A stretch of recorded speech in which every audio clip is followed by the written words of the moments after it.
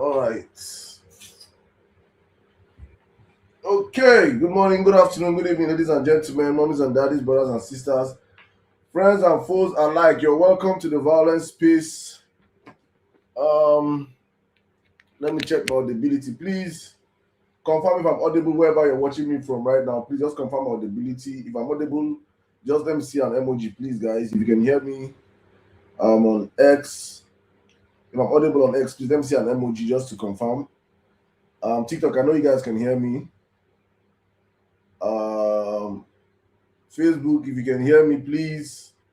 Am I audible on X, please?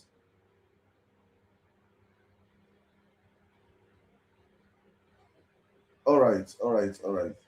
All right, guys. Good morning, good afternoon, good evening, guys. Welcome to the live. Ah, Plenty things have been happening over the past couple of days. So I'm just trying to get myself together and start on a bright note. But God is with us. God is with us. So, guys, thank you so much for joining us wherever you're streaming from. I'm trying to make sure that we're streaming this live simultaneously across different platforms. So I know virtually everybody that is here, you are attuned to already what the atmosphere is around around where we are right now. From the past couple of days, the interview that we had that was going viral. I'm just going to share some couple of stories. But before I jump into it, I just want to say thank you so much, all of you that have come out this early. I call you guys the first responders because you guys are actually like the bedrock on which we are going to build this show today. So I'm going to please push many of you as you hear the sound of my voice. I'm going to please indulge you guys to please help. Let's build this platform. In case for those that are on other platforms watching us, this is the Vawulence Space. Actually, we are the biggest political space on X. Our ground zero for today's conversation is actually on X. If you ask me what is X, that is Twitter. My other shows are always TikTok shows, but today is based on X. So hopefully, Prof might be streaming from X. I don't know. We did not do any background coordination, but I know he's always on TikTok. So, but I might stream him from TikTok to X. But our ground zero conversation today will be circled mostly on X. Speakers will mostly be picked from X today. I just wanted to lay that ground rules. But before we jump into every other thing that we have settled for tonight, I want to please indulge every one of you that's listening to the sound of my voice right now to please share the space, like the space, repost the space, let the whole world know that number one space on X is back and we're up and running. And as usual on this platform, we take no prisoners. This is the platform where we speak truth to power. Here is totally different from the Enda Salam show. Here is highly regulated. Here is highly how do I put it? Here is a highly, what I call it? It's one way traffic here. Where we don't tolerate nonsense on this. On Thursdays here, no. Here you must hear the truth, you must receive the truth, and you must share the truth, and the truth will set you free. So please, guys, while I wait to get to hear from Prof and everything, and while I'm probably giving my submission, I just want you guys to please let's start the show on a very bright note. Everybody listening to the sound of my voice right now, whatever platform you're listening to right now, please, my ex people, you know how we do it on the platform. Please repost the space, share the space. Let's get more people into the conversation. That's how we build a platform. Everybody listening to me right now, please let's take the next few seconds to do that. While we get into the conversation, hopefully, let me see if Prof is already in the building yet. He's not yet here. Prof is not a celebrity. It's not easy. Let me just share a story today. My godson in university, in from my godson from primary school, secondary school, called me this evening. I was so tired and I picked his call and he's like, that your video has gone everywhere. Oh. That you know that it's my father, that is his father, my godfather. Called him, I was telling him, did you know I saw my godson? And I want to paint a picture because this my godfather is actually a veterinary doctor that lives in the forest. I want you guys to understand, he lives in the forest. So that's why I don't stereotype when I hear about the Fulani headsman and all these things. I know my godfather currently is one of the people that he has been treating cattle for Fulani headsmen for the past 40 years. So I know I can differentiate between true headsmen and bandits and terrorists. I understand the distinct, right? There are people that are actually just headsmen going along their businesses. So That's my godfather. And he reached out to me and, oh man, that the video is everywhere. And for me, it's not just about the virality of the video, it's about the content of the video. What was said in the video. At this point in time, how important the messaging that was shared in that video had to be passed. Because I look at young Nigerians of our time now, and I see the kind of conversations we have. I see what gets us turned up. I see what we love to share, what we love to talk about, and there are issues that do not directly affect us. And you see how much bigotry is being spread in these our days and our times by young Nigerians, and I'm like, you people did not even see this nation work for you. I see how much young Nigerians that have not benefited anything from the country are defending those that are currently destroying the country. I see how much young Nigerians that are victims of oppression, victims of bad governance, are the ones defending this bad governance. And I saw this and I'm like, it was so timely that this man had to come at this point in time. And I shared this story yesterday, and I'm sharing it one more time today because on the Vawulence Space, we did not share this story. Probably you guys did not, you were not on the platform yesterday. And I said, you guys know me on the Vawulence Space, how much I'm more about protocol. It's by first come, first serve. If you come up here and I see your request, I'll bring you up. And I bring up based on, I don't, on Vawulence Space, we don't always do face. So I don't even know how old you are. Many people are faceless here. So it's as you come, I bring you up. And it's as I bring you up, it's how you speak, right? But, and that's, I make sure I follow the same protocol in all my platforms, because for me, I'm not in Nigeria whereby I know that we respect our elders. Respecting of elders is very vital, it's very important. I don't disrespect my elders, but I don't operate in a system whereby I'll see my elders and they want to bamboozle me, even when I know they are wrong.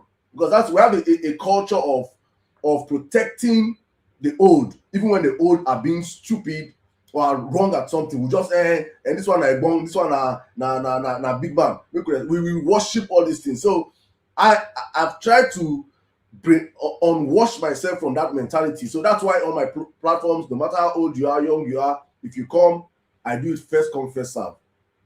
But something happened on Monday. And after I gave my monologue on the Emir Saddam show, I brought up speakers already.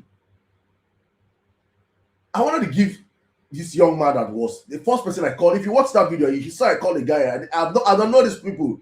And I'm like, because on Emir Saddam show, I don't even vet. No matter who you are, no matter where you stand, I bring you up. In fact, I love even engaging Tinubu supporters nowadays because I see the stupidity in them. I love talking to them because I just expose them for what they stand and what they represent. So it's even more fun when I have them. So I don't even vet who is coming up. And I saw this young man.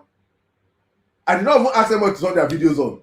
It was Abba, so my moderator, that said, and any Tinubu supporter coming here on this video. And all of a sudden, everyone on their videos. And I wanted to call the young man that was meant to speak first. And this senior man interjected. I was like, please, can he say something? Normally, that irritates my spirit. God knows, if you know me, you know that I don't like when I'm speaking or when I'm calling somebody. If you come in, I don't already change them for you first. I don't have that patience, right? So, as a man did, something else told me to stop. I just calmed down and I was like, all right, let me hear what's this. I said, who is that?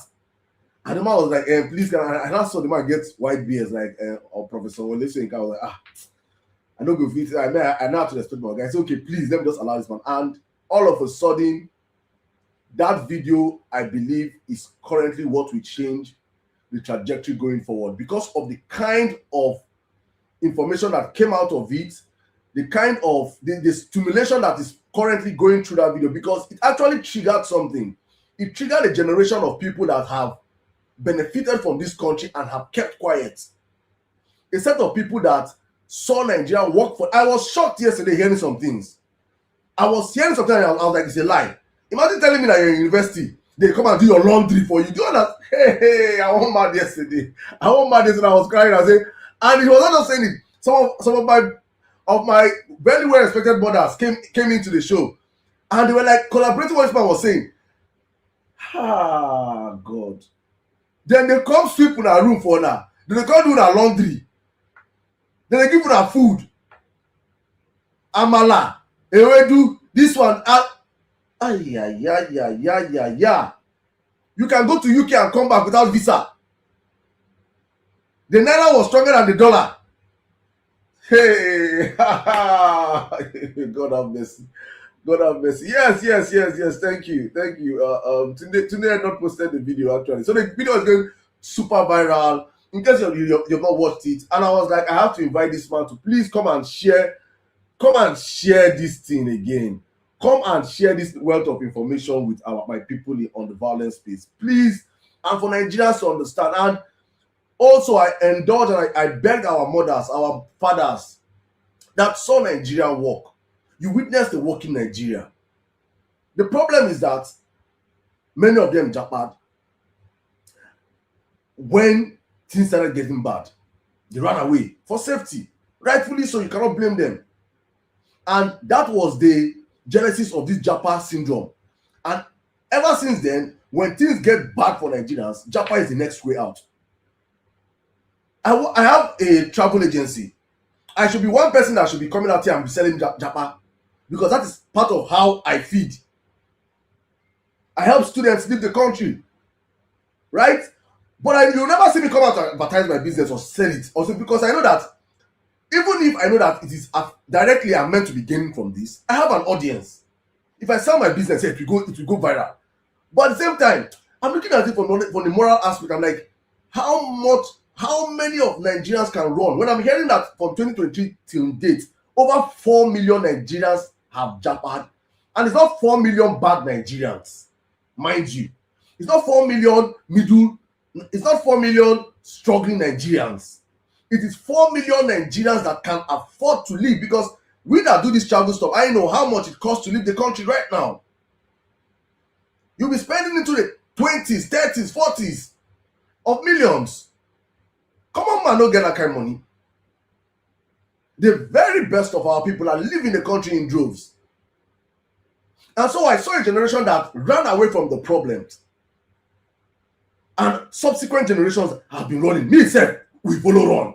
Because if you have told me in 2010, Saddam, you live in Nigeria, I go, even in 2014, Saddam, you come on Nigeria, I go laugh. It's not possible. I know where they go. I love Nigeria to the core. I've traversed Nigeria by the grace of God. I've lived in all the major regions in the country. When I mean live, I've lived months, years in all these regions. I can say vividly how dynamic Nigeria is, how wealthy Nigeria is, how multicultural Nigeria is, how blessed we are as a people, the resources, the human capital, the human capacity. I can give a 10 hours lecture on Nigeria. So telling me Nigeria, you live in Nigeria, I go say that lie. But my experience that I saw firsthand was what pushed me out. That guy, now who they alive go fit talk about Nigeria, and I had to go. And so many young Nigerians are already lining up, queuing. That if 2027 doesn't happen, they will run away. That is the reality of our country that we are facing right now, my people. And so it is important for those that actually benefited and experienced a working Nigeria to please be very vocal in this time.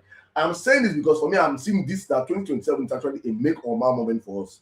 It's either we save our country or we lose it forever. I do not see us coming back from 2027. And I say this because of the quality of people in leadership currently. If we by mistake reinforce this quality of this set of leaders in leadership in 2027, we can as well kiss our country goodbye. We will never recover from the damage that will come from these people. We cannot. So this is the last fight for all of us, that we have to put in our everything and our all. And that is exactly what I feel should be triggering you any moment and anytime you see yourself. So Mr. Page, sir, please. My professor is here. Oh, Prof, can you please I don't know. So I'm going to have to plan this very well. Sir, I want you to come on X. So please, sir. So I don't know if you have two devices, sir. Please, if you can come on X, and request the mic. I don't know if you've ever. Let me bring you up on. Please, sir, let me send you the mic first here. I'll send you the mic here first on TikTok. Then I'm going to see if we're going to find a way around. If it's going to stream from TikTok to X, one way or the other. But if you have an X account, I will now direct you on how to come on X and join the conversation, because I would really love you to be here on X also. Um, all right, all right. My guest is here. Sir, can you hear me? Oh yes, I can hear you. Good evening, sir. How are you doing today, my celebrity professor? I hope you Okay. I hope you have had a great day, sir. Yes, I have a good day. All right, please. I thought. Yeah, go ahead. I don't know if you do you have an X account? I do, but I hardly use it, except if I'm replying Ronald Mockery. Oh, okay. So you got a reply. So when that's why that's what you use most of the time. When you post all those annoying submission, I just reply immediately. All right. I don't know how to link it up, but I know I thought you should be able to do that. Yeah. So how many devices do you have, please? Today, no, I have my laptop, my iPad, and my this, but the laptop and iPad. But I'm supposed to be in a class in few. Let me see now. I'm supposed to be in a class, online class, right? Yeah. So most of those, although they are on a workshop, I'm also entering them from my iPad and be responding to any question they have in the workshop. So I only have my iPhone with me. Without slow your participation. It will not. It will not. Okay. Like yesterday, you noticed I was in the class yesterday. Did you notice it? No, I did not know. Yeah, well, I was getting the side distraction, but it was not evident. No, it wasn't. But I gave some assignments and analysis which they were all doing, and by the time I finished and I went back to the class, I read another. So this morning I was able to round it up. Okay. So All I right. don't know. I think you can maybe if you can do it, that would be good. If you can link me up to X from here, or No, let me ask people from X. Guys on X, please. My people on X, just a minute, sir. Is he audible enough? Can you hear him enough? Please just give me emojis if you can hear him. If you can hear him, or if let me see. I just want to see. Can you hear him? Is he audible enough? Let me see the emojis. I can see enough. Sir, can you use one of your devices to enter your X account? I will be disrupting a class. Okay, so you can only use this particular phone. They're on workshop, and the rule is that they're on workshop. I'm supposed to be overseeing what they are doing. So they will just be more like a statistical lab. If they have any question, they will send it on the screen. I'm supposed to be monitoring them. So you can only use this your particular phone for. Very well on X, Sir? They should be able to hear me very well on X. Yeah, I think they should be able to hear it very well. Can't you guys, X guys, I beg, please, English confirm, can you hear my prof, I beg? Okay, today I'm to talk on only one point, which is on the electoral process, right? Yeah, they can hear you, sir. They can hear you. I'm getting enough thumb up that they can hear you. On the electoral process. So just so what will happen is just so while I will wrap up my submission real quick. You can be heard on X. So the conversation on X here, I can just turn your video on here because I want maximum. I need maximum. Sorry, clarity, because I want this. Let me see. I'm coming. I don't even know how they did.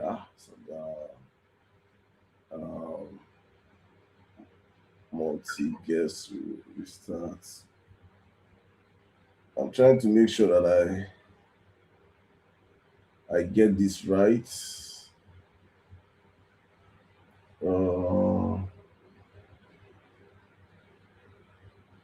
Shrink. Okay, so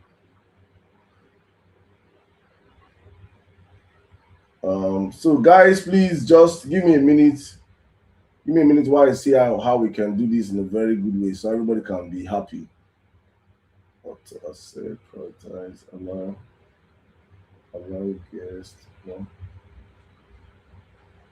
How about so come? Oh, there's fire on the mountain.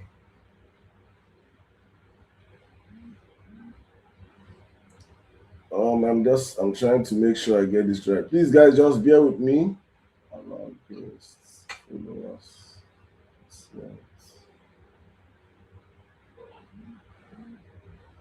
All right, let's keep the conversation going. So I'm just gonna do this right now.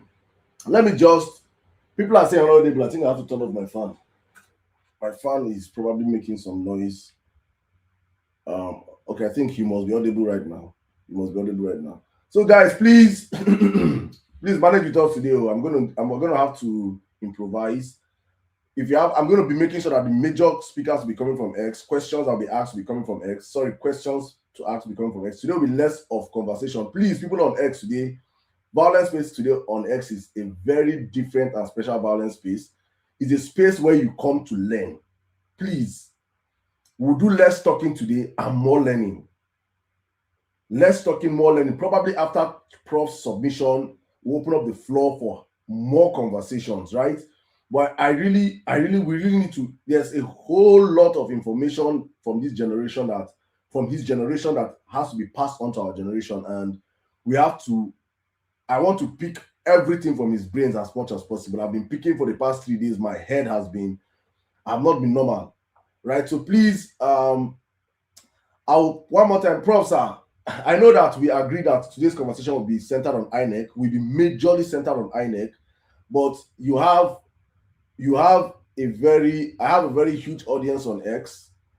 People that probably did not get to hear some of the things we talked about yesterday. So I will still be circling down some questions. I don't know how long you want to give us today. I hope you can give Nigerians enough time, like you did yesterday. And if it's possible, if you can turn your video on for us, also, and what happy it go make sense for us, sir. I want to really milk this content, honestly speaking, because the information here is too much. So I just want to circle back before I bring you on what I was saying earlier on, based on the levels of how Nigeria has gotten to till today and how the Japa syndrome has reached. And for me personally, an inspiration of why I still have to, because after the election of 2023, I had a moment where I was like, I'm going to stop these spaces. I was getting tired mentally. I was tired and everything. But I hosted the former Minister of Education on one of our spaces. That's Madam Obi Ezekwesili. And on that space, she said something that whenever I want to give up, it always draws me back to the center. I'm like, Saddam, you have to go on, you have to go on, you have to go on. Madam Ezekwesili said that in 1993, she was 30 years. She turned 30 in 1993. And that she and some few students were at the front of the advocacy for return to democracy, and that they fought and they were loud screaming for MK Abiola's mandate that was stolen, and that when that phase happened, many of her mates left the country and traveled, and that the Japan. And she said this was in 2000. I think this was 2000. We had that space. I think 2024. She said, I'm turning 61 years old today. And 30 years later, Nigeria is worse off than it was when we were meant to fight. We did not fight. We ran away. Many of my people ran away. And many of my people are now doing well in diaspora. Many of them are giving birth to their children in diaspora. Their children are citizens. Many of them want to come back home, but they can't even come back home because of the nature of how Nigeria is right now. Nigeria is 100 times worse off than it was when they were meant to fight. And she said something that really struck me, and she was like, Saddam, if you people, your generation, do not fight now, if you people keep quiet, you will close your eyes and you wake up 30 years later and Nigeria will be worse off than it is today. Because if you think that things are bad now, things can only get worse. And that is what keeps me up awake every time. When I think of it, that Nigeria can actually get worse. Because when you saw Buhari's regime, you are like, this is the worst of Nigeria. This is the very worst. We can never get worse than this. Then Tinubu comes in, and Tinubu is doing it like times 20 times of Buhari in less than 3 years.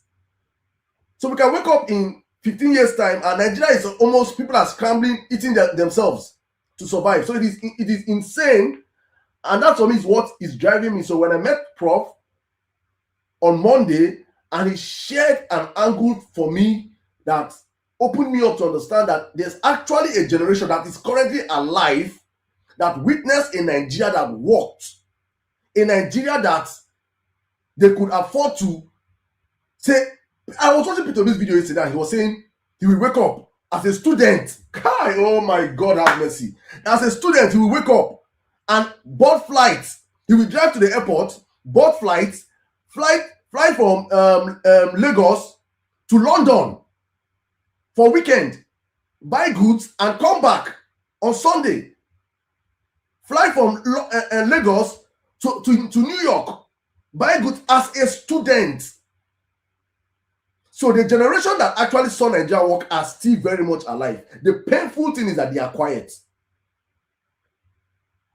And for me, I don't want to curse them. I don't want to curse them. I don't want to insult them, because many of them are now saying, are now speaking up. Because I'm wondering, if you saw these things, why are you silent and watching Nigeria get so bad? Then Prof happened. And actually right now, we are trying to reignite a movement of these silent people that enjoyed Nigeria, that they must speak up and be at the forefront of educating young Nigerians to understand that Nigeria actually worked at a point in time. That there were times that the king of Saudi Arabia used to come to University of Ibadan Teaching Hospital for treatment. Those people that witnessed that thing are still alive. It's not in we're not talking about 18th century. People that witnessed those things are still very much alive. It's a sacrilege if we don't fix our country. It's a sacrilege. So for me, it's very important that these conversations do not stop here. So please, guys, if you understand how important what we are doing here is, I just want to indulge you one more time. Please, let's share this live. I don't want Prof to start speaking and this room is still scanty, because for me it is scanty right now. Because I know that people that are meant to hear things are not yet here. So please, guys, I indulge you guys one more time. Wherever you're watching this platform from, wherever you're joining, you're tuning in from, please take the next few seconds to share the space. Prof is already live here. I will bring him up in any minute from now. About at the top of the hour, I'll bring him up. Just to let's tap from the wealth of knowledge and fountain of wisdom from a man. This is actually a professor. Today's professors are rigging elections. And the professors of today actually saw this better Nigeria. That's a painful thing. Many of them, not all of them though, many of them saw this better Nigeria. Today they are rigging elections for people that witness that better Nigeria, but they're disgracing and destroying the country today. And so when I see Nigerians, especially like many of our people, focus on Peter B's interview, you see me. I know me now. When I say this all the time, I come out and here, I say we have to start understanding what it means to be a people that actually shape narrative. I don't stress myself watching Peter B's interview anymore. I don't have that. What does Peter B want to tell me that he has not told me for the past consistently for the past 15 years? People that come out to drag or talk about Peter B's interview are people that actually support a man that actually leaks the microphone. They told him to test the microphone. A man that cannot, that abdicated the roles of answering questions to other people and call it teamship. A man that is currently destroying the country, and his supporters are actually telling you that this is what he did in Lagos. They are using what he did in the supposed mysteries of what he did in Lagos as a benchmark of why we should vote him back to power. Not what he has done in the past 3 years. The abnormality. So I will be damned as a person to spend and dissipate my energy at this critical point in time defending a man that I understand and I know is actually what Nigeria needs right now. So for me, I'm trying to create a new narrative, shift the energies to a place that is more important, which is opening up the eyes of young Nigerians to understand that Nigeria actually worked at a point in time, not 100 years ago, not 50 years ago, some 40-something years ago, some 30-something years ago. Nigeria was working, and the people that benefited it are currently destroying it. People that went to education for free are giving you loans today, and the people that are collecting the loans today, even though the loans is fake, I don't know anybody that collected the loans, are defending the people that destroyed their future. This abnormality has to stop, and that's why voices like Prof is very important in this time and in this season. And I'm begging my mothers and my brothers, my fathers in this room that experienced because if you watch this show at the end of yesterday, something stood out for me. I had 3 senior Nigerians on the platform that had enjoyed Nigeria. They were just talking. I just kept quiet and I say, please, people should just share experience. I'm going to cut that part also and post it because I know that is a very powerful part that Nigeria needs to work. People that, and you would be hearing their experience, and all of them, and the funny thing that all of them are no longer in the country. They're no longer in the country. So please, guys, we have to fix our country. We have to fix our country. Let me bring in Prof right now. Prof, sir, I think I've set the tone for you today. Yesterday we agreed that we're going to talk on INEC. So let me just expand you. Yeah.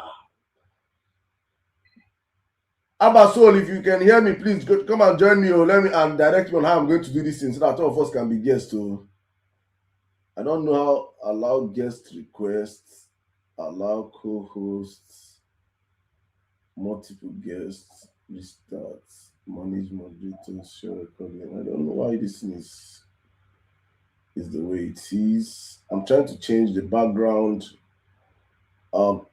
Please, guys, on TikTok. So, guys, Prof cannot be with us up here live. So, what Prof is going to do is that Prof will be speaking from TikTok.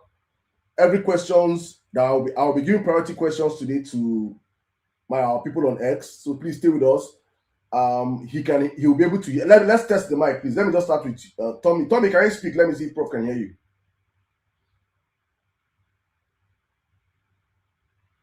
Hi, Saddam. Can you hear me? Can you hear me? Yes, I can hear you. Okay, sir. Okay. All right. So that means we have a smooth transition. My people on Facebook, you guys can hear, right? Thank you. Thank you. All right. Thank you. All right. Prof is up here now, guys. We stopped yesterday on INET. So this is a master's class. I cannot direct you on what you say or on how you want. I know you must have prepared what you want to present to us today on INET. First of all, I want to welcome you, sir. Thank you. I don't know the experience. Okay, should I share your DM you sent to me today? Should I? DM. Oh, can I remember? Okay, I can't remember. But go ahead, no problem. Okay. The message from the government people. Oh, okay. Because they'll be there now. They'll be here today again. Okay. That will be a private message to me. Okay. So I just want you guys to understand. Let me coin it in a better way because I've already let the cat out of the bag. I want you guys to understand that what we do on this platform is very powerful. What we do here is very powerful, and where Prof Voice has gotten to Aso Rock. I just want you guys to know that I'm putting this. I will not go into details, but I want you guys to understand what we're doing here, and the people that are currently here listening includes the people that are currently ruling the country. So it is good that we all sit down and learn. I want to learn so that I can always have talking points going forward. So please, guys, every Nigerian should be here. Every Nigerian should be listening to this. If I had a superpower, is how I can tune in 2 million or 10 million Nigerians to be listening to this right now. But you can help us. If you're in a space or you're in a room where you have people that are Nigerians, you can fix this up on the speaker. They can join the conversation. You can repost the live. You can share the live. Facebookers, share it. My people on TikTok, X, everybody, please share this live. This information should not just be for you. It should be for everybody that's in Nigeria that wants bring in the most fierce supporter of this government that you know. Let them come in here. Let them come in here tonight. Thank you guys as you do it. Prof, please welcome, sir. You're welcome to the show. In case, please, sir, for my audience on X, if you can reintroduce yourself, just let them know who you are. And the journey so far, your celebrity status now. I want to start on the lighter note. Let's start on the lighter note, right? I am just a Nigerian who is passionate about this country, very passionate about this country. A Nigerian who was fortunate to born in a generation that the country blessed and propped up at our young, innocent age. A Nigerian that shows that this country can work. I don't want to say is a nightmare. If you see what you don't know or what you don't have, you don't miss. But what you know or what you have and you've lost it. Oh, sorry guys. You can't hear Prof? I think you can hear, but we can hear now. Okay, so I have to leave my mic on. That is okay. Okay, so go on. What you lost, what you don't have before, you can't miss it. So the younger generation, I can understand why you are probably not too worried. But when you have enjoyed the previous one, and then the next one is going on now, you will have a nightmare. And like I said, I just want to get an impression. I'm a prof of statistics and logistics in Academy of Learning Career College, Toronto, not University of Toronto, please. Okay. All right. So now, many of my colleagues who asked, I want to let you know, I think one or two of them from CBN said, that solution matrix I gave on removal of subsidy and FX management or letting down the flow. So why I will ask you to cut it and let it go viral. That area where I gave the solution for removal of subsidy, right? Yeah. And the idea of how you manage the foreign exchange, where I think the government has gone wrong and what they should have done right. They said, why did you? That is what they want to look again and see the solution I gave. And I think the solution seems to be a bit working for them. And I let them know that what they are thinking they cannot do, they can actually do it. But if you remember what I said yesterday about the issue of removal of subsidy, yeah, that it was a bit too hasty. The president knew very well those who are scamming the country. The president is a very brilliant and intelligent man. He knows those who are scamming the country through subsidy. He knows them by name and by address. And when he said immediately subsidy is over, he was actually addressing them. But this is where the mistake is. Which is why it's good to have your committee. They will have told you, don't throw the baby with the bathwater away. You can remove the subsidy without destroying the hope of livelihood of the average Nigerian. That's why I gave you the statistics of consumption of fuel in Pakistan and consumption of fuel in Indonesia, where you have these are countries with about identical population with us, and they are consuming less than 60% of what we claimed we are consuming, and that is the fraud number one. So while we are paying subsidy on 70 million liters every day, what we were actually consuming is 45 million liters. You know what that means? That means we are paying subsidy on 25 million liters that never got to you and me and got to those few selected ones. And that was, and the president knew. I knew them. Those were the people he was hammering and targeting. I know them. But why doing that? He created a situation where the average man like you and me are going into a terrible pain. And so the price of fuel just skyrocketed. If you had removed only those sections away, right? If you had done that and even backdate it to 4 or 5 years, the money you would have gotten back would have been enough. And so much that we can sustain fuel subsidy at 45 million consumption, 45 million liters per day. That is the first thing you would have done. And then secondly, now that by grace of God, Dangote has come on stream, you could have gone to Dangote negotiation. Say this, please, you are coming on stream now. So that means fuel should be cheaper. We no longer export crude to Croatia to refine and then bring it back again and sell. We can give you crude here from Port Harcourt, you refine and sell here. Please, the current price is 420. Can you get a better price, not more than 500, 600 naira per liter? You will not be there when you're discussing it. I will not be there. And that will go on his template and see the possibility. And one of the questions will be, okay, President, can you let me buy crude at an agreed Nigerian price? It's our product. It's not OPEC product. It's our product. It's not OPEC. We can sell to him at an agreed Nigerian price, and so that the average man is not put under tremendous price and inflationary burden. These are the things he could have done. And you and I will not know. You don't realize that, okay, you are not part of the subsidy. The petroleum price has gone up from 430 to maybe 520, not 1,600, 1,300. And so inflation would have been tamed and controlled. Now, then the issue of the FX, I told you something that goes on in the FX. Yes, they will tell you before it came in, which is true, that the arbitrage between CBN price for $1 and what you buy. When I use the word Sheraton, I don't mean Sheraton per se. I mean what you buy in the black market. Yeah. But that's where there are many of them. So what happens there? I give you a classical example.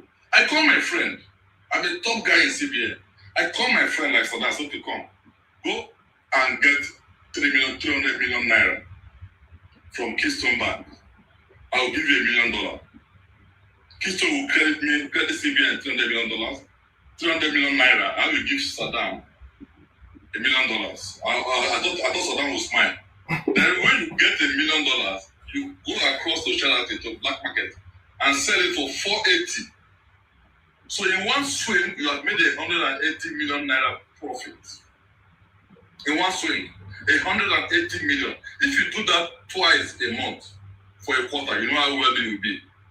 Now my question now is this: yes, what he has done now, he has bridged the gap between the black market and the CBN rate, but at what cost? At what price? Question: what led to that sharp price? What led to that sharp price is the same CBN who called his friend Saddam and gave him $1 million at 300. It wasn't done by angel. It wasn't done by Satan the devil. So who does CBN report to? Who controls CBN? The presidency. So what do? If you have honesty and sincerity, you tell CBN full stop, including myself, my wife or children. Nobody should get dollar at that 300 naira per dollar again. Nobody should get it. And that will seal it. Yes, you will offend so many people, the top guys. Why? Because you are trying to protect the average Nigerian. And once you do that, then you would have defended the currency first level. You would have defended, because it will not crash from 400 naira, 450 naira to a dollar to 2,000 or 90,400. It will not have crashed like that. And you will have stabilized the economy. And once that two are in good shape, then you start doing your reform and other things. People will not, because the major problem we have today is the reckless increase in pricing. Not anybody's fault. Because my brother, if I'm a baker and I run my diesel at $1 million naira a month before my dear president came on power, and now it's costing me 5 million a month, who will bear the brunt? The price of bread. True. And that's why you have that thing. If I'm a restaurant, who will bear the brunt? The customers will patronize me. If I'm a food seller, the same thing. You can't tell me that, hey, it's good subsidy, but our foreign reserve has gone up by 50 billion. I said, forget it. Go and tell the woman on the street that the bag of rice, which we used to buy for 25,000 naira per bag, is now 100,000 naira per bag. But madam, don't worry, buy it. Our foreign reserve has gone up to 50 billion. Who are you speaking? What language is that? So these are the things you do in leadership, honesty and sincerity. So I just repeated this now because I'm sure one or two of them are listening. So this is how, it's too simple, but you have to be sincere. Sincere in the sense that if you have your brother or your in-law or your sister comes to you to buy $1 million, will you honestly tell her, sorry, my dear, you can't get it at 300 naira per dollar again. You have to get it at the standard rates. You defend your coin. Can you do that? That is the power of honesty and sincerity. If you can do that, then the country will be beautiful. So I hope my guys are okay. I'll be better. You can always send me a thing for me to go a little bit deeper. But now let's go to today's one, which is on the electoral process. Now, and I think that is the greatest angle of our political developmental trajectory, our electoral reform. If you listen to what Stalin of USSR said, he said he doesn't like democracy. So you know why? Because all those who vote, they determine nothing. It is those who count the vote that determines everything. I repeat, Stalin of USSR, he said he doesn't like democracy because all of you who vote, you determine nothing. It is the man who collects it in his room and gives it, determines everything. Now, that is what he has said. Now, what are we supposed to do? Is to look at our electoral process and say, how do we make it rig-proof? That is what Nigeria should concern themselves now. How do we make it rig-proof? The moment it becomes rig-proof, my brother, if Tinubu wins the election, even if you don't like him, you'll be forced to congratulate him. Yes. That is, we should make it rig-proof. Question, is it possible? The answer is yes. Again, my generation, come on board. We saw it happen in 1992. Under the office of Professor Humphrey Nwosu. Humphrey Nwosu was commissioned by Babangida to bring a rig-proof electoral process. And you remember by that time we already have 1960 election, 1963 election, we already have 1979 election, we already have 1983 election, rigging. Hmm. My mom meant well. Say, go to your closet, call your colleagues, think of a leak proof, if possible, for an electoral process. And he came up with option A4. You know what option A4 is? Option A4 is where we all stand in the police station, we all vote. They will count the vote. Maybe, let me use your name. Saddam is contesting against Alex, for instance. Maybe two of you are the main contestants in that polling station.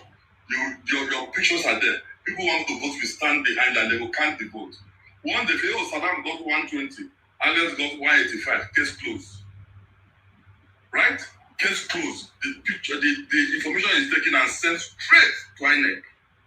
INEC is guiding that. You can't change it. Why? Because it's already been announced to the public.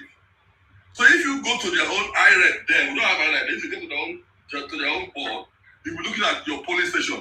Yes, I know that Saddam got 120 and Alex got 180. Let's see what is there. Oh, 120, 180.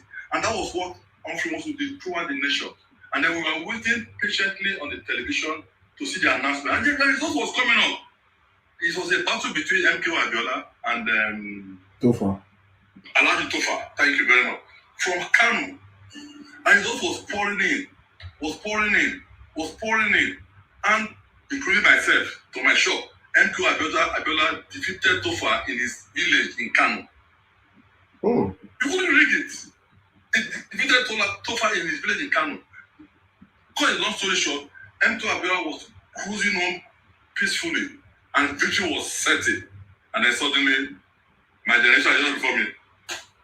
No, that they cut that journey short. And now my question is this, which goes back to leadership failure. You have a system that works. You have to build on it and make it better. So that your grandchildren can come in and make it best. Why is INEC justicing option A4?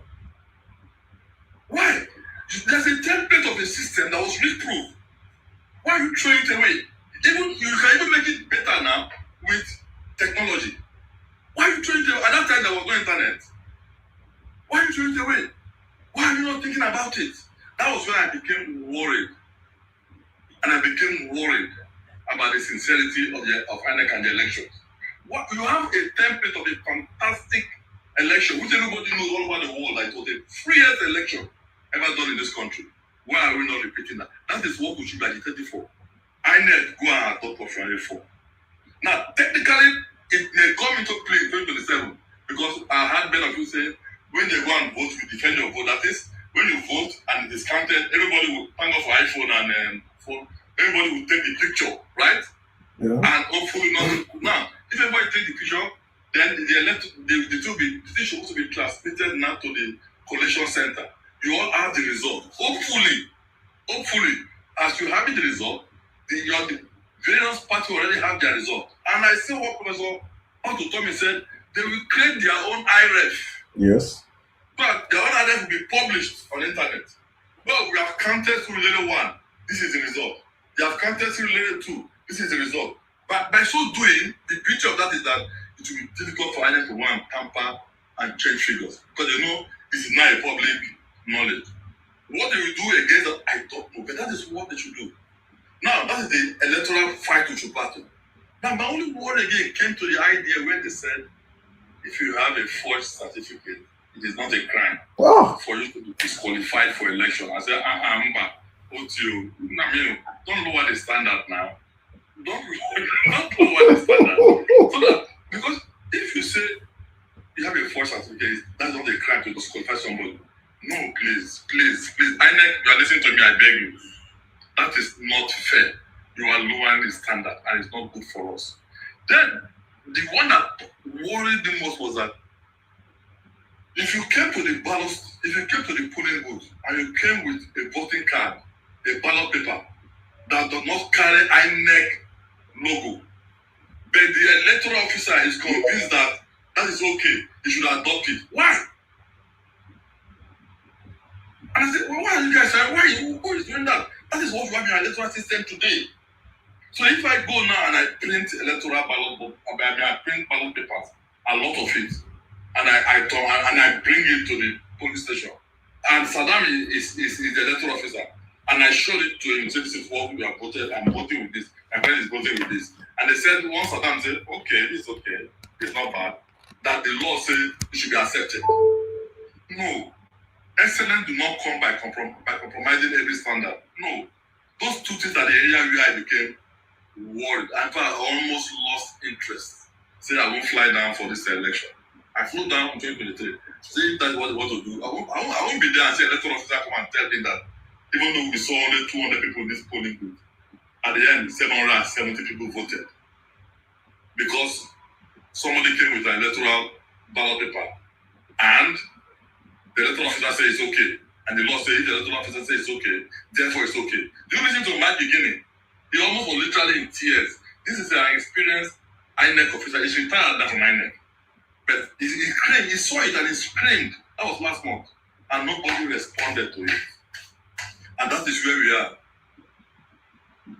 That is where we are. Please. And that is what I am particularly worried. Right? That we certainly must make our extra step. You see, no electoral, you would have had the general language that no electoral process is foolproof. Not even the US. Not even this. That's why they use the word free and fair. They didn't say free and excellent. What they mean by fair that it substantially represents the opinion of the voters. So nobody can come in and turn the table upside down. Like where Saddam got 180 votes, right? And then we change it to 6,900. Then where Saddam got, where the other man got 120 votes, we change it to 12. And you see the alteration openly is there. Till today, our INEC of Mahmoud, we have not been able to release the result on the IRF till today. Because of what? The glitch. So these are the areas we should pay attention to now. Because if we are able to control the rigging process electronically, then you don't need to fight with your, I know you have your gloves. You wouldn't need to fight. Because the thing will be seamless. And everybody will go home and relax and see the real result. And I'm telling you, if it's so good, even if you do not like Asiwaju Bola Ahmed Tinubu and he wins the election, you'll be forced to say, okay, President, congratulations. Nigerians opted for you. Nigerians opted for you. Nigerians opted for you. That is what democracy is all about. I have my observation about democracy as a principle of selection. I fought it. So democracy has a faulty foundation. Even though it's the government of the people, for the people, by the people. He has a statement that says, he assumed that everybody who is voting is equally intelligent, is equally aware, and everybody is voting have an independent mind. But we know this is not true. This is why the money bag are having their ways. This is why people are stealing money through subsidy, fuel subsidy, or any other means. Because if you have money, you can persuade somebody's mind to change his choice. They will tell you, 10 pounds is small, that will not be enough. But if you give it to him, he will not tell you no. He will still take it because of the incidence of poverty. So the politicians are smart enough to know that, listen, they all know that 10K, 20K will not feed them for 4 years. But they do not have 1 naira in their pocket. So if I give you 40K immediately, you are likely to give it. So boy, go and do it. 40K, thank you very much. That is why I said, don't blame the professors who are rigging. I said, it's easy to blame them from a distance. I said, listen, the professor, you are earning 500,000, and every month you are going to debit, and you are in debt. And yes, a senator who is contesting, they call you by the side, or a governor. What's the senator? A governor. Say, call my son, call my problem. And I want to help you get things right. If this is done, you are the returning officer, yes, we announce it, this is the figure we are hoping to announce. So adjust the figures as they are coming to suit this. If you're able to deliver this, you're having 50 million. To start with, once you say okay, so for saying okay, this is 10 million. What do you want to tell our prof now? That's not what you're telling again. He's going to be racking his brain how to adjust those figures as they are coming from the electoral collation center, how to adjust it to achieve the result they are agreeing with the government. That is it. So we are saying that, can we look at this text and see how do we solve this problem? Is it solvable? The answer is yes. Can you make it legal? The answer is yes. We have a template already, option A4. Why are we guys running away from a process that yielded the best and the freest election in Africa? Why are we running away from it? That's the question I was asking right now. Why are you running away from it? Yeah, but I know why you're running away from it. Because if you tell you the honest truth and tell you how naked you are, and the person you don't like, I will win the election. These are the people, the person the people like. So for that, they kept quiet. Otherwise, we should be building on option A4. We should be building on it in such a way that IT guys will come in, cybersecurity will come in, that when a polling station is voted and they've counted it, it will be released immediately from the polling station to the to the collection center, but again the same thing straight to the IRF, to the national level. So you realize that the national level cannot be tampered with. What goes to the collection center is collecting. As it's collecting, it's reflecting. As it's collecting, it's reflecting. When you know that the whole world is looking at you, you be careful. You be very careful. But when you know that you can come up with a game plan, and this is where I want to appeal. A game plan that you have, because when I was one of those who was most motivated, when I heard my boss say, as the election is being counted, as your agent signed the results, you will see it in your IRF and in the online real time. I was most excited. Yes. I was most excited. But I never thought that the theory of glitch will come in. So the question is that, what are they thinking of next? What are they thinking of next? That is what we should be thinking of now. What you think they're not thinking? They are thinking. So if we don't think, what would they do next? In which area would they come up next? Can they tamper with the process? Even after voting, as it's going to collection center, can they put their henchman in the collection center to tamper with the figures?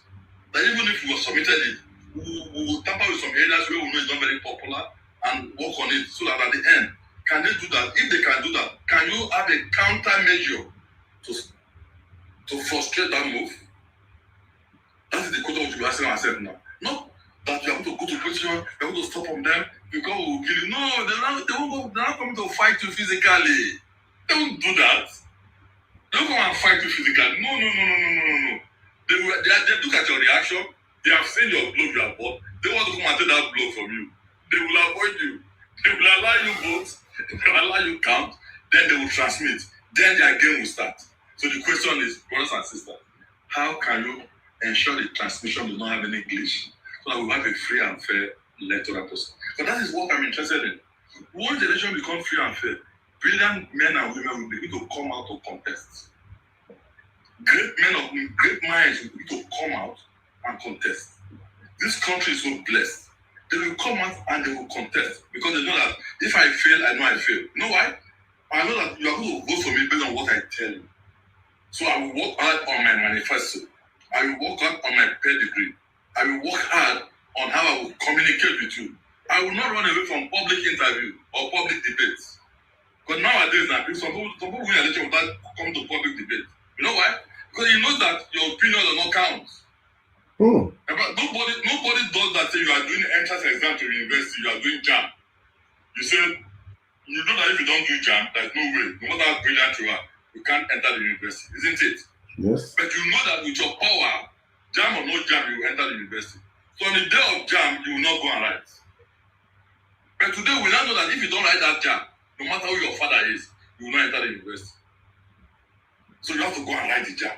That's what I'm driving at. We should have a system where if I do not campaign well and convince my people, or if I'm in power, if I do not perform well, then I do not participate in public debate where opinions are shaped. These guys will not vote for me. I have no other means. I will go for the debate. In 2023, how many presidential candidates went for debates? Think back. Only one. I think only one came for the debate. Not one. I think one of the major ones came for the debate. The other ones. Yes. But in US, as powerful as Donald Trump was, he went, apart from the general debate, he went for college debates. Because he knows that if you don't impress the people, you can't tamper with the electoral process. So why will you want my vote I don't want to come and talk to me about your program. It's because you know that you can do without my vote and still get there. I'm saying, can we stop that process? Can we make it clean and neat? Right? So that everybody who's going to contest subsequently know that, oh boy, listen, this is not Nigeria of those days. This one, if you are not having enough good manifesto, or you do not have performance in your previous elections and previous tenure, you can't come back because the people know that you have failed. And that is why when I was telling the idea of the concept of low-hanging fruit are what politicians will do when they know that there is no way to read. They'll be forced to think, what can I do to impress my people? What can I do to let them know that I'm actually there for them? But if I know I can rig, but I don't care what you think about me. Yes, I'll be your rep, but I don't care because I know I can. I know my way. I know my pathway to the house.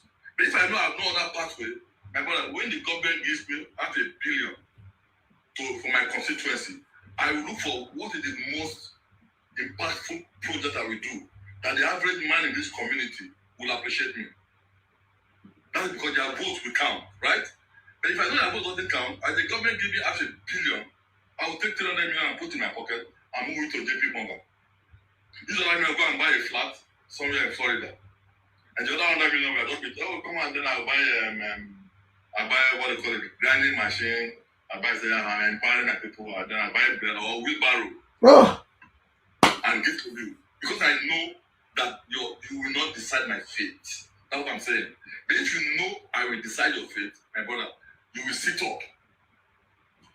You will sit up.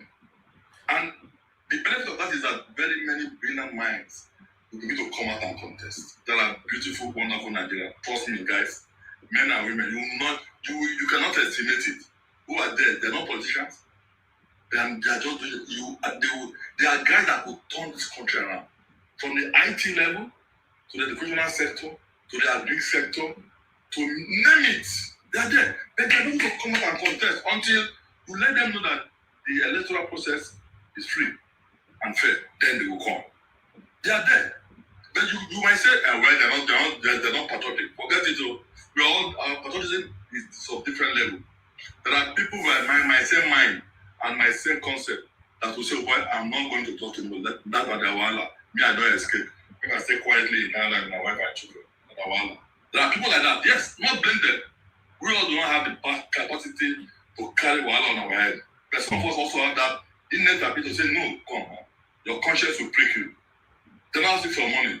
Share information so that the younger generation, because as you speak, you don't know, you may be speaking to 1 or 2 or 3 future presidents in Nigeria. You'll be speaking to 1 or 2 or 3 future governors in Nigeria. They themselves may not even know, but they will hear you. They will get some lessons from you. They will get some flowers for you. By the time they become president or they become whatever they are, you'll be amazed how your knowledge you give them now will help them shape their policy trust. And that is what is pushing me. So tell guys, you see when someone was telling that in the university, they dress our bed. So the guy was not joking. He was saying the truth. Let me add one more. They do dress our bed. Now you can imagine somebody from secondary school where you are in a boarding house, they force you to dress your bed. If you don't dress your bed, your schoolhouse will deal with you. Now you enter the university. You will say, oh, welcome. You will dress up. Your clothes will be on your bed. Your mattress, everything, your books are there. You run to go and give lecture. Before you come back, they have swept your room, change your bed sheet, change your pillowcase. Yes, sweep everywhere. If possible, spray this thing to make it nice. And then you come back in 6 hours time, around 2 or 3 p.m. from lectures, and sit in bed. Would you lie on the bed and sleep off? In Canada? No, in Nigeria. You are. In Nigeria, my generation, not the not the Canada, please. I'm talking of the University of Ibadan and Yabo University of Ife. And anybody who is of that generation, if you attended university between 1970 and 1985, you can confirm or debunk what I was telling you. Many of us were surprised. So wow, what about the issue of employment? At least I saw that. Where I attended Unilever interview in my final year. Unilever, they came to the campus to interview potential employees. KPMG, came, and Deloitte, Adeton and Co came, Pricewaterhouse came, and few other companies came to the interview to interview final year students. Catch them young at that level. But do they do that again now? No. They will interview you there, they will give you full respect. And if you pass their interview, they will say, by when you are finishing your NYS, you are finishing your degree, you want to go for NYS, you have got the appointment letter. So you now make a choice. Oh, this is where they posted me, I've got a job in Unilever. Okay. Anyway, okay. Unilever has given you a job, okay. They post to Unilever immediately. You already have a job. And you move on. I'm giving you real names, people who came to interview also. And I was told that during my time, we were enjoying 20% of what people before me, 5, 7 years, 10 years before me enjoyed. That is the game. But I'm saying that Nigerians, we should build on the good things we inherited and not destroy what we inherited. One of them is the electoral process. We inherited Professor Humphrey Omosu option A4. Let's build on it so that we can elect government. If Bola Ahmed Tinubu policy is good enough and you elect him, everybody will keep quiet and tell him congratulations, sir. And listen to what he wants to do. Not this idea of he didn't win the election. And that's a good election. He rigged the election. See, they created room for the doubt. So let it be foolproof. And that is and I'm telling you, shouldn't you do that? You should do that. You should, although Professor Amopiton was saying that yes, it will be free. But he has not given me any reason to believe he will do better than Mahmoud Bazoum. He has not. Especially with these 3 points I gave you. Any ballot paper, one the electoral says it's okay, accept it. Excuse me, that's not acceptable. If you have a forged credential, that's not enough to disqualify you. Excuse me. If we don't set standard, we can't attain excellence. But if you don't set standard, it's just normal human life. If you don't set standard, you can't attain excellence. If you set mediocrity will be coming out from your factory. If you set high standard, you'll be getting excellence coming out from your factory. And that is my lamentation. So we shouldn't lower the standard, please. We should, so that anybody who wants to come and contest, you first of all judge yourself. I want to be a senator representing Sulu. Question: do I think I'm qualified? Do I think I am of quality? Do I think can I stand a debate? Are my credentials okay? Do I have the tenacity and the mind to look at economic issues in my community and deal with it? Can I tackle my opponent on this thing? If your answer is no, you quietly say, I'm not interested in politics, Joe, leave me alone. That is just it. Look at public school those days. Let me give you something that will shock you. Those who are in Lagos. I mentioned St. Finbar's yesterday. That's a public school. Methodist Boys Grammar School. That's a public school. CMS Grammar School. That's a public school. Paris Academy. That's a public school. Now listen very well. Professor Simbajo is a product of Paris Academy, a public school. Madam Biamila, the chief of staff to the president, is a product of Paris Academy, a public school. Question: ask them now, which school are their children or grandchildren attending? Ask them now, which school? I'll be most excited that Madam Biamila's children are attending Paris Academy. I'll be the happiest person. I don't know yet, but if it's true that she attended Academy, I'll be the happiest person. So good. You believe in this. But those schools have been so degraded. Poor salary for teachers, poor infrastructure. So everybody is going to British school Lekki. And I'll mention all those names again. Those schools where they pay 10 million a term. 15 million, my God. And you know, I hear you guys. 15 million a term for somebody in secondary school. 20 million a term for someone in secondary school. That's what people are paying. And only a few people can afford that. But the generalized of the schools, you can't know the difference. At the time, the academy was running. St. Finbar's College was on. These schools are still on. We are not private college. Our private college, but we dwarf them completely. You can't even see them. And when you are coming out, for instance, you are having a national debate. They can't beat public school guys. Or a competition in mathematics or physics. You can't beat public school guys. Where are you coming from? You can't. This is not even saying I'm because of money, your father paid every school fees, therefore you are more intelligent. No, because the public school was well catered for. And the best of the best brain went there to teach. And that is where we are saying we can still get there.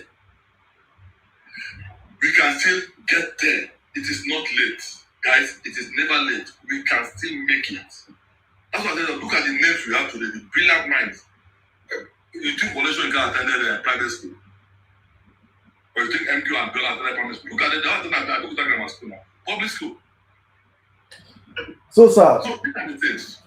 thank you very much, sir. That's my message on the electoral process. All right. I'll open up the floor now for questions because many people are requesting the mic. Don't ask you questions. And I want to, first of all, let me ask you personally, right? From your own personal angle, what do you think went wrong with your generation that they allowed the institutions to collapse to the point where we are today?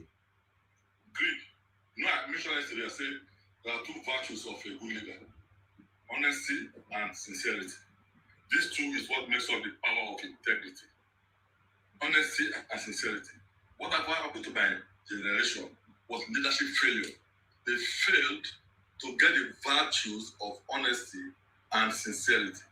Otherwise, how would you have benefited so much and then you become a minister of education or a president and you develop a policy that will destroy that same system that built you up from primary to secondary school? Instead of saying, oh boy, if it was that during my time, I want to make it better.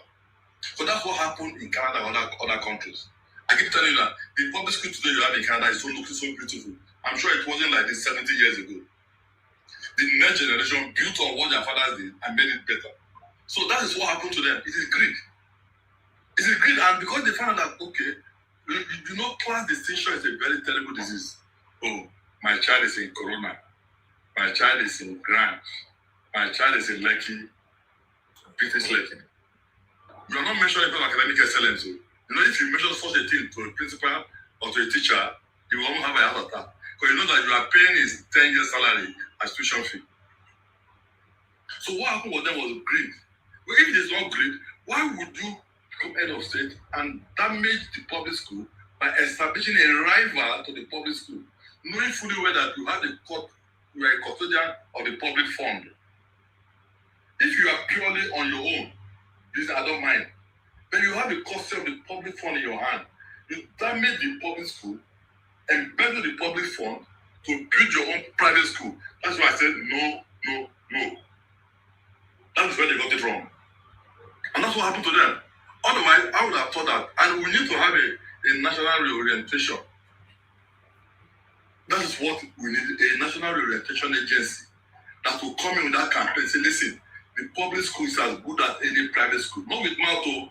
After you have done what I told you yesterday, how to deal with the low-hanging fruit, deal with the public school, the public school, private school, and the secondary school. I just told them, go and do the estimate. Calculate the total primary schools in Nigeria today. At once, you probably get 250,000. And then embark immediately on renovations. Make them of standard. Make them of standards across the country for everybody to enjoy it. Primary school, secondary school, give good salaries and see if this will not turn around. Things will turn around. See if this will not turn around. Things will turn around. But that is the lowest hanging fruit. Once you do that, the Nigerian cycle will change. Nigeria's commitment to the national issue will change. Patriotism will increase. That is what we need to do. All right, thank you. So my generation, the agree was caused it. Thank you very much, sir. So I'm going to open up the floor right now for my people on X. You have said a whole lot according to INEC. What do you think we should do? So I'm going to just open up the floor. People are requesting for the mic right now. I'm just going to please, guys. Today's space is virtually a space on questions. We have less speaking today. I don't want to have submissions today, please, guys. So just if it's questions you have for the prof, just ask questions. If it's submission after his session, we can have our submission set, right? But for now, let's just have questions. So I'm going to start with my brother Tommy. Tommy, Good evening. How are you doing today? Mr. Adam, good evening, Chairman. Professor, good evening, sir. Sorry, good afternoon from Manitoba, Canada, sir. No problem. I've been listening to Professor since that 16 minutes video. And Mr. Adam, please permit me to build my question this way because it's regarding the youth and how politics affects us as Nigerians. So I'm one of those people that Nigeria happened to, and to me, I see it as politics happening to me. Why? Because I became blind when I was in Nigeria as a result of an armed robbery attack. And this happened in the so-called Lagos. Now, it happened on a bridge where there's rapid response squad. And I'm wondering, you say there's rapid response squad on this bridge, and what happened to me? That's one. Secondly, that's security. Now, secondly, is the health sector. How the health sector affected me when the neglect of the health sector. I was in the hospital after so much. As serious as pellets damaged my eyes. I was neglected. It was once in a while nurses were coming to treat me. It was my mom that was cleaning my eyes. All the liquid from my eyes was coming out. My eyes got infected. Doctors promised me that they will come and treat me a week. They didn't come after a month. So, Professor, I'm coming this way because we were saying something yesterday that governance affects your life, and the average youth are being distracted. This we can say, "Oh, Nigeria happened to me," and people don't connect the dots. Nigeria is happening to everybody in one way or the other. So, Professor, I want you to please, sir. I want you to talk to the youth. I want you to really break it down on how governance can affect the average person. Just like, let me borrow from what the president said. Now, statistics you talk, they come up with this statistic. Oh, he's doing this. How has it affected the average person? So, Professor, please, if you can break it down for youth that will potentially listen to this, how government can affect their lives. Thank you so much, sir. You're the man. Yeah, my brother, let me apologize for that. Oh God, I'm really sorry. I'm really sorry. It's so painful. Especially when the blindness is preventable. I'm really sorry. See, this is the multiplier effect of bad governance. Bad governance is like a cancer. It keeps spreading. Just the way thing, good governance is also, it becomes positive. It also keeps spreading. It's two ways. No governance stays static. See, that is why when they are sick now, what do? They fly abroad. I mean, why is my senator in Canada falling sick? Or my president in Canada, why is he not flying abroad to get treatment? Why wouldn't my prime minister here fly abroad, fly to France to get treatment? Or why wouldn't Trump fall sick and fly to France or fly to Italy to get treatment? You know why? Because they became very conscious of themselves, and they developed their own system for themselves. So in other words, that's a gentleman I respect, Tyson, and you may not have known him. God bless him. The founder of Mayflower College in Kenya. That is the man that will show you. He is with the students in the school. He's the principal of the school. You take his dinner with them in the college. So when you go to a president who realizes that, listen, I am not, if I fall sick today, let's do it this way. We said we could build classical world-class hospitals of 500 beds, two in each geopolitical zone. This hospital will treat heart, will treat kidney, any type of disease, each of them. We have 12 of them across the country, and we can do more. And then when you finish doing it, you commission it. And then you give a promise to the nation, say, this is I am president. I did this to tell you I meant well. If I am sick, treat me in one of these hospitals. I am not going anywhere in France or anything. You are beating your hand and saying that because you know what? You have equipped it, you have flown in Nigerian experts, and they occupied it. And then you say, if I am sick. Now, the beauty of that is that what happened to my brother now instead of blindness would not have happened. Because you would have had efficiency in healthcare delivery. And it goes on. Somebody did it in Oka now. Did they have clinic, have surgery? Yes. Does he have heart disease? No. That's the honesty and sincerity. I just pray we can get to that level. Because if you feel that, okay, I'm not a governor, Once I have malaria, I will go to London. My wife to London. My children to London. Of course, you will treat with levity every healthcare system you have in the country. But if you say no, we die here together. I am going to be treated here. I am going nowhere. Just like that. I remember that is the concept of patriotism. That is what our president should exhibit. That's why I lamented it. I said, if our president too, I would have pleaded with you, so I beg you. It's not about 150 billion for private jet. Okay, I beg you, let's use it to develop this 12 world-class hospital. And then tell Nigerians, you saw the way I was falling during campaign, and I was sick, I was going to France. After building this hospital, if I fall sick again, I'm not going anywhere. If I die, I die in this country. Man, Nigerians will say, God, this is a president. This is how you endear yourself to the heart of the people. And I started, oh, do it yourself, you can do it. And that was the motivating factor of MQ Abiola. When he found out that the 6th choice surgeon of his operation in UK was a Nigerian, and I said, oh my God, if I become president, I'm going to, but unfortunately, he never became. So that is exactly what we should be doing, right? That excellence will dovetail and affect from the general hospital to the teaching hospital to the primary health care center to every person. All right, thank you very much. I'm very sorry again, but I'm very, very sorry. Thank so you. Painful. Thank you. And after that, just to confirm what Professor said, I want to say that when I went to another hospital, that's Eye Foundation at that's Ikeja, they said that, just to reflect on what Professor said, they said if I had come earlier, they would have fixed my right eye. So which means the delay that caused, you see, it's emotional for me. The delay that caused the infection would have happened. It's if only. Okay, let me blow your mind. 1995 or 96, I was a manager in Zenith Bank. I had appendix. No appendix? Yeah. Yes. I spent 8 weeks in the hospital in Ikeja. 8 weeks. My brother, I have seen people treat appendix in Canada here. They go in the morning, and later in that morning, they are back home. Don't tell them, don't drive. They will open it and they will bring it out and stitch it back. This 3-4 hours, they are back to your house. There are people, and I spent 8 weeks. Is that what Nigeria happened to me?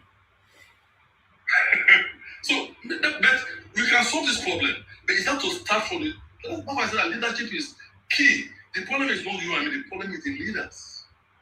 Next question, please. Thank you very much, sir. Thank you. Before I bring up the next question, please, guys, I know you guys are probably enjoying this masterclass as I am right now. Please, I want to indulge you guys to please, on TikTok, we have a mandate of nothing less than 100,000 likes every time we come out here. Yesterday, we did over 300,000 likes. Please, we have to break our record. I forgot to emphasize on it before jumping up. Please, I want you guys to please power tap the live. That's how we get more into the conversation. While you're power tapping, you can also share the live. Wherever you're listening to us from, wherever platform, I see you guys on Facebook. Thank you so much. Facebookers, if you have a question, you can put it in the comment section. I will read your questions out for Prof. YouTube also, you can put your questions in the comment section. I will put it out for Prof. We cannot collect calls from YouTube and Facebook today, but you can only get questions directly from X and TikTok. So please, all these platforms that you're currently listening to us from, please, guys, I want you guys to please help us amplify this voice. If you're enjoying the conversation and you're still here up until now, it means you are benefiting from something. And it is important to understand that this conversation should not rest with you alone. So what you can do to help further up the conversation is to please share the live. If you're on X, my people on X, everybody should please be retweeting the live. Let's get up into the conversation. If you're on Facebook, please share the live to your stories, to your groups, to wherever. Just get up into the conversation. It's question and answer. If you have any deep questions, you have heard Prof speak for the past 3 days. You don't agree with some things he have said. You have some things that you think he's not right. You have a better, just come and ask the questions tonight. So please, guys, let's and if you're on X, I want to ask questions, please, your hands should be up. I'll bring up people right now. If you're up on the speaker section and your hands are not up, that means you don't have questions. I'll just circle back to people on TikTok, because on TikTok I have hundreds of requests. It is insane. People really want to talk to you, sir. So I'm going to just probably circle back to people on Twitter. But please, guys, let's share the live. Let's repost the live. Let's go and put it in the conversation. Somebody sent me a question on Tinubu education something. I thought I spoke on it yesterday. And I'll go through it briefly. Let the next person come. Please do not mute your mic when you come up here, please, without them asking you peace of mind, please. Go ahead, Victor, I can also. Sir, what question did you see someone ask? You want to answer the question? No, okay. Do I go? I want to do it after the first question, after the next question. Oh, if you have written, okay, let me take a lady right now. Let me bring my sister. God's will for Nigeria. Can you hear me? Good evening. Okay, I can hear you very well, Emir Saddam. Good evening, good evening to you. Good evening, everyone. Prof, good evening, sir. And I believe you're doing well. Prof, I want to ask this question because I was privileged to listen to your live with Emir Saddam, especially after hearing how you said you people were given a very big tin of milk. And then while you were in school, and then today you told us how your beds are being prepared. And of course, it's a common knowledge that those people preparing your beds and making your rooms look beautiful as for you guys as students to just come in and relax are being paid by the federal government of Nigeria. And you also made us to understand that our hospitals at the time were so equipped to the extent that a Saudi Arabia king was coming to Nigeria for treatment. Today, as we all know, reverse is the case. Despite having the same oil that have built Dubai and made Dubai what it is today, we are borrowed. We borrowed so much. Our debt is in trillions of naira, yet we are the poverty capital of the world. So my question is, sir, please, what was the source of Nigerians' income at that time that they were able to do all these things for you people? Or was it another nation that was footing these bills, equipped our hospitals to the extent a foreign king was coming conveniently to receive treatment in Nigeria? That will really so this is my question. Thank you. It's amazing that as our income, as our revenue is increasing, our service is deteriorating. That time, if you look at the amount of work, let's take it up from my I don't want to call it my mentor now. I want to call it my career deity, which is from my one. What did he use? It's cocoa money, not crude oil money. It's cocoa in the western states. Okpara, what did they use? Palm kernel and coal from the eastern region. What did the guys use in the north? Cotton, agriculture, granite pyramid. That's what they used. At the time we came in, okay, at the time I was in school, maybe we still have a bit of those agricultural products plus some earning from oil. But that is not the issue. Is financial discipline and the love for the people. Because if you do not have financial discipline, you can see somebody in the same office, somebody earns 2 million naira every month as salary. Another person earns 300,000 every month as salary. The one with 2 million come and they beg the one with 300,000 to borrow him money for the next pay because he's broke. You know it happens. The man that earns 2 million a month is trying to ask the man with 300,000 a month to borrow him 20k because he's broke. Financial management, discipline. But discipline is tied to what is your level of love for your citizens. What's your level of love do you have for your citizens? Do you really come to power to serve them? If you really come to power to serve them, I can assure you, our Father in heaven will give you revelatory knowledge on what to do to touch the life of the average person. And I keep telling people this thing. All those things I want to do during his time was divine revelatory knowledge from God. This is what to do to touch the average man. This is what to do to touch the average man. You need television so at this time to pass information. You need education with scholarship to your children. That is exactly what you do. But you also have the love of the people. That time, our money wasn't that fantastic, but the management of the money was fantastic. It was pragmatic, it was prudent, and it was the love of the people. That's why we get those things done. Because you know that what they did in 86 when the disaster started, IMF told them, and it's so unfortunate. You cannot be feeding your undergraduates. You cannot be solidarity education feeding them. If you feed them, they come out and become lousy. That was what we were told when they stopped giving us feeding in our final year. Say, God. They stopped giving. That was it was in my last semester. I learned to eat mama and gari as meal. But that was the last period I was living. Now, 1 second, please. Okay. My grandson lost him. 1 second, please.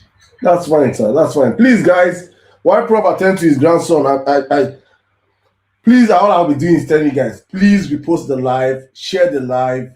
Let's get open the conversation. Our next set of questions will come from TikTok. I'll come back to X again. I'll circle back to X. We'll just be taking the questions from across these whole platforms. But guys, honestly speaking, these past couple of days, I have been blown away by what and how Nigeria used to be. That Nigeria really, some people really enjoy this Nigeria. Do you understand what it means that if you're a university student, you will leave and you wake up in the morning, you go wear your clothes, you will go for you will shower, go for lectures. You will come back and find your room swept, your bed dressed. There's free food for. Please, I'm saying this one more time because let me say this again. If you are part of the people that benefited this kind of, you enjoy this kind of Nigeria, and you're silent now, God will judge you. God will judge you. Let me round up. Please. So what we're trying to do is to show it's not the quantity of money you have that gives you the best of facility. It's the desire to be prudent in the management of the resources you have. Then, compared to now, we have more resources now. What is left now is not the lack of resources, please. Because you see, let me try and drive home the point. If you are stealing from somebody, you can always steal to the level of the amount of money the person has. True or false? True. At the level you can say yes. You can't say more than what he has. So the stealing that is going on in Nigeria is because the amount of money we have. And we need to adjust all those things. So guys, that's it. All right, thank you very much. Let's take question from TikTok. Ejai, please just straight questions. If you can build up your question, but please let us not take much time because we have a lot of people that want to ask questions, please. And if you ask your questions, I'll have to drop you from the box, so I can bring more people. Let's have as many questions as possible. And meanwhile, please, guys, let's keep our tapping the live. Please, very important, so we can get more people into the conversation. Thank you so much. Ejai, you have the live, please. Good evening, I hope I'm audible. Good evening. Sorry, please. And also, if you want to speak or you want to ask a question, please, it is important you don't use your earpiece. Speak directly to your phone because we are actually streaming across different platforms and the audibility is very important for us. So please, just take off your earpiece and speak to your phone so we can hear you perfectly. Good evening, Premier Saddam. Good evening, Professor. I hope Professor can hear me clearly. I'm going to base my question based on what Professor have told us about the times they had in Nigeria. So by so doing, I believe many of those generation, Professor, I believe many of your generation after schooling in Nigeria were opportune to move to the West and you experience the system in the West. I want to know why were there no pushback when the IMF were bringing implementations that does not favor the citizens? Because the reason I'm asking this question, because when you go to the West, you see they are based on benefit system, which help to reduce crime, which help to provide for the less privileged. Because what you just explained to us clearly was a system that Nigeria had that helped to tackle crime, that engage citizens, that support them to make them not to be idle. Because if the system we have now has produced criminality all over the place, I want to know why many of you that went to the West and saw that what they are advising us against is what they were doing. They were helping their people that doesn't have job, but in our own system, they were implementing systems to disorganize the same system to help the less privileged. Okay. We don't know afterthought from some of you to know that. Let me just say something. I know what you are saying. You know, I think there was no pushback. There was pushback. When the social adjustment program came up, there was pushback. There was pushback. But the government, you know, when government wants to get things done and they believe in what they want to do, how long will you push? They will counter push you, and then they got their way through. There was pushback. There was pushback. Because even then, okay, for some of us then, we were another year not there. Oh, don't feed the undergraduates, don't overfeed them. When you overfeed them, they will graduate and become lazy. You have to be to fend for themselves. Only to realize that by the time you go overseas, you realize that almost all of them are on one scholarship or the other. All of them have one assistance or the other. That is it. But whom do you blame? The leaders. The leaders, that's just it. And who are going to be leaders? You and me. People listening to me, I'm going to now. And that's why you are passing this message. So you can grow up and say, look, it pays to serve your country with patriotism and determination and for the love of the people. It pays. Yes, somebody said in Nigeria is possible. Yes, you are true. All right. It's really possible. So, Prof, I don't know if you want to answer the question that you someone asked you or that. Someone asked me about education. And I said, listen, let me tell you something about our president's education. Please, guys, don't make any mistake. If you are listening to Tinubu talk, we know that you are looking at he is educated. Give him his flowers. You will know when an illiterate is talking, you will know. When somebody who's half-baked is talking, you will know.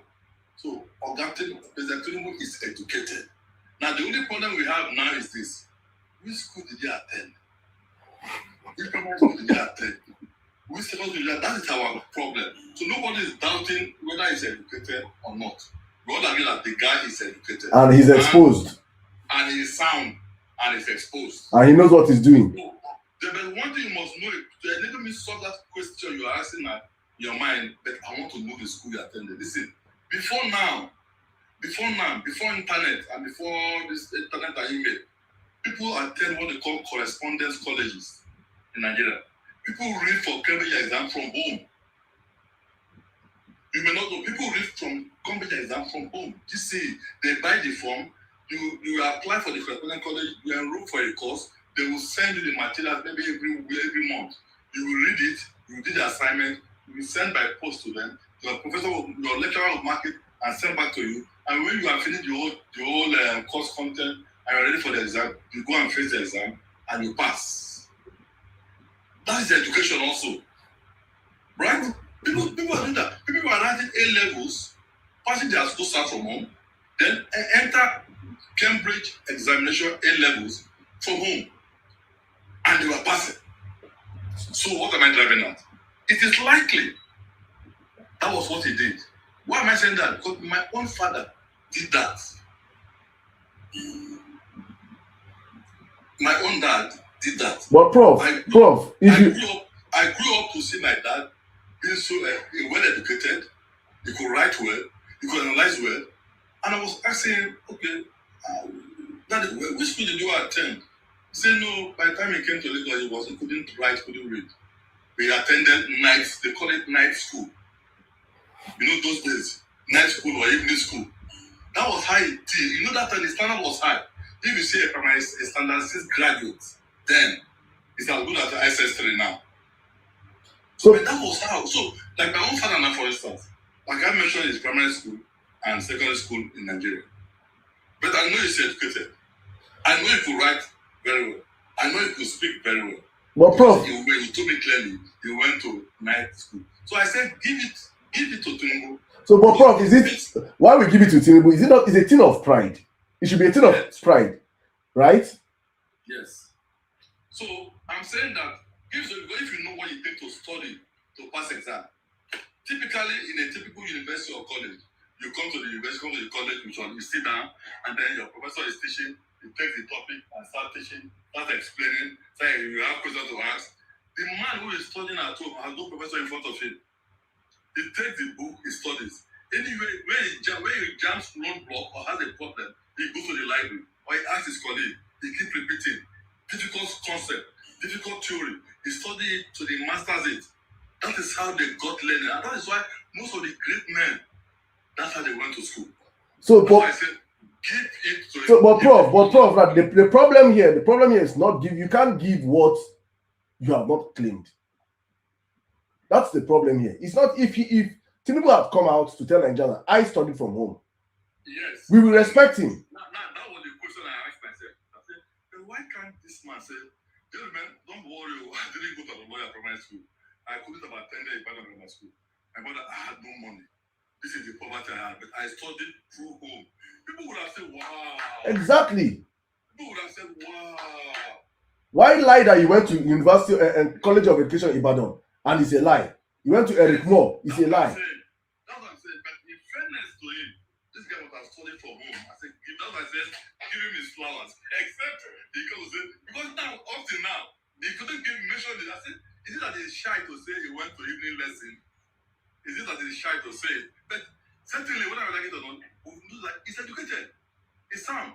If you couldn't get to the school until you got to Chicago State University, where they say he actually attended. And if you hear him speak, you know that he's sound. So where did he get the knowledge from? The mother's womb? No. The guy went to school. But I suspect, that's what I said, I'm not saying I know.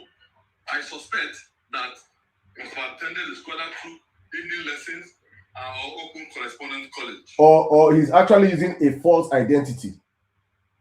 No, even if he's a false identity, listen, if I educate man say his name is Saddam, I didn't go to school. Let me come what I'm saying is that he went to school, but the identity he used in going to school. Okay, yeah, that's a different ballgame. I'm not talking about identity now. I'm talking of him as a person certainly went to school. Or let me do this way. Him as a person certainly got educated. Exactly. He as a person is certainly got educated. And he got educated very well.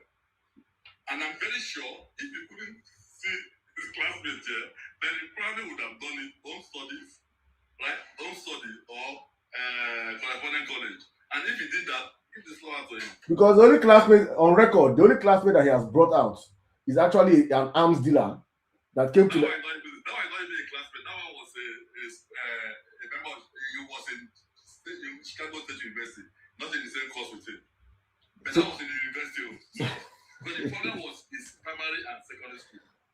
So we have a ghost in the presidency. But let's come to serious conversation. Let me take the mic to thank you, Ejai, for that question. So let's go to, please, as you come up here, that's how we ask questions.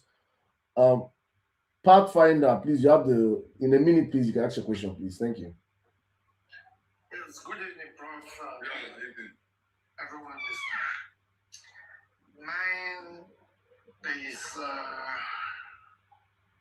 way of contribution, not actually. No, please, we don't. Contribution is we can't allow contribution today, please. Yes, I know. Please, if you. The question will not sound like a question because I practically do not know anyone who does not understand what Prof has been saying or the problem that we are in Nigeria. Right? If you are waiting for Prof to tell you who you are to vote for or what you are to do at this age and time, sorry, there is something fundamentally wrong somewhere. So, like I said, I'm a Nigerian, full-blooded, I do. I left Nigeria 2023 December 25th, the Christmas day. I am one person who will never want to leave Nigeria. During the election. Please, Pathfinder, please, my brother, I can't break protocol for you. Please. No, please, you know, like I told you, I have some limited time. Exactly. I would like to leave by 5:30, if you don't mind, please. Go ahead. So just straight to questions, please. So we don't end up, people are here, people in their hundreds that want to ask questions. Yes, so please. Just ask your question, I beg you, please. Okay, If you don't have a question, you can wait. If Prof goes, I open up the floor, then we talk. Please just go to your question, please. All right. I do not have a question as it is, please. All right, thank you very much. Thank you. Thank you. Thank you. Let's just go on to the next person, please. Thank you. Let me come to X. My brother M for Mikey, please, you can unmute and ask your question, please.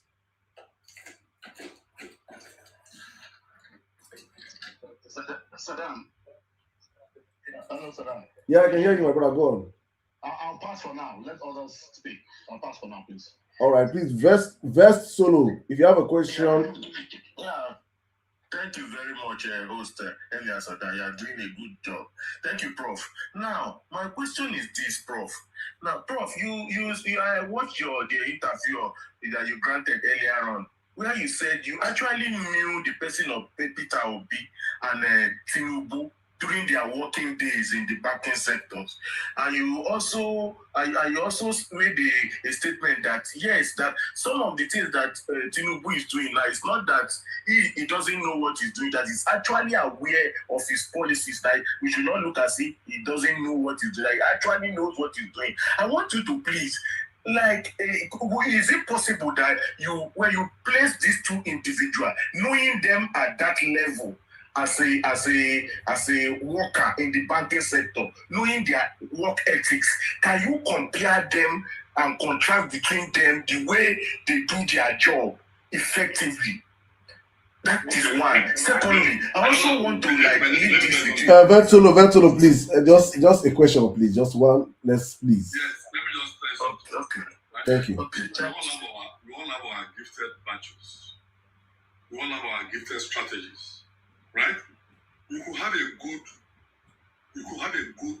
target, but you approach it wrongly. People will not listen to it. That was why I told you about what he did in terms of subsidy removal and bridging the gap.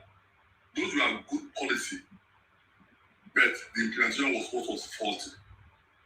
Now I said, if he had an intention to quickly please the people, he will not tamper with the people's live wire, which is PMS, fuel, and the currency. And that there are other simple things he could have done, low-hanging fruit, where the people would have seen it. The blind man would see that this guy is trying. And I gave 2 or 3 examples. One would have been, yes, I'm coming here. You could quickly have tidied up, say, I've seen them in the other iPad. They could have just tidied up the issue of primary school and secondary school ago, nationwide, and then those general hospitals. That alone, if you had done that, most likely Obi would have supported it. True. Obi would have said, my brother, you try. This one, you get me. I love this. But we are different. And then he's saying that, I know it is tough, but you have to bear it. There's no alternative. I said, no, God, there's alternative. You did not allow people to come close to you to tell you the alternative. Because you restricted yourself to the Lagos boys alone. We have told you the alternative. Because the alternative is so simple. The 150 billion you use for your private jet, you should have finished those 12 hospitals. That's one. 2, the 15 aircraft you have, sell them off. People would have been clapping for you.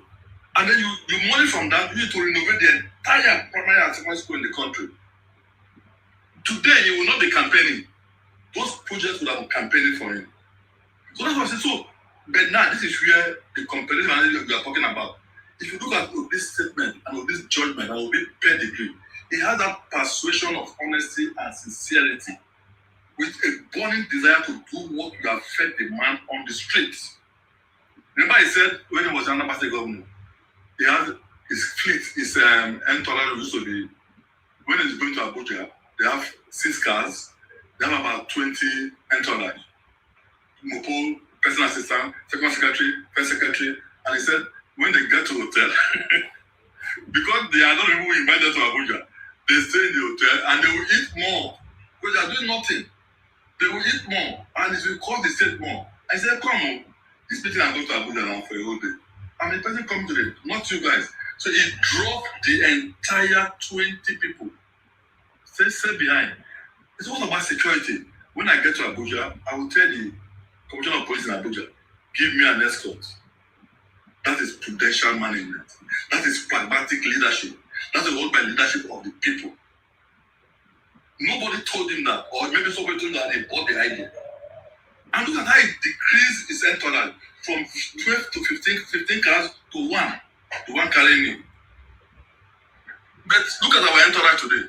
Somebody told me that Tinubu's entourage is about 65 cars. What's 6500? His wife entourage is like 90 something cars. No, I did not believe him until that other thing was his wife. We went to a trip to Port Harcourt, and I took time to count the cars. By the time I counted to 60, I had to stop. I said, then why are you doing that? Because you are not paying for the fuel. Because you don't care about the impact on the people. If I ask around the people, security mass will follow me, fire brigade guys will follow me, health guys will follow me. People say, okay, madam, when you are not first lady, why are you not coming to Port Harcourt? How many of this thing follows you? That's the difference between pragmatic leader and a non-pragmatic leader. The issue is about the people. That is just it. It's not about the people. What do I need to do to satisfy the people? And I said, what you need to do is so small. If any of you become a governor tomorrow, my brothers, let me ask you a secret. If you become a governor tomorrow, don't come with your brain alone. Tap people around you, ask them, what should I do to satisfy the people? Let them come with projects. You'll be amazed. And you will see that when you follow those things, you will see how popular you will be. Don't say, no, I'm the governor. What I decided is fine and nobody can tell me any nonsense. No. What do I do to satisfy? Because to satisfy the people is very small. Very, very small. And when the people are satisfied, man, heaven is your home. And that is all it does. And that is why I see the difference between him and Obi. On his own, look at what he did in Oka. He built healthcare center. Then he built an impressive heart surgery center. Is it because he had a heart disease? No. He saw many of his people have heart problems. They fly abroad for treatment. Then he tackled school of nursing. My research I'm doing now is that why is he so interested in school of nursing? That's my own personal research, so don't worry about that. Why is he so much keen about the school of nursing? Because if you see, he went to school of nursing in Agbo, he touched them. He went to school of nursing in Benin, they cared a lot, he touched them. School of nursing in Sokoto is, see, but I can tell you clearly, you know that, I know we had a debate in UI those days. Who owned the patient, the medical doctor or the nurse? In that debate, the nurses won the election, won the debate. That the nurse actually owned the patient. Maybe that's what is guiding him. So it's a case of individual. And I'm saying that if you don't know, if you have a fantastic manifesto, good. But when you get to power, call your people and say, come on. Now I'm in power now. I don't want to labor so much on White Elephant project when my people are dying. You know the examples I give to somebody today, when the person picked on me on the subsidy removal. I said, you know what, it's like you have your child, your 2-year-old child with you, and a scorpion perched on that 2-year-old child, scorpion. And right in your hand is a sledgehammer. You know a sledgehammer? The one using breaking concrete. Right? Here's a scorpion perching on your child. Will you take that sledgehammer and hit the scorpion on your child? You will not do it. Why would you do it? The sledgehammer will actually kill the scorpion, but the sledgehammer would have actually render your child crippled or kill your child. So what do? You will drop the sledgehammer. You will look for a glove to find a way to do what? To hold the scorpion. Or spray something and move the scorpion away and go and treat your child. That is how the issue of subsidy should have been. Oh. Yes, I've seen the fraudulent guys stealing our money through subsidy. I am going to carefully deal with them without putting the average Nigerian in jeopardy. That is the analogy I can give for people to understand why I said, yes, what he's doing is right, but he was too much in a hurry. So he ended up throwing the baby and the bath or whatever. And now everybody is accusing him. You're a bad God, you're a bad God. Look at people are dying. This. People are now in poverty. We have increased poverty level. Yes, poverty level will increase. But if you care about that poverty level increase, you will not do that. You say, okay, we won't do that. I don't want to say, I inherited 87 million Nigerians in poverty. If I do it, it will increase. Now it is 140 million. I want to bring it down from 87 to 30 million. So what should I do? Remove this first subsidy, the fraudulent part first, remove it. You would have said 35% of the money. 2, Go after those who were involved in it. Let them refund it for the past 4 or 5 years. You're saying another 35 million of the money. Then every money you are borrowing, let it be tied to a project.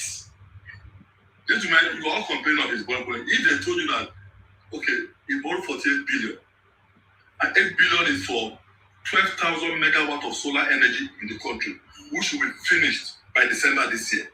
8 billion, not 48 billion. Another 15 billion is what is using to renovate all the private schools and all the public schools, the primary and secondary school in the country, and you are all saying it.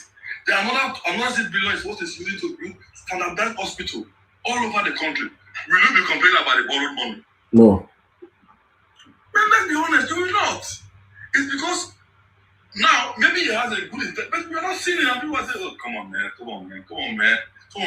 And then you look at the trajectory of the budget analysis. For 3 years, he has had 55 trillion for infrastructure and has only 3 trillion.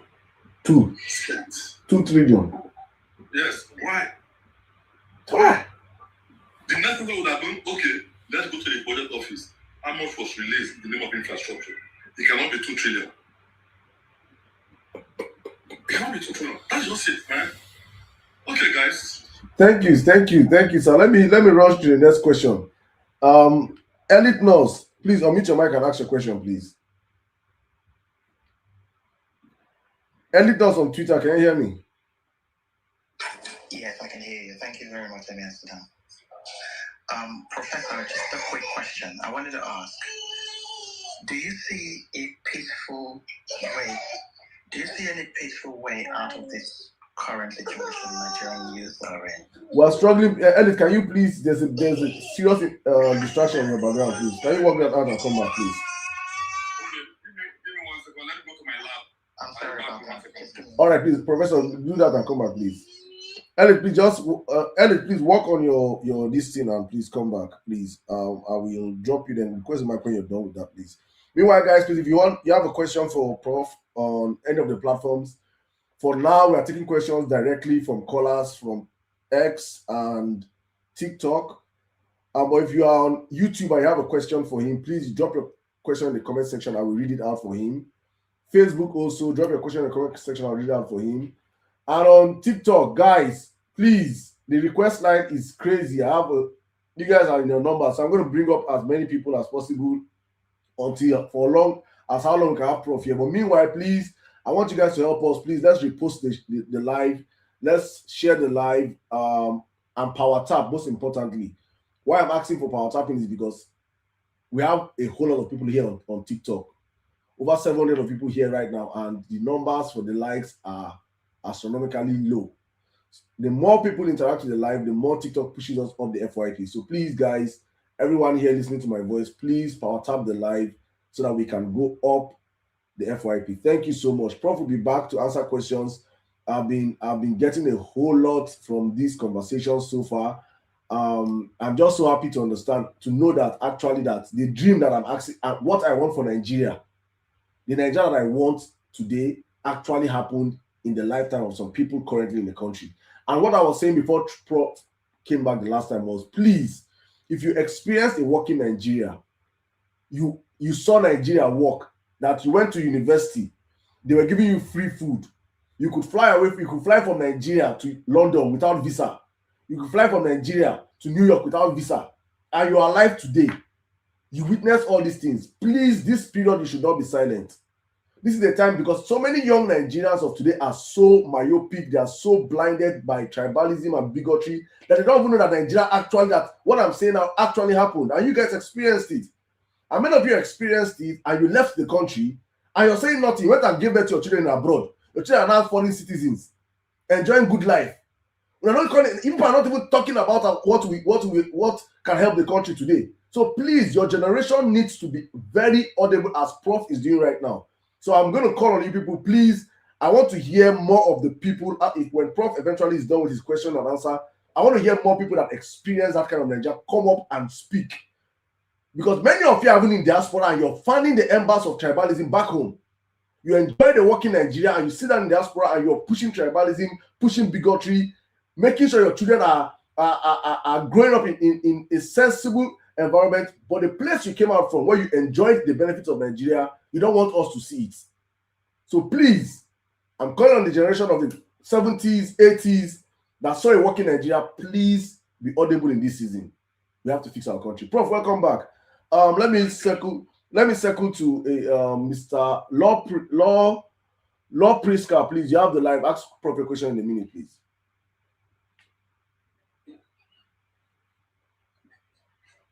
Just go ahead. Law Priska. And please, if you request the mic and I bring you up on the box, please, we have a whole lot of requests. Please, you should be here. K, please, because if I call you 1 or 2 times and you don't answer, I'll have to drop you for other people, please. K, can you ask your question in a minute, please?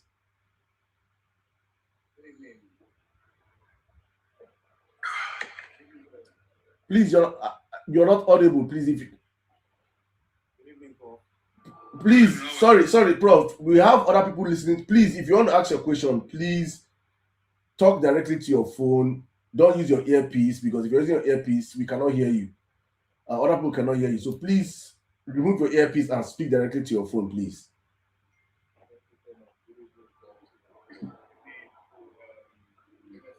We can't hear you, please. We can't hear you. Hello, Prof. Can you hear me now? Yes. Yes, go on. On a very quick one, Prof.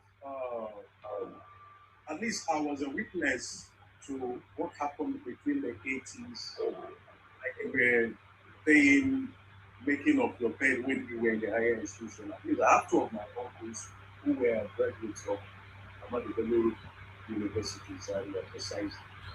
I witnessed that because even as a kid then, please, Priska, your volume is very low. Yeah, I'll try as much as. Can you hear me audibly? Okay, quickly give your question quickly, please. Yeah.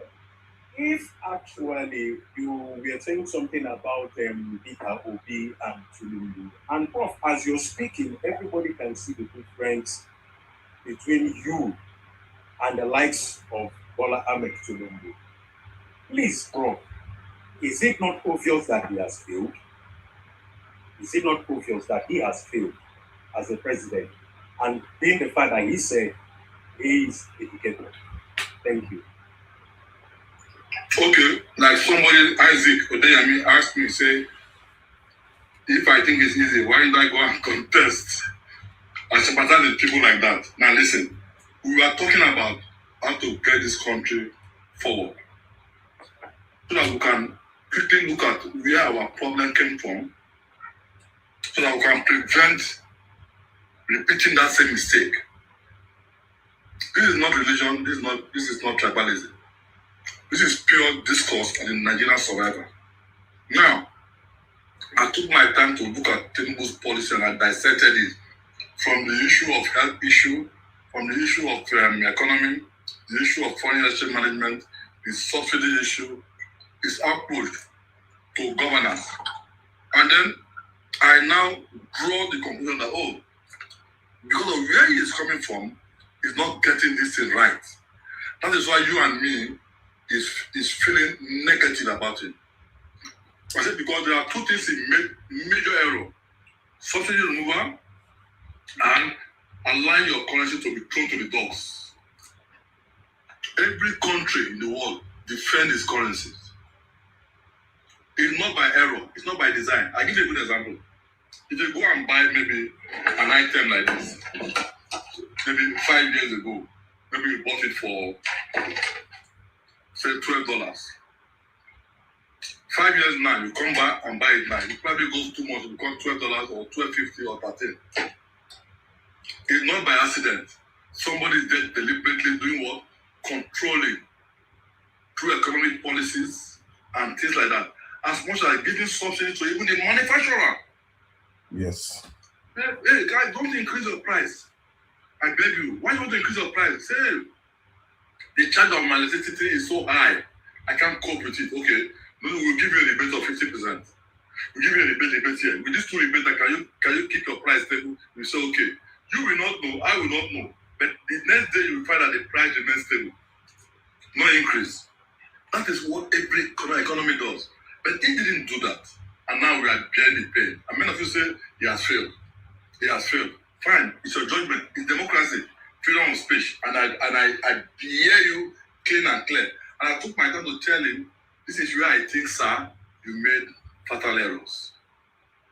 Some say maybe he was excited being a president, that's why he announced subsidy is gone. No, not excitement.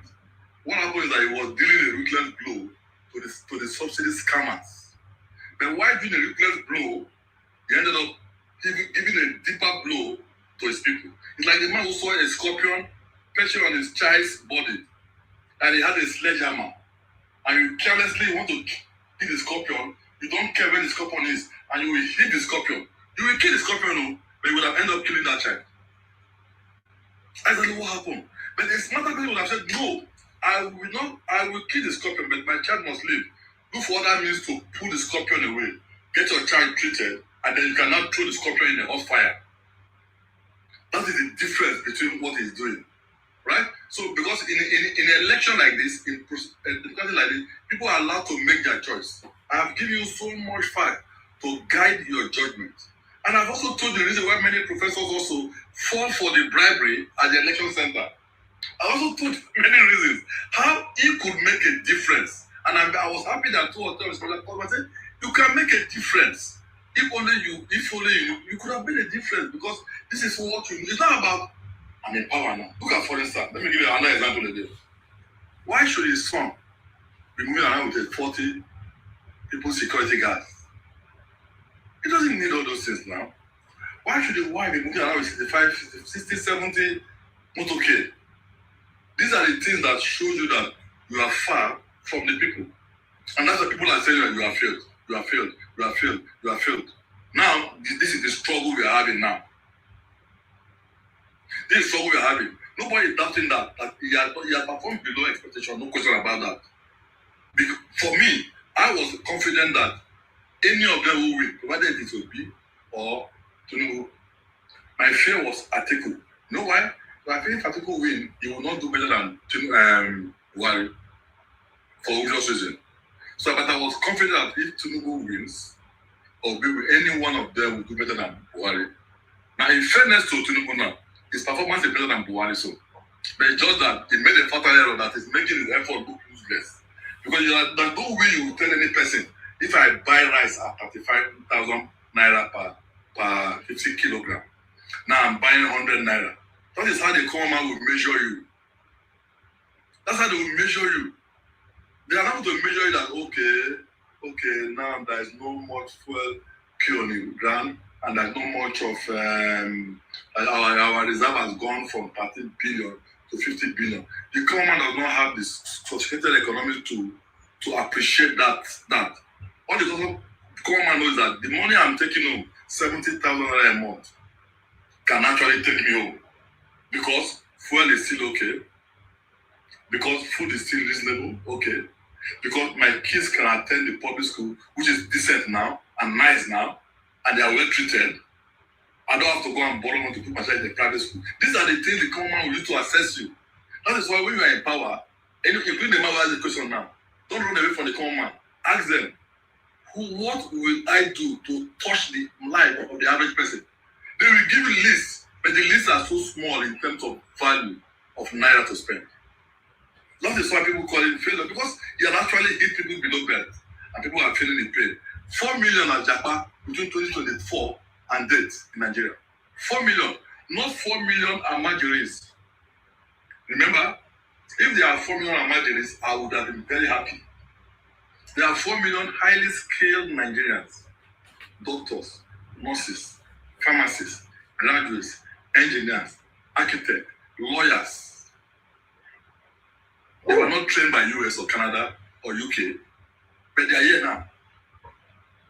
To do what? To put that same service to a country that never trained them. We that trained them, we are not being deprived of it. That is the price you pay when you take such such policies without considering the average man. So next question, please. Let's go on to the next question. Thank you. Hey, 4 million Nigerians have jumped out in the space of this is Exodus. Ha! You know there are countries today, right, who has 4 million in population. Yes. Who that? Yes. So a full country has left the country. Hey! Hey! Tinubu is a calamity. Tinubu is a let's go there. Let me bring someone from TikTok, from X, sorry. Tate Tate Crypto. Tate Crypto, please unmute and ask your question in a minute, please. Okay. Good evening, everyone. Good evening, Saddam. I don't know if you can hear me. Yeah, audible, go on, please. Okay. I want to make my question very simple. Because we are already in the mess. So I think the major question today should be, how do we go out of this mess? Especially when we know that we are still going to have a massive voter suppression, and so much people will be disenfranchised on the election day, despite the mass mobilization and every other thing that the current government is gonna give a massive rigging and all this. So my question is to Prof, like someone who have lived in a Western country where you've seen the modus operandi of the electoral processes over there, how do you think, or what do you think we have to do to avert this situation of INEC rigging and this vote suppression? And how do you think that we will bring Nigeria politics to this global spotlight, that at least we make this our bad leaders to feel pressure from the external media or the international personnel, maybe to threaten them with sanctions if they don't conduct free and fair election? Like, what do you think that we do to avert this situation? Because the mess has already been done. All right. I understand you. That idea of trending international media, that will not work. Thank you. But international media did not cause a problem. They only come to report what they have said. But I understand what you are saying. The ball is in our court. I spoke earlier about the electoral process. That is what we should be challenging and interrogating our electoral process now. This is how it will go. Is there any place where they can maneuver it and manipulate the figures? That is what we should be looking at now. Because remember, they said they will count it, you will vote, and it will be counted. And when it's counted, all the agents will snap picture of the vote. But we don't know that is not. Saddam, please unmute yourself. Oh, sorry, please, Prof. Can you start again, please? They did not, please. I said I took off on the issue of the electoral process. I said you know the electoral process. That is what we should interrogate first. Look at the whole process, the electoral process from the beginning, when the voter comes to the polling booth, to when the result is announced by INEC. Look at the process, and look at where you think there like to be a spot that will anchor manipulation. That is what you and I should be doing, and the younger ones than me should be doing now. At what point, if you remember, including me, I'm not blaming anybody, I was excited. When Professor Mahmoud Wali said, guys, we have a new technology on ground, IRF, digital, we are going digital all the while. Once you voted in the polling booth, the vote is counted. Every agent of any party is allowed to snap picture of the result. And then you upload into IRF. And then as you upload into IRF, you'll be seeing it. Surulere 1 has arrived, this is the result. Surulere 2 has arrived, this is the cumulative result. Surulere 3. And then when you go to Kitty, you see it again. It's just coming in that way. And we were all excited. But nobody questioned what happened if there's a glitch. We assume everything to be easy. And indeed, that was no glitch. Because the same day they had the senatorial election, senatorial went through, but when it got to the presidential election, that was a glitch. So it's not for you and me to say, let's interrogate the electoral process. Let us interrogate it very well. If this thing is counted here, and we all take pictures, and you go to the collation center, what happens in the collation center? Will we be allowed to go to the collation center to see how it is being collated? Because you only have the result of your polling station.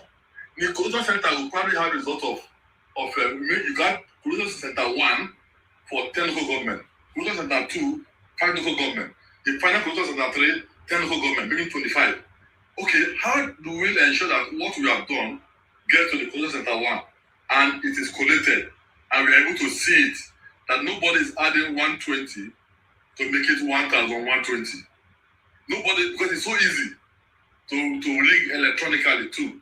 Nobody's going to mess up with the process. How do we do that? So that by the time the production center is collecting its data, then as you are collecting it, it's supposed to be appearing on IREC. But we have seen now that IREF could have a glitch. What Professor Pato told me did now was to say they will have their own collection center that is independent, what do you call it? The collection of parties, independent parties. So they will have their own collection center. In other words, they will have their own IREF so that it will be released. But I know that if I was president, no, I won't do that. But I know that the president can kill that. Now he will kill it. They will go to court. And court will say, nobody other than INEC should release any result before INEC releases it. But that is now court. We are not subjected to the Nigerian court. No, I'm saying that by the time they do that, the particular thing that they are trying to do, the standardized IRFT, they will not be able to do it. You can only do it in your room or anywhere. What they are trying to do, what the opposing party are trying to do, is to have a viewing center, a big viewing center, where you can all come and see it, and then you can see the real result. Then while you after seeing it, you wait for INEC. But I'm saying that court can ban that. Court can ban it. Court can ban it in Tinubu's Nigeria, but it is left for us. Tinubu has been disobeying court orders. The government is going to disobey court orders. Why shouldn't we as citizens disobey court orders? So what I'm going to say that is a food for thought. Yes, let's assume, right? The court. That's why I said interrogate all the process. What happened if this thing happened? Yeah, what I will propose is that we must disobey court orders, because one thing that we Nigerians, and that is where my movement comes in, is that we are fighting for free and fair election. If Tinubu gets 100 million votes, he will get 100 million votes. But Tinubu will not get 100,000 votes and turn it to 1 million votes. If you let him get Supreme Court, Sharia Court, Islamic Court, Arab Court, Oboni Court, any court he brings, the Nigerian people will always have to be superior to the court decisions.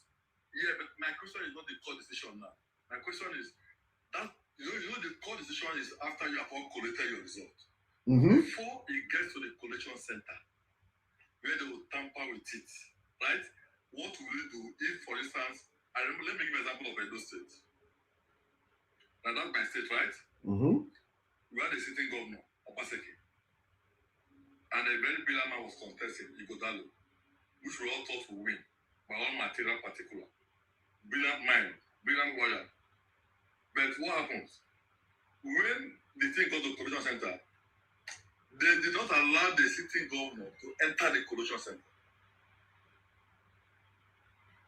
For you know the reason now, the federal might, with the federal monopole, barricaded it. The guy came there to see what they are collecting. He said it's 9 p.m. How far? Let me see. They didn't allow him to enter. They did not allow him to enter. So what we are trying to do now is that I'm not saying that to be what will happen, but I'm saying that you all to interrogate the electoral process so that it will be free and fair. So if Tinubu win, you have no choice but to listen to his policies and try and understand his policies and be patient, as he said. You should be patient that what he's doing is good for you. If today the Nigerians voted for him, fine. And if he lost, then you should also accept that he lost. But the question is that, do you know what APC is thinking? I think I do, sir. Oh. No, but you are going to be a prophet. But anyway, don't worry about that. I'm only giving Nigerians, I say, let us make the electoral process be re-proved, whether anybody contesting or not. But okay, so let me ask you this question personally now. Let me ask you this question personally before we bring in other question. Do you see this government as a government that will give you a re-proof elections? I doubt it myself. I won't tell you a lie. You can't come and start telling you a lie. You know why I doubt it? I saw what happened in the so-called glitch. And I thought by now, INEC could have released the authentic reports. So that the INEC could not release it is what worried me. 1. 2, why will you go and release it at 2 a.m.? 2 a.m. ungodly hours, when everybody was sleeping. And then you didn't sleep. Those two things that happened made me lose faith in Mahmoud Waziri. Can I ask a follow-up question? I removed him. I said, okay, let's give this new guy, a chance. But there's a flaw on that. Now you have to work on the fact that the sitting president should not be given the power to appoint INEC chairman. True, but let's now this what all you watch. Let's leave that alone. But the fact that those two things happen under INEC is making me worried. Then you have the electoral rule that says fourth certificate is not enough to disqualify somebody. That will weaken my faith again. Then the third one said if somebody bring a strange ballot paper, they don't even carry INEC logo, but the electoral officer on ground is what do you call it? It's okay. He can approve it, and the person should vote. And I said, come on, what is this? Right? Because there's no reason why you should go to an election with your own voters, with your own ballot paper. It should be the ballot paper given to you by INEC at the polling booth. And it says, in Michael Guinea, go and read what Michael Guinea was crying about. He said, well, one of the electoral officer said, okay, oh, you brought this, okay, have you voted now? Okay, fine, okay, I will accept this as a ballot paper. Wow, to the ballot box. The INEC, the what they call it now, the electoral officer accepted, and he said, by that, the law says it is okay, and you can't take him to court. These are the things that weakened my faith. But they don't weaken my faith in Nigeria. It's only weaken my faith in the electoral process. They don't weaken my faith in the leadership of this country, both the ones coming up. It's only weaken my faith in the electoral process. But I have infinite faith in young Nigerians coming up, from my generation down. But I know that this type of discussion is what we ginger people to say, boy, it pays everybody in the electoral process is beautiful. I told you the benefit of it. Very many brilliant mind of men and women will begin to come out to contest when the electoral process seems to be clean and fair. But if it's not fair, very many good minds will switch off. Not everybody can come and be doing things you are doing. Some people don't have that patience, that time. Some people will go to hell. Some people don't have that patience. They don't care. Because some people are getting so frustrated that they don't even want to vote. But they won't tell you. Just speaking. Because we are different. But that is why in governance, you have to do things well so that to make everybody get excited and get motivated to join the group governance. That's why we need to do that. That people who are tired, that people like me, who are not just like me, who are here, who will say, you get the person to come and speak, they will say, sorry, I'm not interested. Not that his head is empty. He's loaded with ideas and concepts. But he says he's not interested. Look at the man that brought General Electric power plant to Edo State in 2021. He's a Benin man. General Electric. He brought 2 power plants. No consumption, according to what we had, is about 600 megawatts. And he brought 2 power plants that could give Edo 750 megawatts. He said, I will bring this mobile power plant and I will install it in Edo State here. And I will immediately get the whole Edo State to have 24-hour power supply. On the condition that the governor will now start building their own power plant. Not like Professor Naji did in Abia. Isn't that a brilliant idea? Yes. One thing or the other, calculation, I don't know what happened here and then. The man packed his bag and baggage and his power plant and flew back to the US. It's an engine of Edo State. And he flew back to the US. I don't care what they discuss. All I know is that for that guy to have come down with such materials, he meant well. But now he flew back. And that has been the problem with us. Atiku was saying that, we spent $16 billion in electricity. And that's my fault. I was the chairman of the economic team. It is regrettable that money was wasted. Hey! And you say that and you're okay? And you want me to come and vote for you again? You lose $16 billion? So these are what we are saying. As you are interrogating the process, it is only for the good of every person. So that, look, there are times your enemies or the person you don't like win an election. And because the election is free and fair, you don't fight for him and you congratulate him. Simple as that. But as long as it is not fair, people will lose interest. Not the one going to court. No. Silent millions will just switch off, face their private career, their life, and forget about you. Do you know how many Nigerians you meet in Canada today or US? If you mention Nigeria, they'll say, I don't answer for that. Don't blame them. We all have a different level of capacity to tolerate. Right? If you are going to continue as an activist, the way you are doing, good luck to you, but there are people who cannot take it. So I beg. Forget about it. I have people who left, I have my classmates who left Nigeria the year we left secondary school to the US. And they are still there till now. And they are no intention to come back. They lost faith completely. You cannot blame them. But I still have Nigerians who left at that same time, who flew to Lagos, flew to Abuja 6 weeks ago to buy 100 acres of land and is building $100 million psychiatric hospital and a poultry farm. The same Nigerians. So you see our different perception? That's why this one has absolute hope that it will soon be okay. It will soon be better. But that is who we are. And also the message. Okay, sir, and also the what he wants to build, as I said yesterday, is we sell psychiatric hospital in Nigeria now. Yeah. I know, you make me laugh. The amount of Tinubu supporters alone that he will put psychiatric consultant.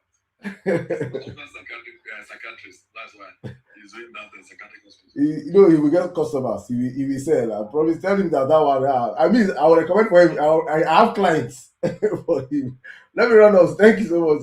K, if you can hear me, please unmute your mic and ask your question in a minute, please. K on TikTok.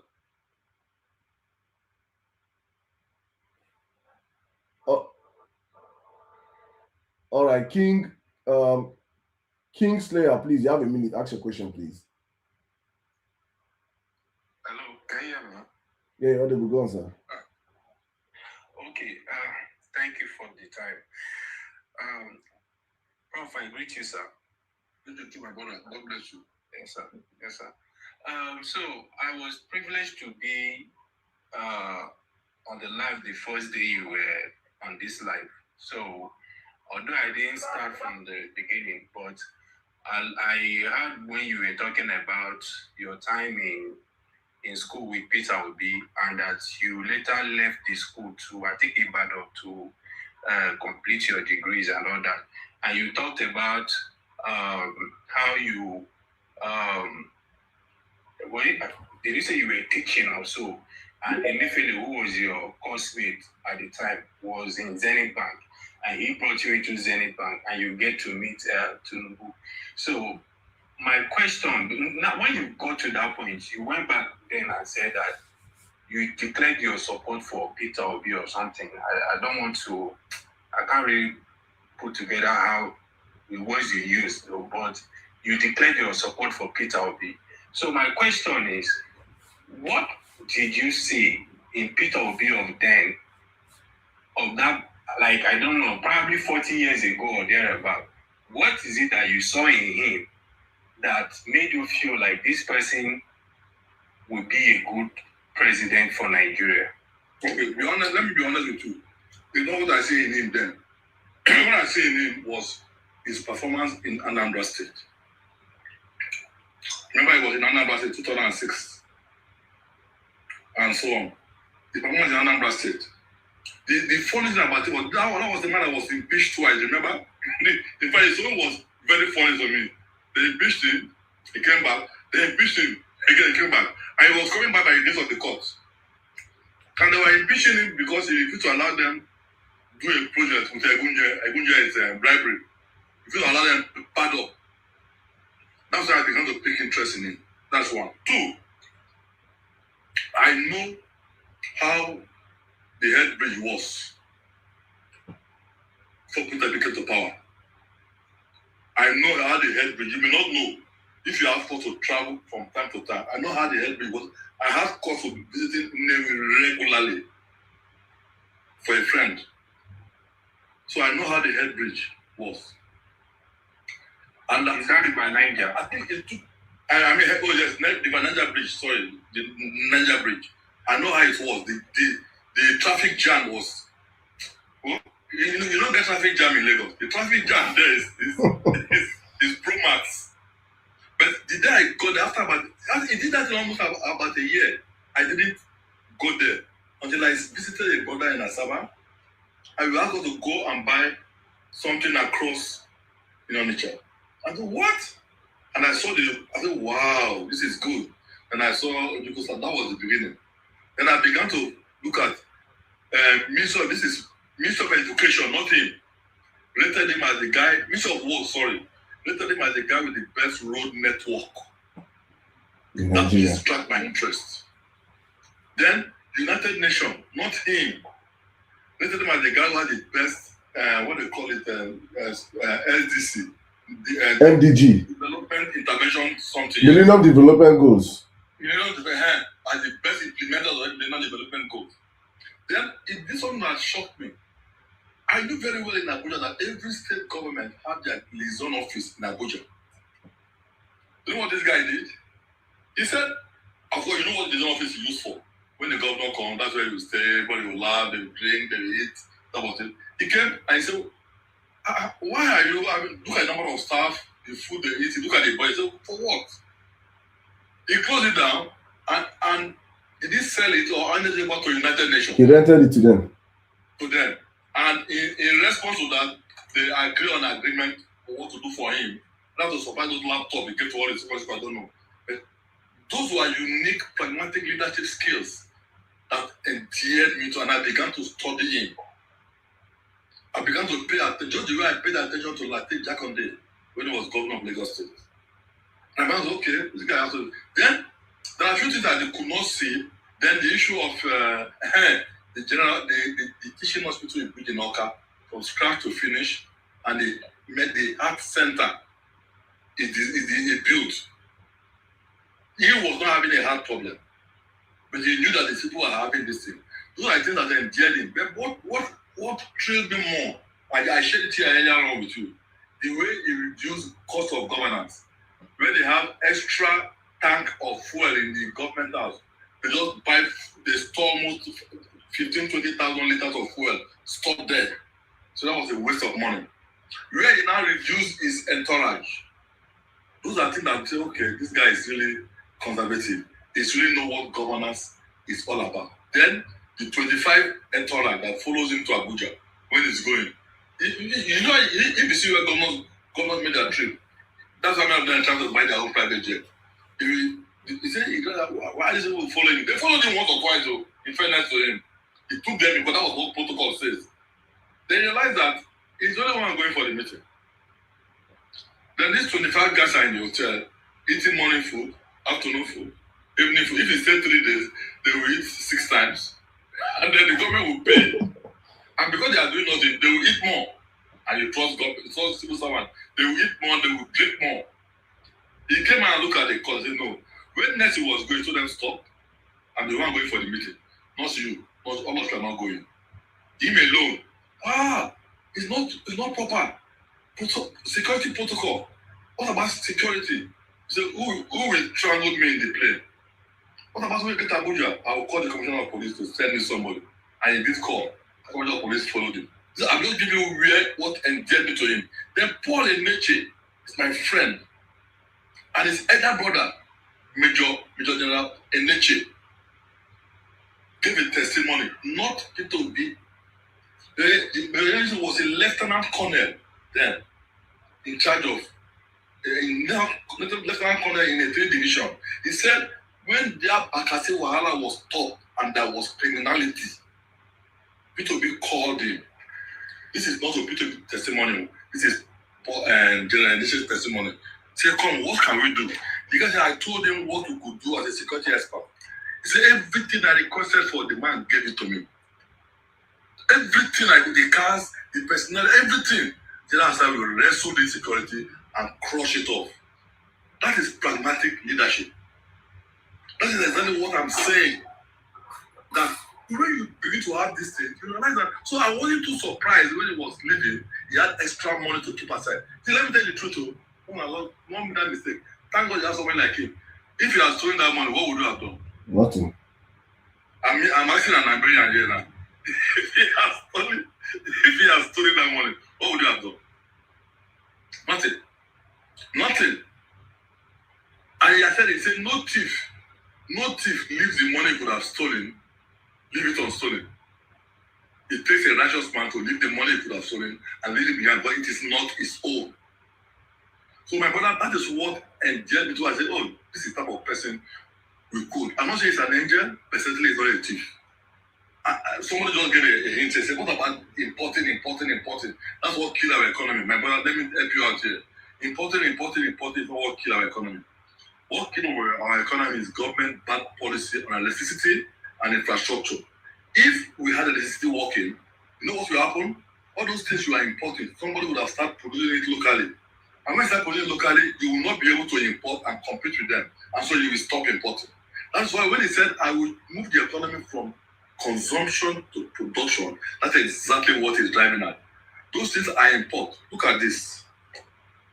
If I import this and I make a lot of money, and now I have electricity in the country, I could reproduce this. And the cost of producing this is probably 70% cheaper than importing. I give let people start producing it. You think the man who is importing will import this again? He doesn't want to incur loss. So he will not import it. This is why I gave him full marks. Even the final shocking was that Inosimoto is coming up newly. How do you have so much faith in him? This is my personal thinking, how do you have so much faith in this guy that you are going to devote buying cars from him when you could have called Toyota in Japan? And that is what he did. He patronized the guy. And that's what he did. Patronize the guy. I'm saying that, do you think if our Tinubu had said, Inosimoto, or the other guy that police motor in Lagos, give me your best SUV and make it bulletproof, you think they will not do it for him? They will. That is leadership. And that is why I said, this guy has my flowers.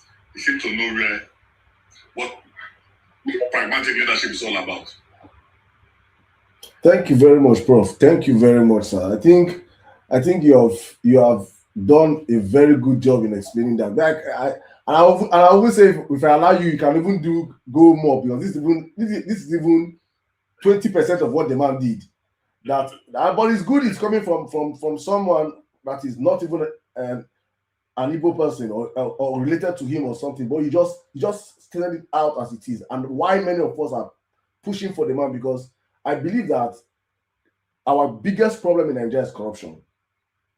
And exactly. And like you said yesterday, honesty and sincerity of purpose are the two key characteristics that any leader needs to have. And that this man has it in abundance. Thank you so much. So let me bring up the next speaker, the next question. Okay, I was about to leave now. Okay, go ahead. Next question, please. Okay, let me take one more. Let's take one more. X, nobody had this up, so I cannot bring any of you from X. So let's just take from TikTok. Let's take a lady.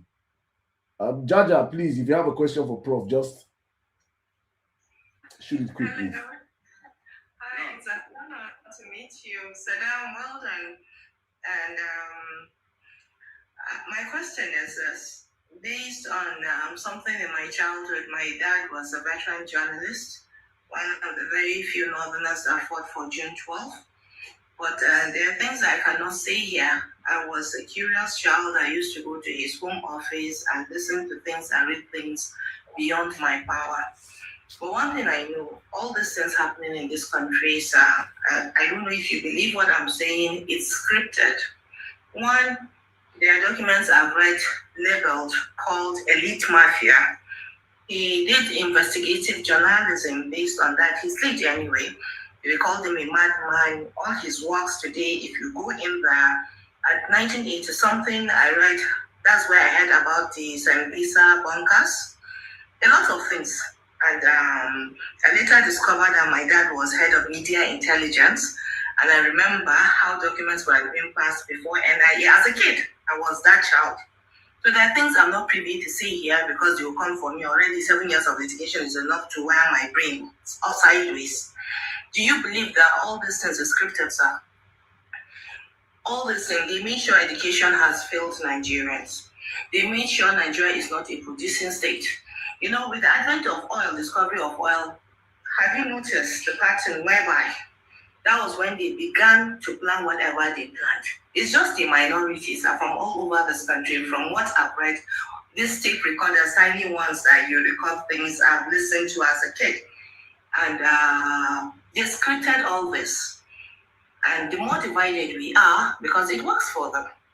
Because they discovered that Nigeria is very, very rich.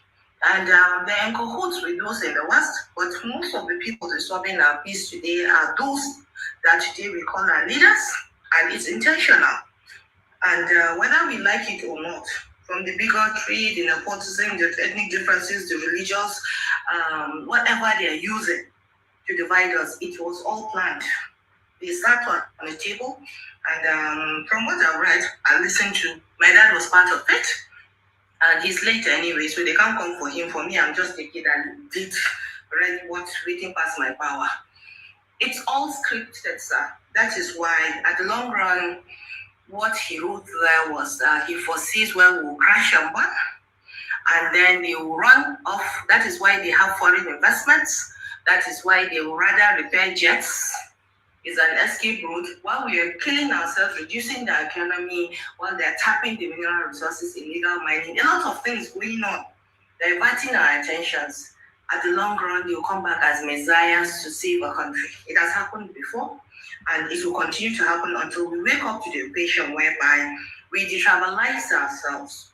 We believe that religion is a personal thing, and if you see, why I believe that Peter Obi, there was something about Peter Obi. You see, when you see them attacking someone constantly, it's because he's not part of that circle. And whether we like it or not, I don't know if you notice the pattern. If they keep on attacking someone, then he's not part of the circle, the so-called elite mafia. Do you believe in what I'm saying, sir? And thank you very much, my dear sister. Is it Jaja? Okay. Are you or Jaja Wachuku? Anyway, let me tell you, even if it is scripted, nobody is doubting it. Now, what we are doing now is we're also scripting the mind of the next generation. Human beings scripted it, not angels. So human beings can unscript it and script it again properly for the Nigerian system. Yeah, it could be scripted. I'm not doubting it. But human beings can unscript it and write it properly, rescript it for the betterment of this country. It's like when I talk to some of my students in Canada, I said, please give flowers to the early leaders, the founding fathers of Canada. I said, please, you guys should commend them. And they said, but why? I said, listen, I know where I'm coming from. None of you who are born here will not know what I'm talking about. I said, comment. I said, because go and look at the history. Those early fathers had the opportunity of amassing the wealth of Canada, steal it, and take it back to Europe. They were originally descendants from England, from Italy, some from US, but they didn't do that. These guys decided to say, okay, we want to build an egalitarian society where the mistake made in UK and the mistake made in US, we will not repeat it in Canada. We would ensure that despite the capitalism in US, we will have our own capitalism with human face, welfareism. We will give free education, primary and secondary. And we'll make it world class that no individual can compete with government public school. They scripted it themselves. They also said that medical services will be free. They scripted it themselves. So these are human beings, not angels. So I just keep reminding people, they are not spirits. So if they did that, we can do the same thing for our country. And that is where we are. That is why the ball is in your court. That time there was no internet, there was no email. Now we have internet. Look at the way the information is going out. We this generation should do better. You know, we are talking of 1980. I remember those days in the 80s. If I hear anything about 1940, I'll say, hey, that's my old, oh God. Now I don't realize that if you add 40 to 85, it's 2005. I say, sure. So 40 years don't pass since 1985. Wow. What does that tell you? How transient the life is. Honestly. That's why we have to make case why the sun shine. Please, I know, but since you know have to team up with your fellow people to say, don't let us make the mistake of our elders. They've made a mistake. Some could be an honest mistake. Some could be a deceitful mistake. Let's correct it. The honest mistake, let's correct it. The deceitful mistake, let's expose it. Let's build a better society so that our children will be proud. For me, my grandchildren will be proud. That's exactly what we are trying to do. And that is why God gave us internet now and gave us image to this generation. So you have enough information. Not those days when we were in school, when you want to write a simple project, when you do a simple research, you go and spend the whole day in the library to be reading all old newspapers. You're flipping it. These days, when you want to do research, you don't go to Google and Google it. Oh. So things have been made easier. So I have every reason to believe that the generation coming after us will do very well. I want to see it happen in my lifetime. I want to see my generation be those who move it because they are. It's about the last batch now. By the time people who are more than 50, 51 have died and left this country, all of them are very remain. I'm not saying Nigeria or any angle. So that is because there's no photographic image to keep about what is going on. So let us do something and interact the electoral process. Let us do something and rise above the narrative that is dividing the youth. Oh, you are tribality, you're not tribality, bigotry, this. No, 4+4. What is not the issue? That is not. I told you of my student now, who Japan because of poverty. And still supporting the people that made that to Japan. It's okay, see your mind. So please, what we should do is it's a marathon, it's a continuous work in progress. Right? If the electoral process is free and Tinubu wins, you have to support it. What you will do is what I'm doing now. If you have an idea, load it to them. Say president, this is what you are doing. That is not right. This is how you should go about it. If he does not win, another person will win. The same thing. Because we are in it together. And when they say, what is the hanging fruit? Say, President, these are the hanging fruit you should do. These are the low hanging fruit you should do now. If you do this alone, these three things, Nigeria will be okay. These three things, look, if you do these few things, Nigeria will be okay. $8 billion, you will have 12,000 megawatts of electricity. Nigeria will go out of power failure. And that can be done in 18 months to 24 months. Another 150 billion will build 12 hospitals of 500 beds each. Tell the Chinese guy to do it for you. In 6 months, they'll do the whole 12. Everything. Not the same Chinese guy over there or Nigerian contractors. We want to renovate all the primary schools in the country. Everything. And this is the model of Nigerian primary schools. This is how it should be. Every primary school should be renovated. Primary and secondary school. And then you do not go there and camp if you say that I'm biased on teachers. Because the moment you take care of your teachers, you're taking care of the future of the country. True. Pay the teachers very well. A French university graduate joining the teaching force, nobody should earn less than 400,000, even in primary school or secondary school. No headmaster should earn less than 1.5 million. No principal should earn less than 3 million. I'm not talking about professors now. I'm talking about the foundation. Before it was happening, brilliant people will be coming from every part of the world. There was a time when Indians were flooding Nigeria now to teach. Mr. Wilkes was my physics teacher. Alexander and Sakra, another was my biology teacher. Then Mr. Buford from England was my English teacher. We had 6, 7, 8 white guys and Indian in my school. Hmm. Then, so it is possible. But don't give up. We have to keep doing that. I have discussed security before. I don't want to go to securities now. May God give them the wisdom to address it, because without security, none of those things can take place. But I believe continual discussion and interrogating your leaders will help us solve this problem. So, guys, it's been a nice time. Permit me to. Thank you very much, bro. Somebody made me promise him. One of the commissioners made me promise and said, "What you have been saying now?" Somebody showed it to me. It's okay. You have a Twitter. You have a what do you call it now? TikTok handle. Even the TikTok handle. Now, student make me go open now. I did not even care about it. It was my student that pushed me to open TikTok handle. So this commissioner will tell me, "Okay, Francis, you know what you do? You have spoken extensively. Why not take this topic one for a week?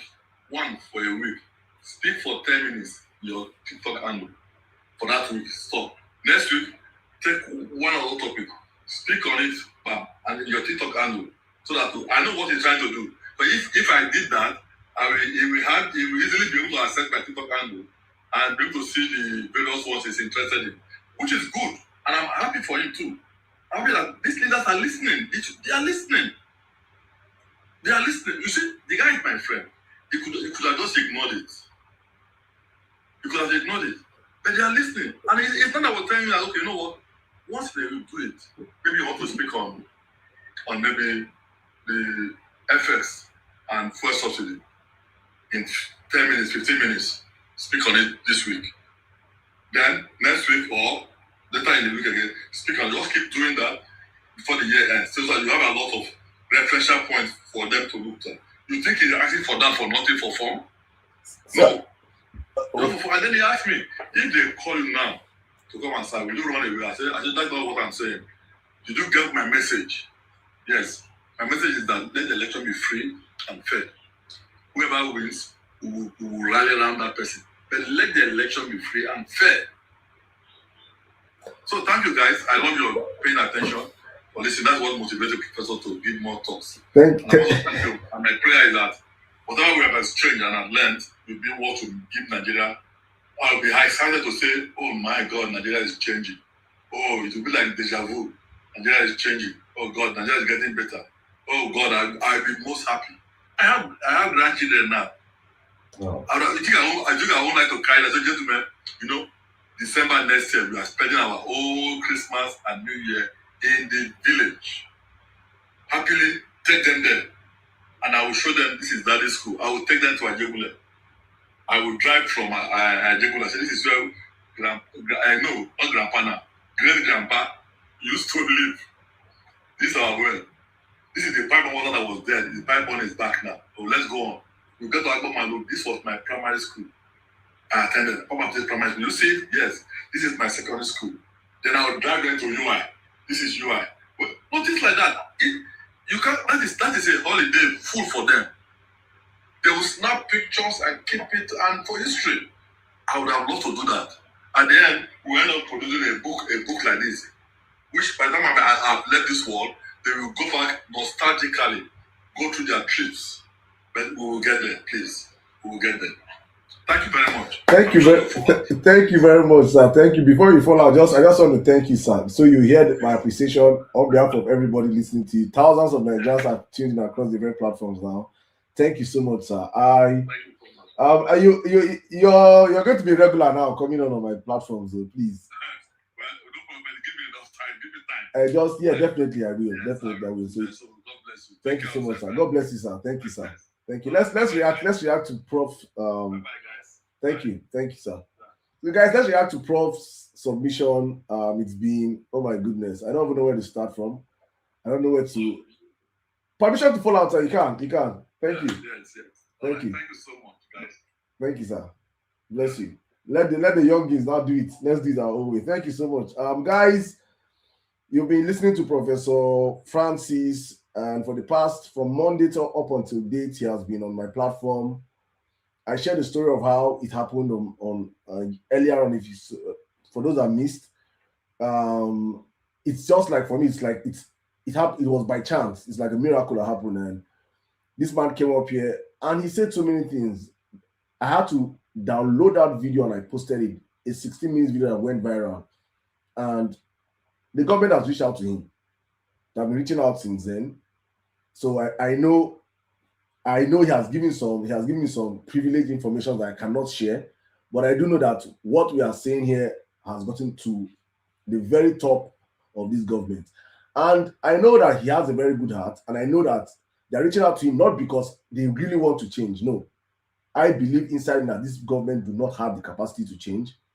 I know that Bola Ahmed Tinubu as a person do not want to fix Nigeria. He would have been the best person to fix it, and he has enough time to do it, but he has not done it because he doesn't have it in him. And he understands that if Nigeria works, his system that he has created to subjugate us in poverty will be broken. So they're never going to do anything. So I know that even this one they're whining Prof is that just to whine him and make him feel like say nothing that happened, something, we are good. Tell us what we should do. You will tell them what they should do. These guys will not do shit. We are actually experiencing the very best of Bola Ahmed Tinubu currently. Currently, right now, we are seeing his very best. If we make a mistake as a people and allow these people consolidating 27, then we'll now see the worst of this government, which Nigerians, I don't see our country surviving it. And my happiness is that we can now come to a point that a Rema, for us that have been shouting a new Nigeria is possible, we that are saying we want a new Nigeria. If you follow this conversation for the past 4 days now, you know that actually what we're asking for actually did existed in the country. We're not asking for anything miraculous. There's nothing that we're asking for right now that is extraordinary or that never existed. We're actually telling us, take us back to how you guys enjoyed this country. How can you be in university in your final year and companies are already coming to your school to search for workers? There was a time like this in Nigeria where you will wake up, you don't need to go and apply for a visa, you will book your flight and you will fly to London. You fly to New York. There was a time like this in Nigeria, and millions of people existed and benefited and witnessed this in real time. So what we're asking for today is nothing big. It's only in Nigeria that things are getting worse. Other countries, things are getting better.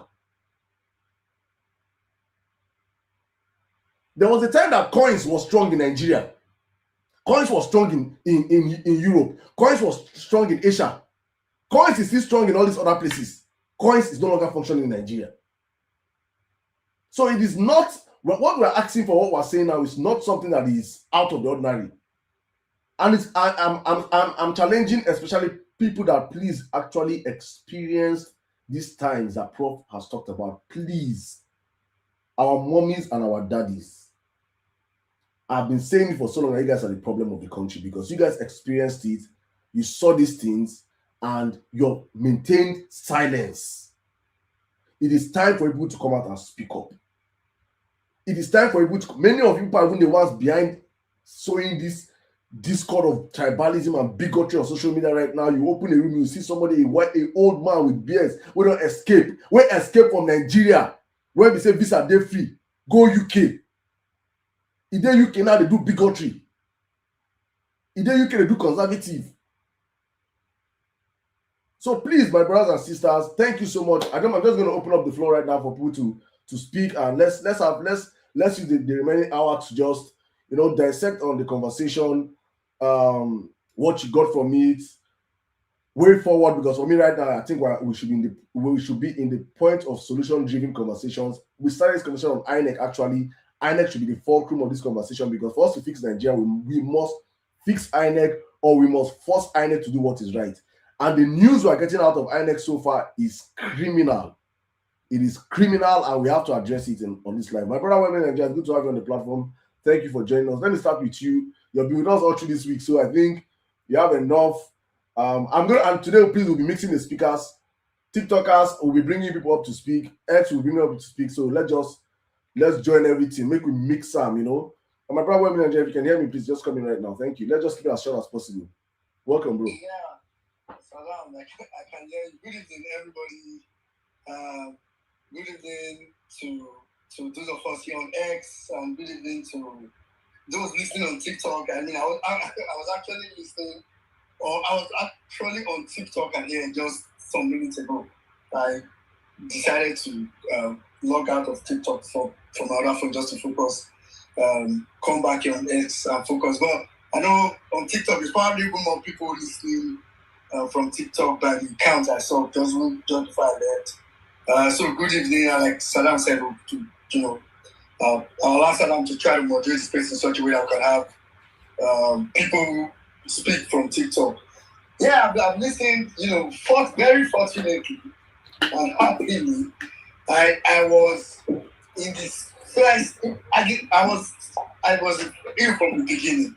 Even today, Salam, so I came, I had some other engagements, so that's why I was not on the space earlier. So I came in what would be Nigerian time about 10:30, so like, probably an hour, or actually 2 hours, 30 minutes into the conversation. That's when I was free. So I actually went on, before I started listening to the live conversation, I went to YouTube and went to play rewind, like to start, at least to catch up on some of the things that have been said. I skipped, I played it on fast and skip fast forward and skipped some places just to grab a lot of things. I have to tell you how much I want to make sure, and likely after the space, I'll probably go back on YouTube to listen properly, because like I said, I kind of listen, skipping some places and fast forwarding some places. I've been, and I think a lot of people have seen the first day, right? And Saddam had described how it happened. It was funny because same reaction I thought Saddam was going to have when the speaker at this time, who is now Professor Francis, who will now know Professor Francis, unmuted his mic and said, "Oh, can I go?" To my mind, I said, "Oh, this person knows Saddam." Saddam would just, like, I could see on TikTok, which is like an advantage, you could see the queue. I was like, okay, look, but divinely orchestrated. We're able to get to listen to it, and I was on the live, so I was in the comment section. I was, that's my role on TikTok, comment section. I said I only come up to speak every now and then, but when he was speaking, I couldn't. I don't know. I couldn't take it. It was just so much to take. That I just want to narrow down to something he said yesterday. Now, I wanted to say this yesterday during the space, but again, there was so much. There was just so much that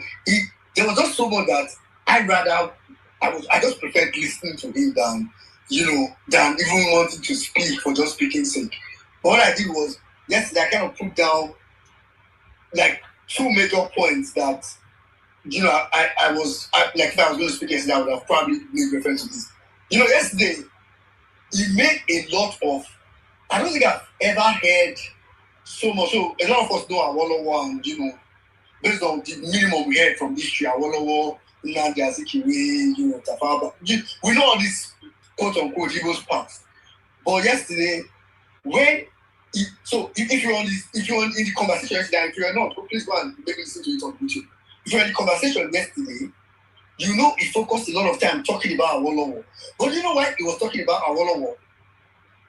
What I saw in all the description he was giving was a Peter Obi, because he really emphasized Awolowo's focus on education. How much Awolowo talked about education in Western Nigeria, and it just opened me. And one of the things I said in the comment section yesterday is that it's crazy how Awolowo labored, and this goes to Southwestern people. And for me, I'm not one of those people that think. I know there's probably a couple of bigots here and there that support Tinubu, but I've also seen a lot of Southwesterners that many that support Peter. So it's not really. It's just sad to think that someone like Awolowo labored to see that education is a big deal, starting from Southwest Nigeria to the whole of Nigeria. And we now have a Tinubu that has come to change their entire trajectory. He said yesterday, and I remember when he said this yesterday, that in that time, I don't know if it was Awolowo or Jakode, but he said there was a time where if you are in the streets when you're supposed to be in your school, or when you're supposed to be in school, your parents will go in for it. But now, Tinubu would rather have children on the streets. Like, Tinubu is more focused on creating more arberos than creating brilliant minds, than creating intelligent minds. If we continue on this trajectory in Nigeria, especially considering the fact that the few brilliant minds that we have left Nigeria, in 5-10 years from now, Nigeria will be a seriously deteriorated country. And I mean intellectually.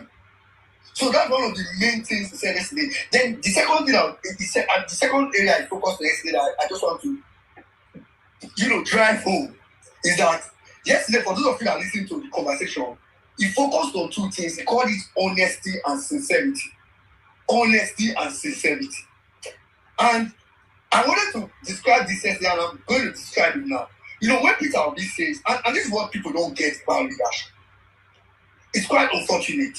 Peter Obi says this every time, that what we need is a leader with competence, capacity, character, and compassion. Peter Obi says this every time. So people don't understand the implication of those words. Because the truth is that competence alone cannot do it. So, because what some people might want to tell you that, Tinubu is competent, or he hires the most competent people, which we have proven that is a myth, it's a lie. We've seen the people he hired in this is 4 years now. My biggest joy about Tinubu is that we got to experience it. Because if people don't experience it, it's difficult to convince our northern brothers or some of our southwestern brothers, even some of southeastern people, to say this guy is a disaster. This guy is all these things that they say about, he gathers the best brain, it is a myth that doesn't exist. Because Lagos is naturally a state where, even with the poorest of leadership, I've said this before, a leader probably will rule Lagos and do better than Tinubu. Because Lagos is probably one of the easiest states to lead, based on the resources that you have. Very easy. Very easy. The best you can imagine if any other good leader has Lagos to run. So anyway, coming back to what I said, he talked about honesty and sincerity. And just to tell you, honesty and sincerity is that character component of what Peter Obi talks about. So it means that if you have a leader that is competent, like competent is, the intellectual part. Yeah, you went to school, you have the knowledge. Capacity is your ability to do it, like whether physical or other. Yes, you have the ability to do it. But what most of these leaders lack, which is what I want people to start telling anybody that tells you some of these things that they are all the same, is that it is character. And character is what the man broke down to sincerity and honesty. So it is why, even though Tinubu, no matter how much you advise him today to do the right thing, he cannot do it. It is not in him. He doesn't have the character. All right. You get? Tinubu does not have the character to deploy all these things. So it's why when people talk about this, he doesn't, because if he has the character, he would know some of all these exorbitant budget that they are doing, which is what Peter Obi will not do. Okay, my brother. One minute, because based on we can't make today as long as possible. Based on we know how today is a much of interview. I just want more people to respond, to reply. So I just want us to minimize the timing as much as possible, because we can. Brother, my waist is scattered here. So I don't know. So I mean, these are the 2 points I noted from what the man said yesterday. One, the similarity you can easily see between Abo and Peter Obi in terms of education, and two, the fact that what he emphasized yesterday in terms of honesty and sincerity is the character component of that CCC that Peter Obi talks about every time, which is missing in everybody you see. So, for example, if someone talks about Donald Duke, for example, what you want to ask is competent, yes, he has the capacity, but character-wise, so it's that character component that Peter Obi has proven. That character component and that compassion component that Peter Obi has proven, so they're really distinctive for me, from every other person. All right. So that's pretty much where I leave it for today. Thank you very much, my brother. Thank you. Let me just circle the mic back to TikTok for now. Thank you, guys. Thank you for your patience. Please, we'll just That's this my co-host, Well-being Nigeria. So everybody that will be coming right now, will be giving everybody minimum of please 4 minutes, just 4 minutes. Go straight to the point. Say what you've gotten from the whole conversations. You might not necessarily agree with us. You might not necessarily agree with what Prof have said. Let's know why.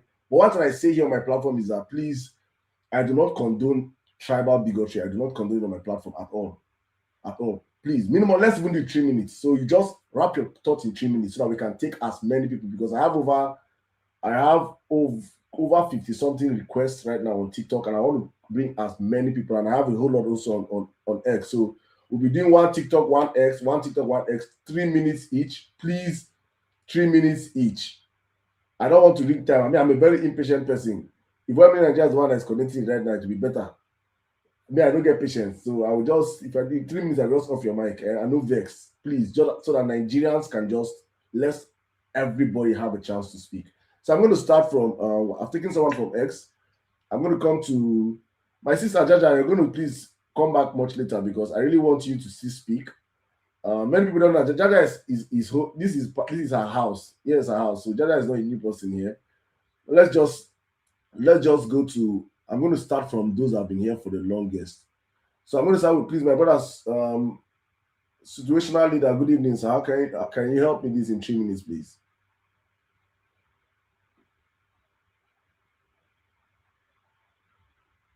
Situational leader, can you hear me?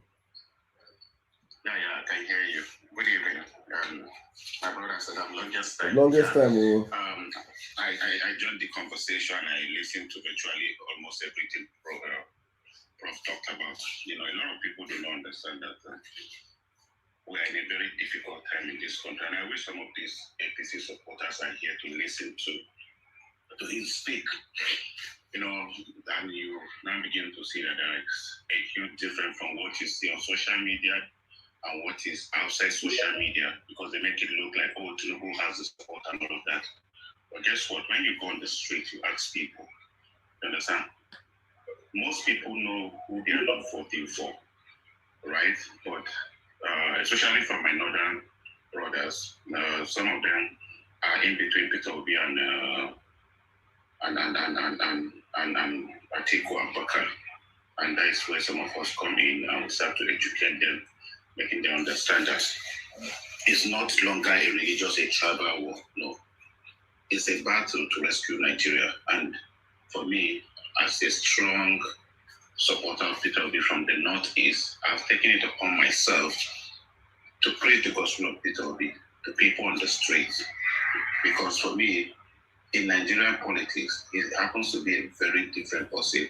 And when you have a group of corrupt people and then you have one that has, to an extent, conquered greed, it actually means that is one of the quality of a good leader. And because I feel like these people have nothing against, and that's just the truth. Peter Obi might not be sent, but he said something which I truly believe. He said, I'm not a saint, but he's sure that he's not a criminal. How many of them can beat their chest to say that?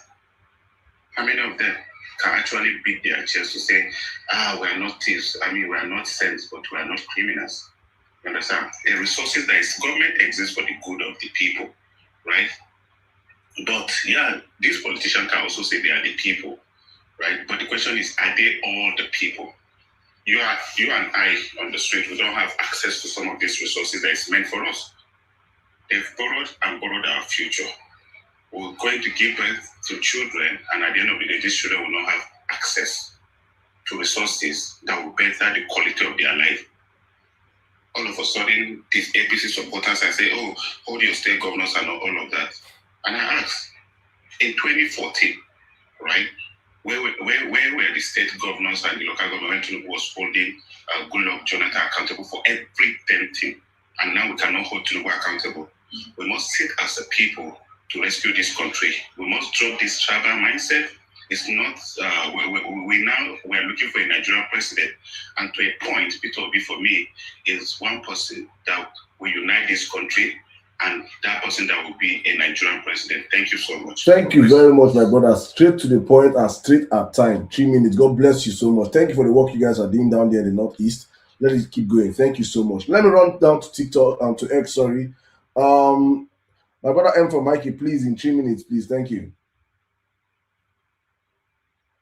Hello, Saddam, can you hear me? Yeah, you're audible. Go on, shoot, no. Okay. Well, I've listened to Prof, and I've enjoyed his submission and his nostalgic journey that he's taking us through to make us, experience some of the things what Nigeria used to be. But to be honest with you, there are some certain comparison he was making, and there are some certain submission he made, especially today, that I felt like there's a bit more to it. For example, when he was talking about comparing 1993 election to 2023, 2023 and 2027, the reality is 1990 election the simplest form of election can hold and be free and fair if the players want it to be free and fair. The difference between 2023 and 1993 election and now is that the actors then wanted a free and fair election. That is why people can just queue behind their candidates and they can just count and they can just declare the results. That is why Peter Obi, that is why MK Abiola could beat Tofa in Kano, even in his polling unit. It's because the players allowed it to be free and fair. Now, the difference now is that no matter what you do now, the players don't want it to be free and fair. If you listen to Adebayo, Prince Adebayo, which is one person that I really respect his level of intellect, he made a submission and he exposed a meeting he had with Tinubu with other groups. When they went to him, as a delegate, to say, let's talk to president and see if we can talk to him. And because Prof was saying that they listen. These people went to him and talked about the electoral reform and how it is affecting democracy. His response was that he was angry and he was telling them, why should I help? Why should I help you guys with the electoral reform? Why should I make election free and fair? That when I was in opposition, he didn't find it easy. That he had to fight. So he's contesting too. So you could see it's not about whether these things can be done. It's the will to want to do what is right. These people cannot do it. They are not ready to do it. And so we can talk about what the nation used to be in the past. And you ask the question, why is it that the people who played that role, who enjoyed Nigeria and experienced Nigeria in that manner, why is it that all of them kept quiet? Bro, there is a lot of factors that today might not be the time. We don't have the time to dig deep into the systemic breakdown of how Nigeria, the institutions became what it is today. Because it was a systemic, deliberate breakdown, destruction of the Nigerian economic system. So it didn't happen overnight. So we're not going to have the time now, but I'm sure that in the future, as time goes by, we will be able to sit down and deliberate and dig deep and expose all this structure. All right. But for me, to wrap up, I'll just say that nobody should think that you can talk APC into doing what is right. Talk from now till tomorrow. It's not going to happen. The only way things are going to change and Nigeria of our dream that we hope for will come through is all of us to actively be ready to make that Nigeria happen by demanding whatever it takes. We take our country back. That's it. There's no other way. Thank you. I rest. Thank you very much, my brother. Thank you very much. I 100% agree with you. APC is if you're thinking of gentleman approach to APC, there is no way for you. APC must see madness. APC must see if it's only madness, you can insecure madness. The kind of APC madness, only madness. But I totally agree with you. Thank you very much. All right, but I did not think. Let me just to on the side of Prof, I did not see Prof comparing the same 1993 elections and 2023 elections were the same. He was not saying they were the same. He was just saying we have had a free and fair election previously. Why can't we do it going forward? So I want to put that in context that he has been supported with INEC up until date, right? So he's not trying to smooth talk or feel like INEC and China. No. That was not his angle of the conversation. But thank you so much. Let me run to TikTok real quick. Please, guys, just 3 minutes. Let's just do it in 3 minutes, everybody, so that we can just share the mic. Maybe tomorrow or and also if we don't come out, we do this every weekdays. Mondays through Wednesdays. We are here Mondays to Thursdays. Fridays through the weekend we rest. Then we come back on Mondays, 10 p.m. Nigerian time on Monday. You can catch us here on TikTok Live, just in case you want to join the conversation next time. That's just for me to drop it out there. But let me run the mic right now to who came out here last? Ima E. Ima E, can you hear me, please? You have 3 minutes, please. Thank you so much, Saddam. My name not supposed hard now. Sorry, sir. Okay, thank you for the inspiration you had when you brought Prof up to this platform, because he has really enlightened our minds, especially touching on what made Nigeria really stand out back in the days, you know. So I know I equally heard about those stories from my dad, who equally went to UNN, and then he was in the Senate in the 80s. So they did a lot to transform Nigeria, which APC has watered down a lot. But my major concern is on how to reform the minds of the people now, because when you talk about government is on a level of their own, but the people are also on another level, because you see the trend now, and the mindset of most people now, they are easily conformed to tribalism, they are easily conform to bigotry and stuff. So how do we get, I don't know, it's always been a bother to me, because the same people get recycled into our systems, and then they come and then they still do the same things. We've had people in government who have stayed there for as long as the Oshomoles, you know, all those set of people who have not really been able to, I don't know, affect Nigeria in the way we expected, it should have gone by now. So it's the people I'm always more concerned about. How are we, especially with the newer breed of people now, how are we able to, because when Prof was talking, you know, he spoke from enthusiasm. He still believed that a better Nigeria could still, because he had experienced a better Nigeria at some stage. But now for the people, for most of, I don't belong to that school of thought anyway, because I know that why I left Nigeria was not probably because I foresaw that, Nigeria would deteriorate so bad, and then it did come to pass. But for the people, for our people now with the mindsets that are easily conformed to not wanting to see that, you know, this is black and this is white, and they still go on to because of personal gains and stuff. So my major concern has always been with the people and how we're able to affect Nigeria as a whole. Thank you. Thank you very much. Thank you, my sister. For me, you know, there are people with two different ideologies. Some people believe that change starts with the people. Some people believe that change starts from the top, right? And me, I'm of the opinion that change actually starts from the top. The people are. Some people say that the leaders are a product of the people. I firmly believe that while that is true, the people are also a product of the leaders. So, and which is easier to fix? Generally speaking, which is easier to fix? Is it easier to fix the mindset of 200 million people or the mindset of less than 2,000 people? The truth is that the easiest one to fix is the mindset of 2,000 people than 200 million people. And the truth of the matter is that those 2,000 people have the power now to reform the minds of the 250 million people. I always give this analogy and I say, I myself now in a Western country, before I leave my house, I must empty my bowel. I must make sure if it's a long trip, I'll make sure I don't drink much water before I go out. Because if by mistake I don't empty my bowel, I feel like wanting to urinate outside, I must hold it until I find a place where I will pay and urinate. Because my friend, we don't waka like that. That's Naija guy. We dey with the waka. He say make him go say urinate. I say guy. He say abeg the thing they catch me. He go okay. Prrr. You don't go make him go find one angle. Go urinate. Next thing, see police with bicycle. Just come. They wait for him for behind with they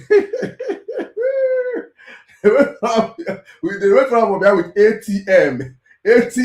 Listen. You pay like 150 something euros for charge. I witnessed that on my eyes. Since that day, the urine want my bladder won't break, make it break. But you see right now, if we come to Nigeria, if urine dey catch me, I dey inside car, I go tell driver park, make I go release am for gutter. You go drive through this thing, you go see people wey sit down for they look you, then open their nails, they shit for outside. This is exactly how Singapore was prior to the advance of Lee Kuan Yew. Go and Google, read about Singapore. When you have a good leader that comes in and puts in checks and balances, and say, let me give you guys an instance now. In Lagos, if you're caught urinating or defecating in public, you pay a fine of 50,000 naira. And when you're doing this, you've already created public toilets already in the state, different public toilets in the state that people pay to urinate 100 naira, to go to toilet 200 naira. CCTV cameras are everywhere. They know that camera is watching them. Nobody will urinate outside. Nobody will defecate outside. Because not just you putting in rules and laws to checkmate it, you have actually created a system that they can actually use, which will be, the government will be earning money from that system, and you're also training the minds of the people. So you see, it's easier to fix. Policies and laws are easier to direct. Even the worst, the most stubborn set of people on earth, the most criminalized set of people on earth, take them to a place of law and order. They will adhere, because there are consequences for bad behaviors. But what we have in Nigeria today is that there are no consequences for bad behavior. So there's no law and order. You will line up in the airport, from Heathrow Airport. Oshomole will line up in the airport in America. They will enter train in America. As they land in MM1, they will start jumping queue. The same you that lined up, because there are no repercussion for bad behavior. And bad behavior and repercussion, consequences, does not have age. It does not have rank. It's a respecter of nobody. Be you president, be you senator, be you governor, be you House of Rep. That is how you change the country. And this is what Prof was talking about yesterday. Low-hanging fruits. This one I'm saying right now, you can implement it in your first day in office. A government that is serious, but Tinubu is not a serious government. Let us run to I think let's take someone from, I think, where did we come from last time? I think on X, please. My brother, please, I have to jump protocol. Terence, please come in right now, please. Wow, at last. Okay, good evening, ladies and gentlemen. It's been a pleasure listening to Prof give us wealth of knowledge. Well, Salam, I think he missed the date, because I remember when I was in higher institution, Chevron came to my school, but I went to Polytechnic, so these are specialized studies. So Chevron came, Total came, Mobil came, and they came for recruitment. So these are things we also enjoyed. Unfortunately, the system is now so bad that our level of education has dropped tremendously. But it's good that we were brought back to how it was back then. Because I also still remember that I went to a boarding school, and in my boarding school, we were fed 3-spare meal, breakfast, lunch, and dinner. We had the best schools, even when we had public schools, private schools, and we did quiz competitions and all that. And the private schools were struggling, where the government schools were in terms of education. And we had chemistry, physics, and biology labs that were well funded. But that's the reason why I'm here is because I want to inform everybody, obedient Nigerians, well-meaning individuals. Last week, Thursday, I tried all I could to come on the space, because the crew of Vawulence Space had given me the permission to introduce a project that we had discussed, and we said Vawulence Space is one of the spaces that we'll be using to spearhead this pet project. Now, imagine a scenario where, okay, let me put it this way. My target and my aspiration right now is to get Nigerians to hate APC. Sorry, I'm using strong words, but this is how I feel. My target and my aspirations is to get Nigerians to make APC be afraid to campaign, because the only way we can do that is for individuals or Nigerians to be abreast with informations that we on Twitter, and thanks to Saddam with his MS Saddam show, has broadened the horizon to TikTok, to Facebook. In fact, somehow you've done a great job, because even when here that I'm not in Nigeria, and somebody came to my office yesterday and said, he listens to Saddam Space on YouTube, and I'm like, Saddam? Is it the Saddam I know? I say, I don't know if you know the Saddam. I say, Saddam, I have Saddam's contact, and it felt good to brag that I had access to Saddam, even when he didn't have access to Saddam, but he listens to Saddam Space on YouTube, and I'm like, the only social media space I am on is Twitter. And he's only on YouTube, and he listens to Saddam show. I said, okay, listen to Saddam show this night. You hear my voice on the show, and then we're going to talk to when we meet. So Saddam, kudos to that. You are really doing a tremendous job. People are beginning to talk about you, and it's because you saw the need to reach out to this social media, and kudos. Thank you for that. But let's see how we can expand this opportunity. And the reason is this: imagine we had an opportunity where we created listening centers. Listening centers, when that the World Cup is going on, we have people going to viewing centers to view matches and all that. Imagine a scenario where we have people listening in to us with speakers connected to a phone, our families connected to our shows, listening to us via a Bluetooth speaker, and also from time to time connect. Now, when I spoke with a few of us, we decided that the Vawulence Space, which is the largest obedience movement space, is one of the main spaces that we're going to be using this opportunity and spreading this message with. Also, we highlighted the one MMC space. We also highlighted the Obedient Ninja space. Now, I am coming to make this announcement here with the authorization of the Vawulence Space crew to get volunteers. Reach out to me on DM, reach out to Saddam, reach out to Mommy Anka Dede, Magnific Dude. We would be discussing with you on a Google Meet on a designated date to give you the modalities of what we're going to be doing.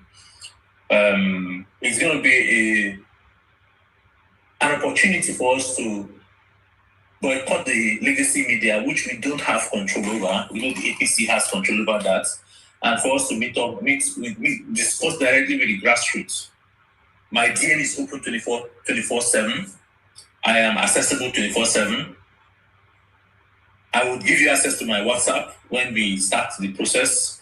You're going to have special seats highlighted for members of the volunteer group in these spaces, because they would need to speak with. Imagine a scenario where we have people in Abuja in a listening center discussing and talking with persons that are in Sokoto or in the east or in the south or in the south.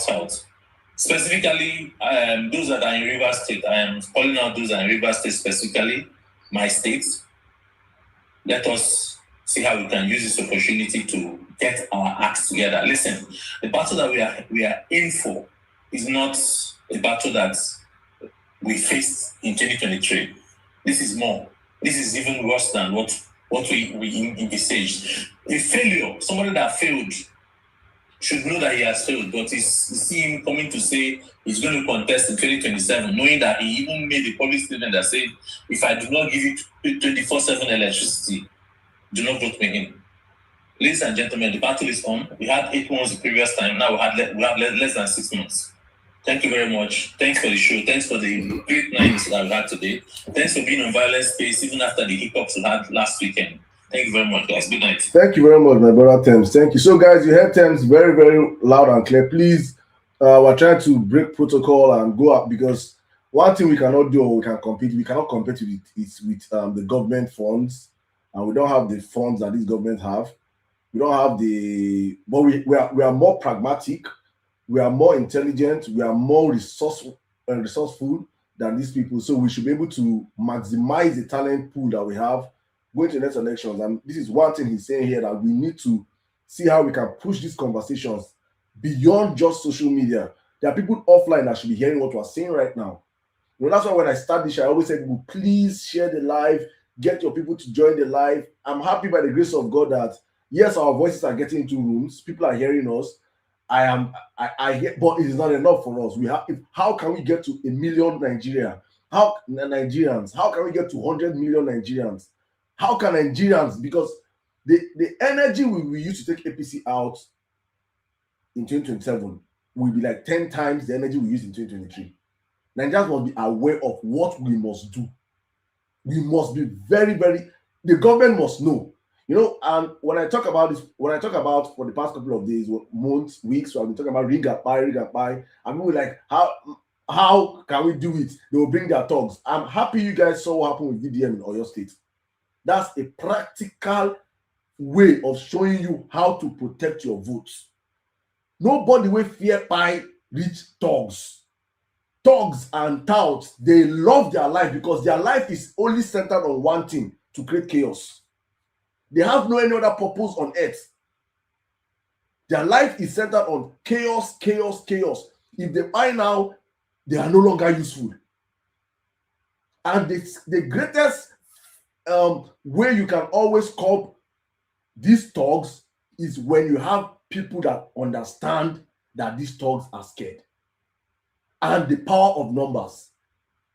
So our job is to make sure that Nigerians know all these things we are saying. So we don't just circle the conversation around thousands of us across different platforms here. No, Nigerians everywhere should know what we're saying. So please reach out to my brother Thames and subsequent spaces. Please, Thames, you can come on Monday also, so that you can also just reshare this stuff for those that are not here. Let's make people understand what we want to do. We want to make sure that Nigerians offline can hear what we're doing online. Thank you so much, my brother. So let me just take from TikTok. Call me Julie. Julie, welcome. Good evening. Please, 3 minutes.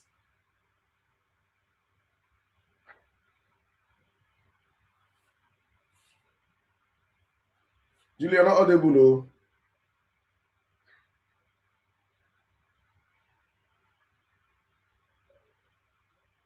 In case you think you're speaking, we can't hear you, but your mic is on mute. So I don't know if you could check your audio and come back. Let me circle. Julie, try. All right, let me circle to Mickey. Mickey, come in, please. You have 3 minutes, please. Good evening, everybody. Good evening, Sir Saddam.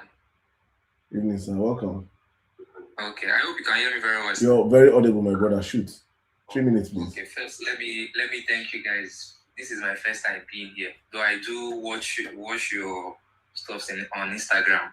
Then I came to TikTok now and I saw the stuff. I first of all saw Tunde's post, so I was like, wow. So I was able to see you.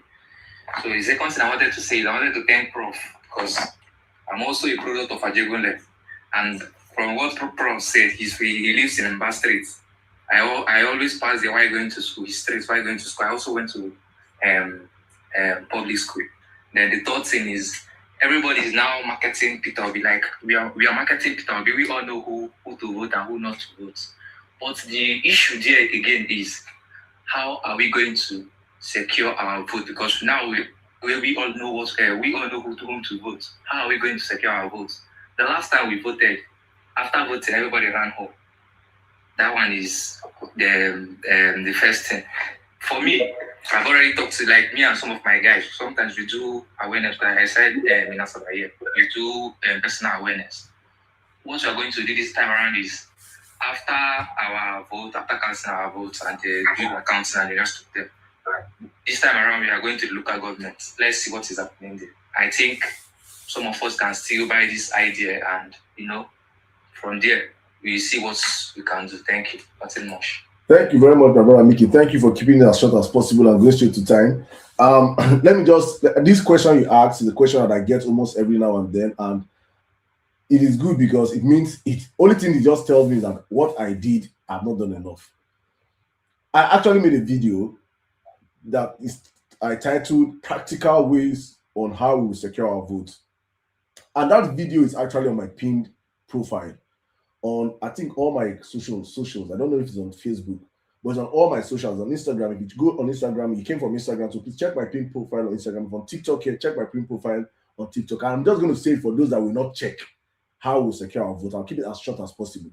So after the last elections, you voted, you counted your votes from the polling units, and you won your polling units, you went back home. That's what happened. That's what happened. That's what 70 or 80, that's what 90% of Nigerians did in the last elections. But what we forgot is that elections are not won in the polling units. Elections are actually won in the coalition centers. That's where you win elections. So you can win in the polling units, they go to coalition centers where they tie the vote and write something else. So what we have to do going forward, how we will secure our vote, is actually what they call the Kwankwasia method of voting, which is you vote, you remain after you vote, you and your friends, your cartel of friends, you follow your votes from the polling units to the coalition center, to the wards. That is where you say your local government. From the local government, you people will stay there in your hundreds of thousands. When a man that has been mandated to rig an elections and has been paid upfront sees thousands of people in his office demand, and meanwhile, as we're saying this, there's actual the parties have already created a parallel IREF. So we already know the vote count for every local government. And in real time, will be recorded. And we don't care what INEC is doing. We are going to do what we have to do. I'm saying what the party is doing already right now. There's going to be real-time transmission, real time. So if you're in your ward right now and we've already tabulated your ward results, and let's say Tinubu has 50,000 votes in your ward, and let's say Peter B has 20,000 votes in your ward. Let's say Atiku has 10,000 votes in your ward, right? So Tinubu is winning that ward. What you people that have come to do is to make sure that 50,000 votes, you already know. INEC work is to not start doing their own tabulation manually there. You already have an idea of the votes you people are going to come and see and hear in your thousands there. So any vote count that is contrary to what people already know will not be accepted. And how this works is that actually that even with your presence alone in that coalition center, in your thousands, automatically those people that are collecting the result knows that we cannot rig this one, because Nigerians are actually outside demanding that their vote must count. And if we do that and follow the votes from the polling units to the coalition centers, from the coalition centers to the state rec itself, in your hundreds of thousands, like Prof was saying that happened in Edo State, that the army came and gathered the coalition center. They gathered the coalition center because the people were not on ground. If 50,000 Edo citizens that voted for the guy that claimed he won the elections, if 50,000 of them occupied that coalition center before army came, army wouldn't have way to even pass in the first place. So we have to understand our roles as citizens and be ready to play our roles on time. And lastly, it will be a sacrilege for any Nigerian to come out and say, I did my polling unit. You're a grown-up man, an adult man, and you say, we did our polling unit too, and some talks come 5 or 10 talks will come with 150 people a day. It's a sacrilege now. So we have to be ready for them also. As VDM do them, that's what we're supposed to do also. That's just plug. But if you want to see how more practical sense, please just go on my pin listener and you see the video. Also, please share it with your friends and family that have the same question, please. Thank you so much, my brother. Thank you, Mickey. Now let me come to X real quick. Please, my Dimek, come in. You've been here for so long, so I'm just going to give you 3 minutes, please. Dimek, welcome.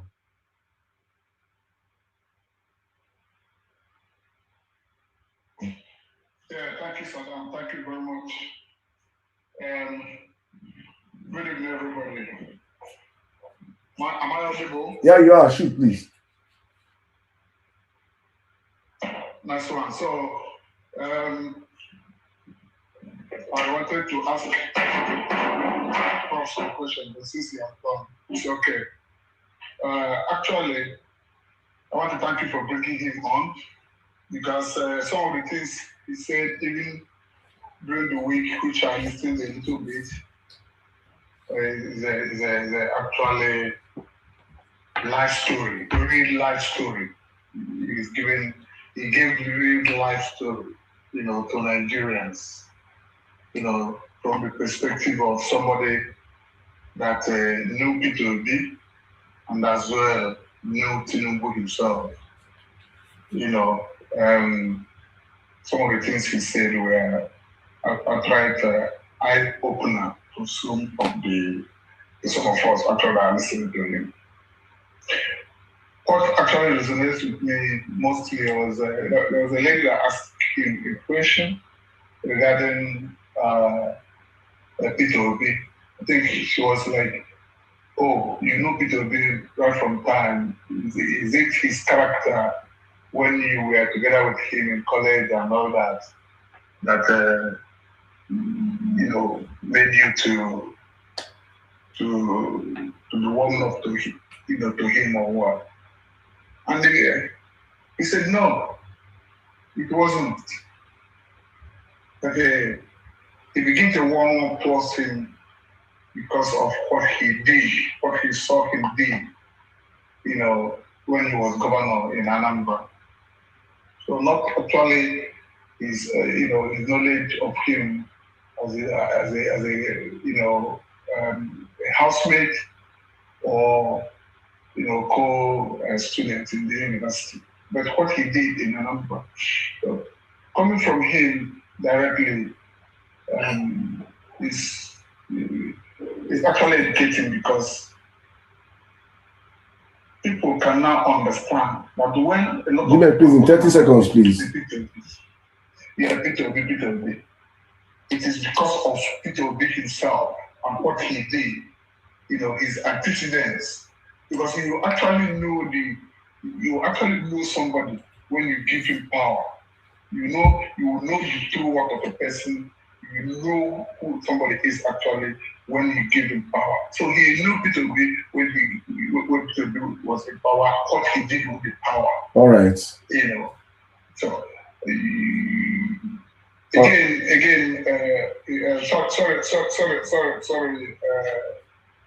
sorry, Saddam.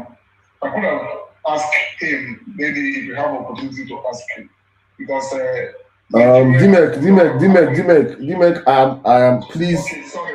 I have to please. I am working with time and my brother. Okay, it's okay. Thank you very much. Thank you very much. Please.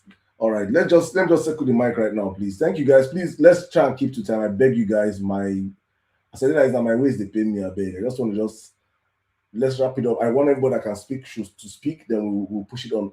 Call me, Julia. Are you ready to speak now, please?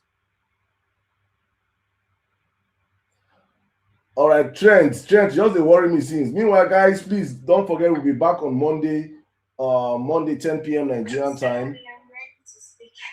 I'm so sorry. I connected my AirPod and I had to remove it. I'm sorry, sir. All right, that's fine. You have like 3 minutes, please. I heard half of what Prof told us, and I think I understand everything, but I just want to add my 2 cents.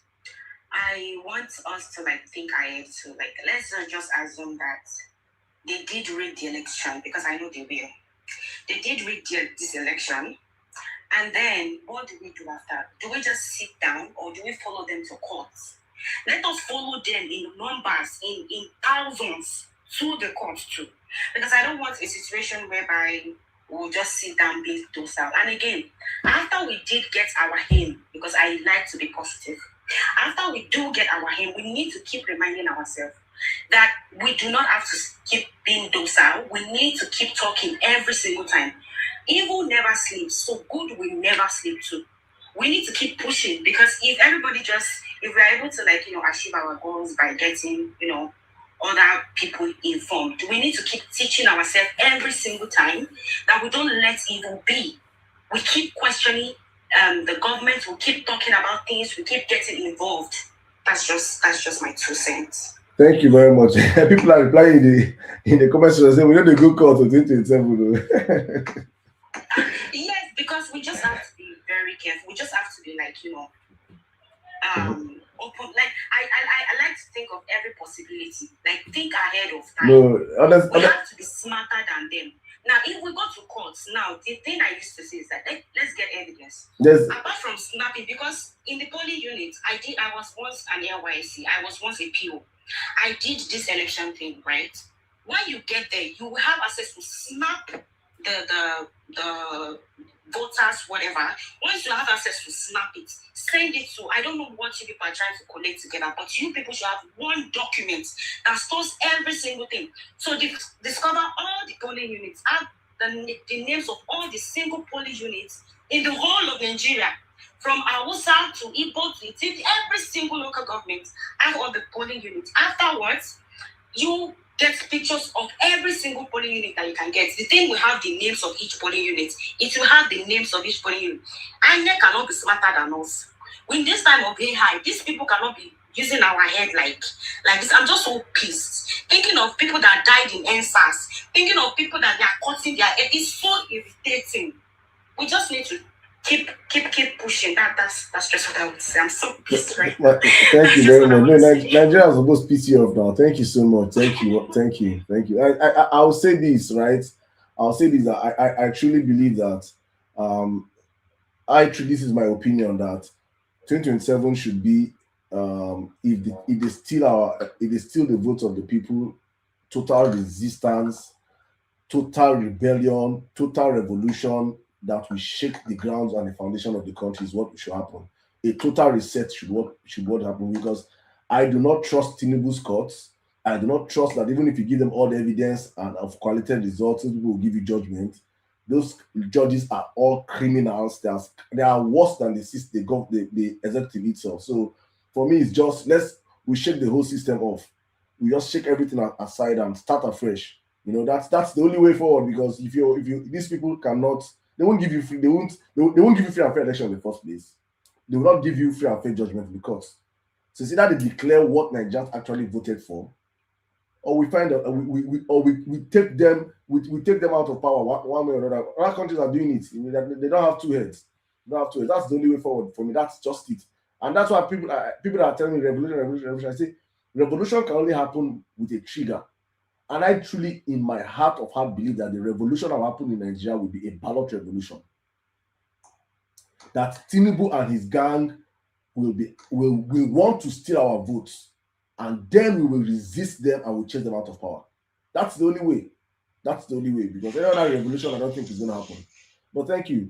Let's just keep the flow of the conversation going. Please, God be for Nigeria, my sister. Welcome. Good evening. Hi, good evening once again, Emir. Well, meaning everyone. Please, 3 minutes, please. Yeah, of course. And everyone on all the platforms, I greet you once again.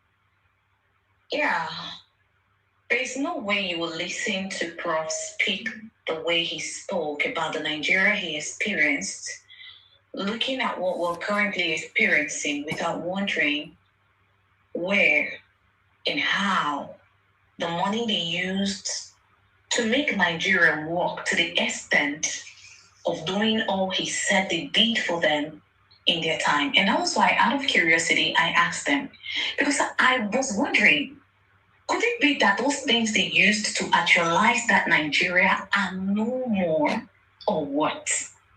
And from his answers, from the answer he gave, realized that the cocoa they used then are still in Nigeria. The groundnuts they use are still in Nigeria, and we eat that same groundnut every day. The palm kernel or palm nut they used, we still have palm kernel till date. I am a Deltan. Palm oil source come in Niger Delta. In other words, everything we had as Nigerians that our then government used to make Nigeria work made our hospitals so equipped to the extent that the the king of Saudi Arabia was coming into Nigeria for treatment. Everything is still in Nigeria.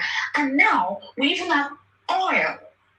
The same oil that Dubai has used to develop so much that to the point all our politicians and every Nigerian that is capable of moving out of Nigeria want to go to Dubai and enjoy what they have put in place.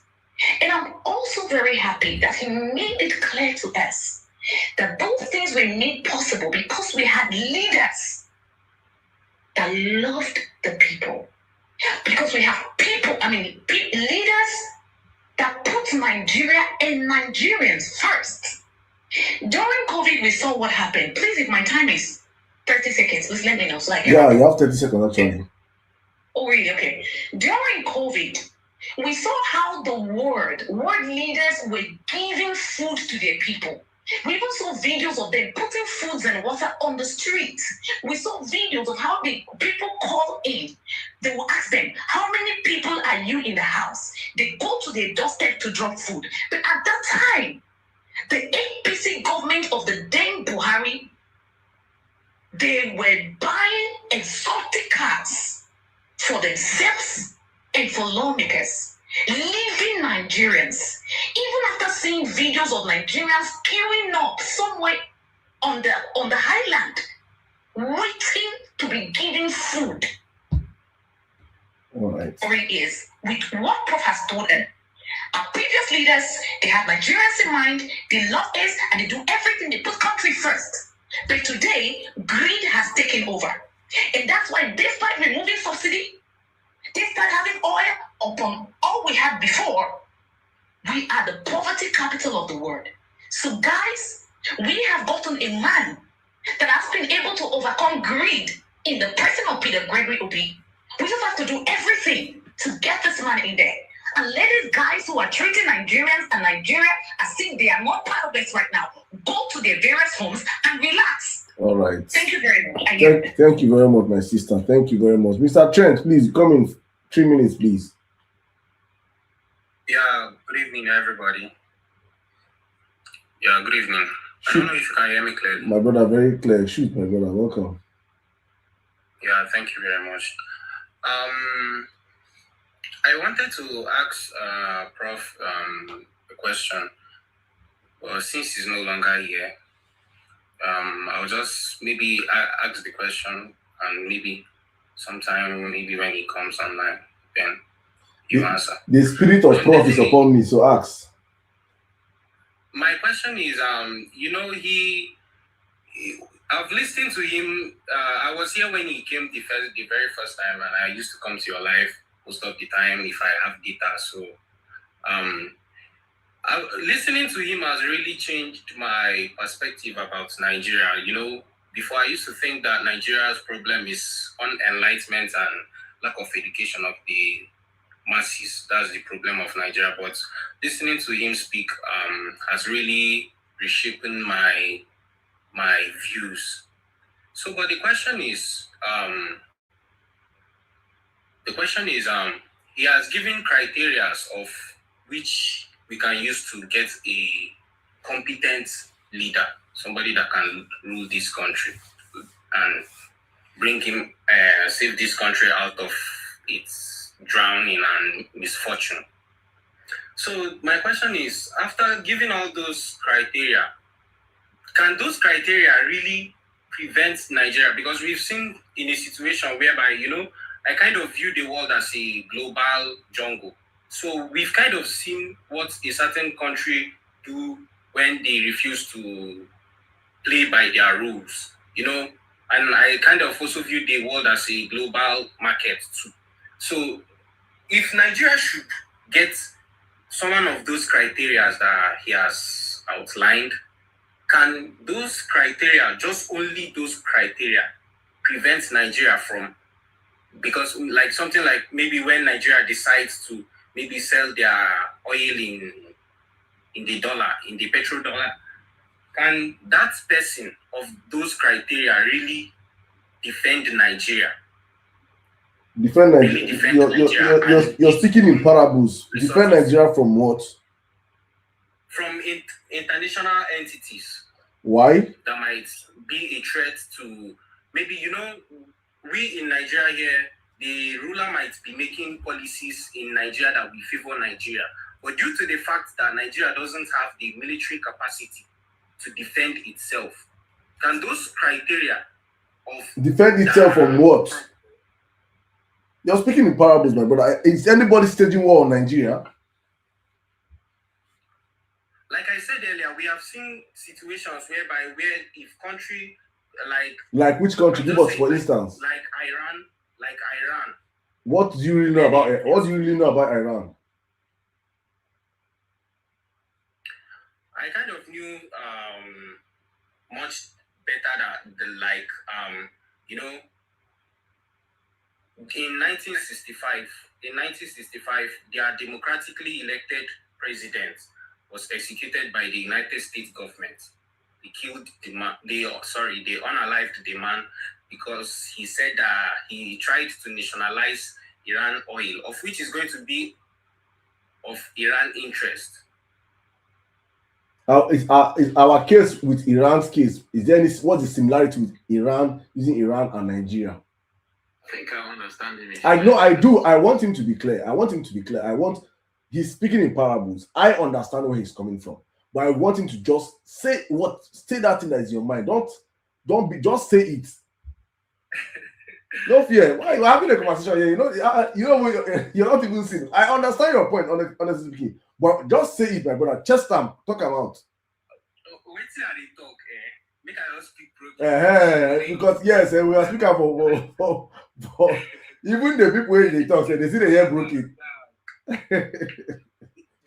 think they say, they try to say, me and people they get these conversations very well, we say we argue, and that thing they make me the reason some kind of mentality waiting for Nigeria. I swear.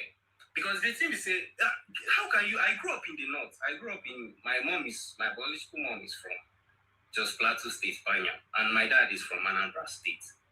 I grew up in north. In that Jos where I did, railway full everywhere. So you're my brother. But that railway, they carry people. They carry people.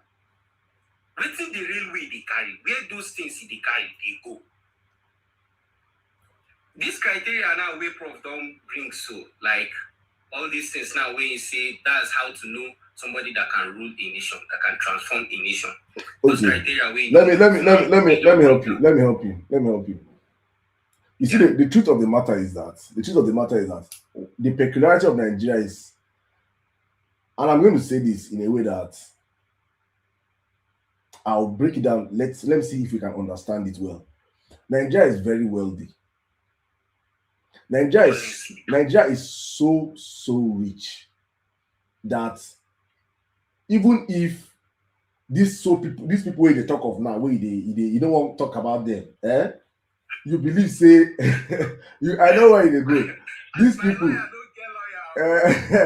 those people now, if we say those people, their agenda and say they don't want make Nigeria use that thing we get, right? The truth of the matter is that there's so much wealth at the corridors of power still that can effect positive change in the country, that the country can still move on, and those people will still be benefiting. Let me tell you something, right? I want you to understand is that in every developed country in the world, there are two kinds of economies that run those countries: the formal economy and the informal economy. The formal economy is what me and you see. The informal economy we don't see. Those are the people that these same people now, where they talk of, now them they run the informal economy across the world. The movement of hard Tinubu people, white people, the people where they run the informal economy of every nation on this planet Earth. But the truth of the matter is that the painful thing is that it's like a parallel government, but they work together. It's a symbiotic relationship. When you have a country whereby the informal are just taken out and the formal are aware of it, but they're not doing anything to see how they can use the informal to attract the formal, to help the formal instead, then there's a problem, and that's why we are in Nigeria today. Our problem is that the informal is not working, the formal is not working. So the man called Mr. P2B right now, we focus on the formal. Where he will have a problem is if he comes in and want to go and start putting a hand in the informal. Then those people, those forces that you talk of now, will come, he will now be a threat to them. Nigeria is so wealthy that you don't even need to focus on the formal, the informal. But humans are meant to evolve now. You will when you're evolving, you will use your brain now. There's some things that you met on ground that you can. That's why for me, as people say, when you enter, you can't jail people. You don't jail. And to me, I've said it before. It's that when you don't close your shop and chase thieves. If you close your shops because thieves are pursuing you, are coming there, you cannot sell. You have to know the peculiarity of your problem. You have to create strategies to deal with your problems in a way that you don't. Let me use Anambra State for example, when P2B was governor. And when I speak about P2B, I speak about from his past experience. Anambra State has the biggest ratio and number of billionaires in Nigeria. Anambra has the strongest men in Nigeria. Men when they hear word, men when they create chaos. I've said this before. I said Anambra is the only state in Nigeria in history that a sitting governor was kidnapped. A sitting governor. It has not happened anywhere ever. It will never happen again. A sitting governor was, they carry him like Peking. The government house was burnt down. Anambra State. Now strong men full that state until P2B came. So he already has a history of knowing how to deal with strong men. And you see P2B, you see how people they come to sit for your house. He goes to visit people in their houses. So he knows these people that will go. Me, I'm 100% certain that he knows this informal economy. But he's not going to put his interest there or put his mind there because he knows that in the formal economy itself, I can fix Nigeria because there's enough human capacity to fix Nigeria in the formal economy. So that place where your eye they go, my brother, come on your eye for there. Because whether you like it or not, that economy will continue to run. That's the unfortunate truth of a reality. I hope I've helped you, Sha. If I'm not helping, maybe we'll talk more. Let's just allow other people come into the conversation, please. Talk more about it, Sha. No, you don't try. Thank you very much. Thank you. All right, let's just come to GT Web. GT Web, welcome to the live. Please just in 3 minutes, we'll wrap up the live right now. I'll wrap up the live on X, then we'll just wrap up on TikTok. Focus more on TikTok. Good morning, guys. Good morning, everybody. Good morning, Saddam. I want to thank the prof for coming on board to enlighten us. I have been hearing about all of those things he talked about, and whenever they talk about all of those things, one begins to wonder if they ever happen. So it's so true to be believed. I'm actually very concerned about the issue we are having in our country, Nigeria, today, and I believe the last election, because we won that election, and the coming election is also going to win. Now is how we are going to protect our vote, to making sure our vote counts. And that is the area where I want to chip in. I understand you explained earlier. We have 176,974 polling units in Nigeria. When the presidential House of Rep election will be coming up in January, all of this ward will be active. This is what I be saying, that NDC as a political party are all women in Nigeria who want Nigeria to be better as a country should do. The NDC as a party must come up with a structure to making sure that they employ people to man those election polling units of 176,974 on election day. And the NDC as a party, like what Patutomi said, should set up a a room where everything is going to be sent to. So what are they going to do? The polling agents are going to snap all of those ECFA forms on election day after the election, because the re-election is being won in the polling unit. The collation center, they changes everything in the collation center. So the winners are right there determined in the election in the polling unit. So these 176,000 plus electoral agents are going to snap a clear copy of this ECFA form and send it to a platform that will be originated by the NDC party. They are not going to announce results in concurrent or in alongside with INEC. You know what they should be doing is to make it open to the world. When the CAD funds will be pouring in, it should be live to the world to see what is happening. So when it is being done, INEC have no choice. The Nigerian government have no choice because it has gone beyond what they can handle. Then from there on our own as citizens, as the electorate, we are to march with our ECA form to the polling, to the collation center. We should come there, bring our food, bring our address, our JBA to make sure that we observe whatever that is going on there. Because if we must get it right as a country, we must get our electionary process right. This is the little I want to chip in, and I want to thank you. I just got to know you yesterday. I listened to Prof while you were on the live with him, and I have been looking forward to a constructive and pragmatic submission on life like this, where many Nigeria who have something intellectually to offer and how we can move this country forward, coming together to discuss this idea on the larger platform. And I believe this is a very good one, and I want to thank you for what you are doing. At this juncture, I would like to leave it here. Do I have many other things to say? I believe as time goes on, I will also come up and make some other submission. Thank you. Thank you very much, Abara. It's good to know you too. Thank you so much. Thank you. All right, guys. I think I'm just going to call it a wrap from my. We're going to end the after party on TikTok for the next couple of. Sorry, GT, if you just mute your mic. My brother, Welcome Nigeria, thank you so much. Let's just go on TikTok, guys.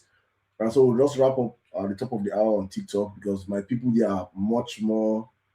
They have been so patient with us. So please, I want to thank you guys. Every one of you have joined us from X. Let me wrap up on X and we'll come to TikTok for the after party. So if you don't have my TikTok, please, it's at the Emir Saddam Show. Just go follow us up there if you still want to join the conversation. Thank you so much to all my Vawulencers on X. Thank you for always supporting this platform. Whenever we call you guys are always out sharing your numbers. Thank you for the conversations. Everything you guys are doing. Please, let's just get ready for a country that we ourselves have to fix it ourselves. We're not waiting for anybody. Nobody's going to come and do it for us if we don't do it ourselves. So I'll see you guys next week. But I'm going to just be a shout out to every one of you. My brother William Nigeria, thank you. Real Jack, JT, all of you that requested for the mic and did not get a chance to speak. I beg, no vex. We'll be back next week, Thursday, again for the Vawulence Space. My Mama Wakiri, thank you so much. Magnific dude. Momianka Dede, Godfrey from Nigeria, Naira Exchange. Is the first one, Mr. Tony Otumbadike, Wenzi, D-Mac, Stella, you're everywhere on YouTube. Oyewole, my brother, thank you so much. Cindy Gold, Proud, Duchess, Vinny, Obi, Song, Chris, Folu, Prince, Concern, Facility, Julius, Adiwale, Talatu, every one of you that came out tonight on the Vawulence Space, Army of PH, I see you. Thank you so much, guys. I'm going to take this show right now to TikTok. Let's have some serious conversations on TikTok, guys. Thank you so much. I'll see you guys same time, same station next week, Thursday on the Vawulence Space. But don't forget that we're back on Monday on Emir Saddam Show, 10 p.m. Nigerian time. God bless you all. Good night from my side on TikTok. Let's go back to TikTok. All right, my people on TikTok, how you be now? I'm back. So look, I'm giving a mic now so people can speak. Oh God, see how many requests. Jesus. Now I can't bring everybody up. I beg, no vex. I can't bring everybody up. Let's see as we can bring the much you can bring up. Aye Koto. Aye Koto. I appreciate everything you are doing, and you are really giving service to Nigerians. Thank you, sir. And my prayer is that your effort will not be in vain. Amen. So I thank everybody on the platform as well. Now, my point is going to be very clear and simple. The first one has to do with how do we protect our votes. I was a collation officer for elections in 3 cycles from 2011, 2015, and 2019, after which I left Nigeria. So I will give you practical example of what happened in the collation place. Now, when you get to collation, the agents are expected to be there where you are collating. The agents that were at the voting units are also coming to the collation center where the result will be first collated.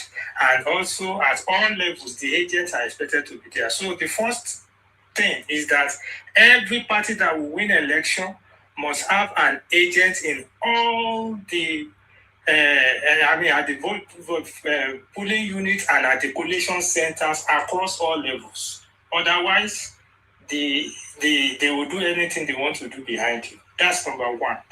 So you must make sure you have an agent in all the places where the election will be collated. That's number one.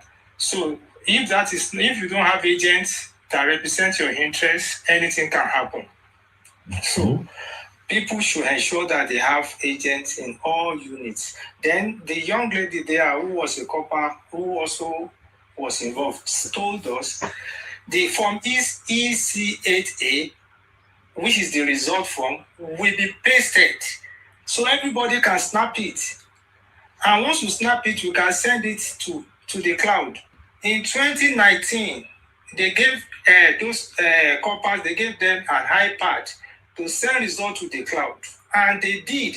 But I don't know why they are not using that. So what we can demand from them now is electoral reform, electronic transmission of results. We must get that before 2027 election. So that's point one. Point two, we must also demand from anybody contesting for the office of the President of Nigeria developmental agenda blueprint.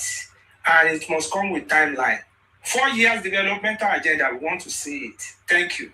Thank you very much, my brother Ekoto. Thank you very much. Oluwarotimi Tobilola, can you do this in 3 minutes, please?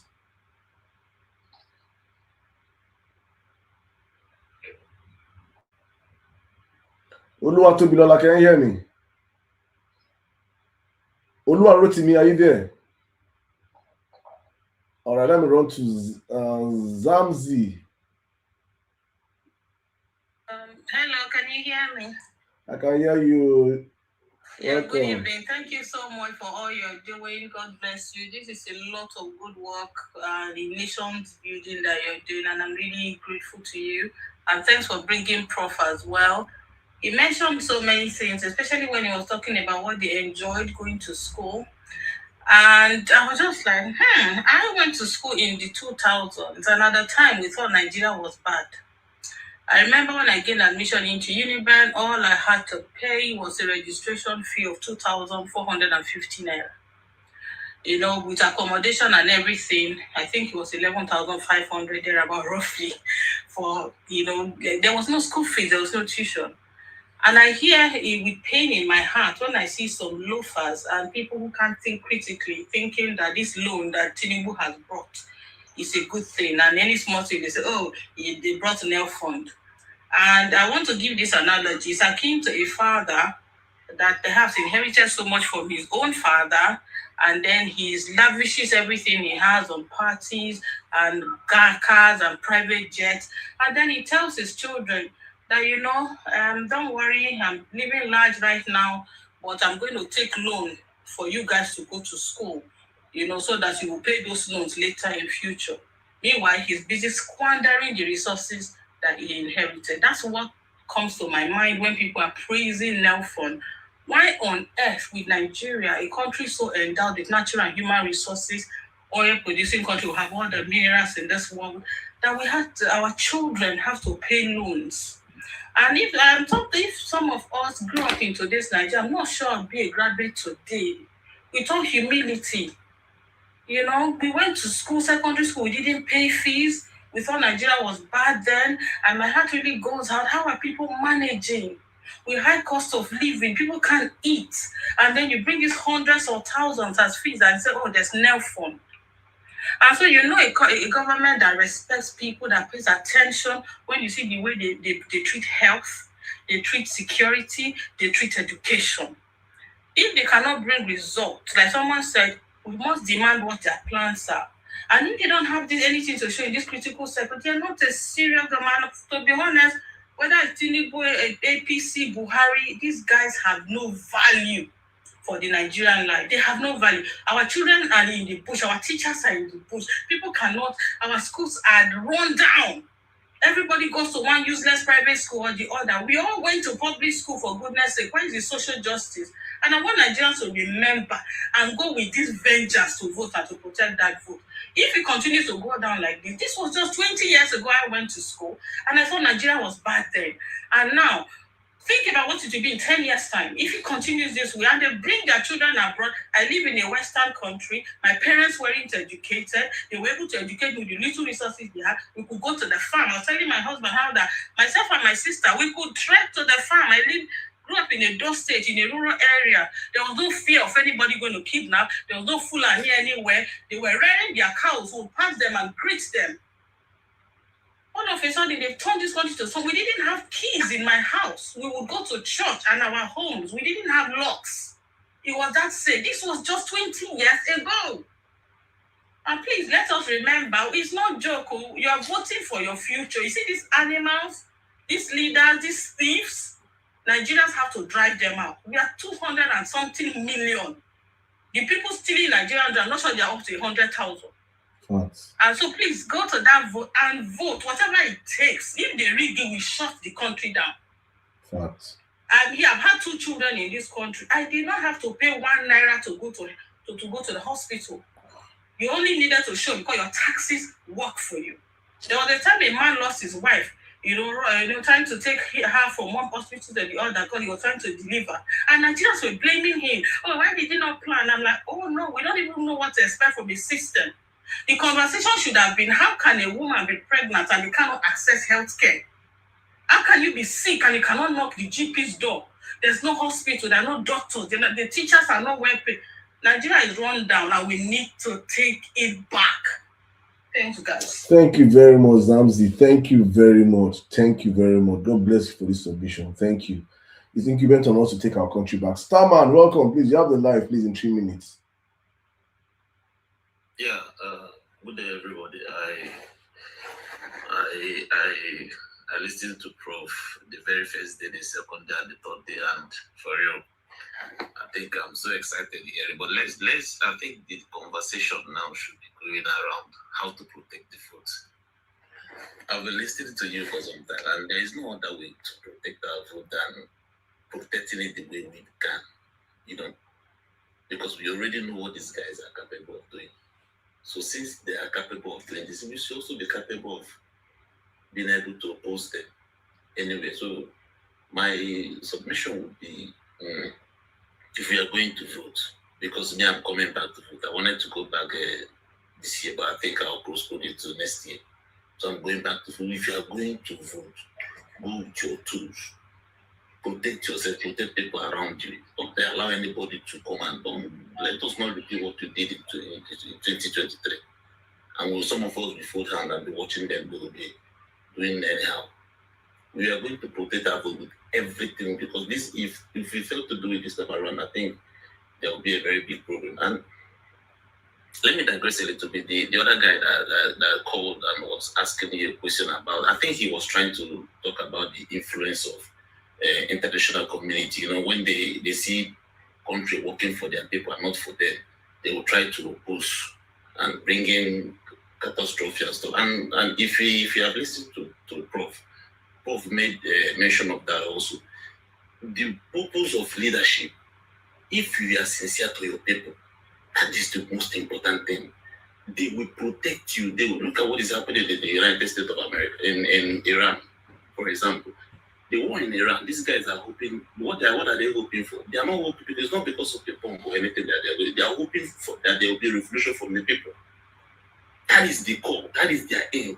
It's not about the bomb, but they are waiting for the people to revolt against the government. But the people are not doing it, so they did not succeed in that war. So if the government is with the people, there is no amount of influence that the external government will bring that will work. The major thing is work for your people. Your people will protect you. He even made mention of when is it the former president when our plane was seized in other countries. That they flew their own to here and we also grounded theirs also. And they went there, and no matter if they will go and they will still come back because we have the population. The population will be able to engage and buy anything that we produce here, even without the outside world. That was what he was saying. So no matter what, the most important thing is to work for your people. As long as you're working for your people and delivering the dividend of democracy in your country, your people will be there to protect you from every other external, influence. But we are not seeing it in Nigeria. So moving forward, the major thing is for us to protect our food. Thank you. Major thing. Thank you. Thank you very much, my brother. Thank you very much. Thank you. All right. Let me come to Money. Money, welcome. Money. I think I'll let me allow that people to wrap up. Was that you do for us wrap up because now mommy submission you give us. I don't want to time you. So I will jump you. Let me skip you. So I'll use other people. Then I will come to you. Say I will give you time to wrap, to pour your mind. Because let me come to Ibison, can you hear me?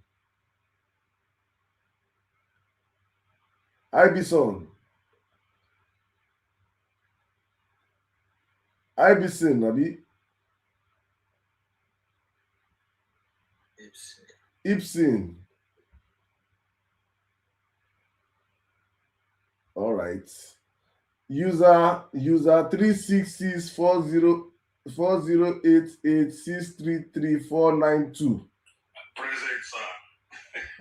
Hi, God have mercy. Sorry for the problem I just give you now. So thank you so much. I really appreciate it. I beg. Why you not get them? Why you not get avatar? Okay, my name is Ake. So your name is what? Ake, A-K-E. Ake. Why you no one put your name now for this thing? I'm gonna put out. Bear with me, please. Are you also a TikTok illiterate like I was? Yeah, so I'm new to this thing. Welcome, sir. Right, so thank you so much for everything you do, and much respect to the prof that joined us to share his experience growing up. I mean, I had a good experience growing up as well because I was born in the late 70s. I had a good experience. I had a good experience growing up. I won't lie to you. I remember when I was growing up in Port Harcourt, our house caught fire, and within 5 minutes, the fire service came to put out the fire. That was then free of charge, that kind of thing. But then that's just to digress a bit. The main thing I wanted to say, first of all, is to say freedom is never given. It has to be taken. So we should be prepared to take this freedom from these guys by force, peacefully or by force. So one of the things that has happened that we haven't taken advantage of is this electoral reform that the government rolled out. And the numerous clauses within that reform that was aimed at disenfranchising the ordinary Nigerian citizens. So that should have been a point for us to protest. Because if you look at before Tinubu came into power, during Goodluck Jonathan's time, he organized a protest for the subsidy removal and all that kind of stuff. And he got Goodluck's government to resign that decision to want to remove that subsidy at that point because of the protest. So I think we protesting for that electoral reform or transparency in the electoral reform and things like that is going to put a lot of additional pressure on the government. The other thing I wanted to say is, these guys, they go to every means to ensure that, at the polling station, they have armed people there to, intimidate voters or put them away from voting who their chosen candidates. So what measures are we going to have in place to forestall such situations where these guys are going to have armed? Because I've seen on Instagram where people were trying to go and either go into their police station to go and register or something like that, and they were deterred by these armed, what do I call them? I don't know, these miscreants, aboros, that discouraged them from going. So what kind of measures are we going to have in place to ensure that our voters or people go to the polling station to cast their votes and can do so freely without any encumbrance. Then the other thing, I think somebody has already mentioned it, is we need to have a control center where things can be collected. That control center, how or who's going to manage it. This is for the NDC party itself, and other aspirants. For me, I'm supporting the NDC party because of P2B, because we need this change badly. So, but have a control center where you can monitor all the activities going on, so that you can collect your own results and make sure that you push it through to forestall all these tribunals that they might. All That's right. another ploy that APC uses. They send the results to the tribunals. All right, okay, your time is up. Okay, my time is up. So, but I think my first 2 points, those ones, please. But thank you so much for the opportunity. I really appreciate it. Thanks, everyone. Thank you so much, sir. Thank you, sir. Let me just please check my pinned video. I will say it one more time. Please check my pinned video. You will see how we are going to protect our votes. But not to sound like a broken record, there's not enough thugs in Nigeria to occupy all the polling units. And the most important thing that we have to inform Nigerians is that nobody should go to the polling units just empty-handed. That you just go there and Nigerian youth make up 60% of the population.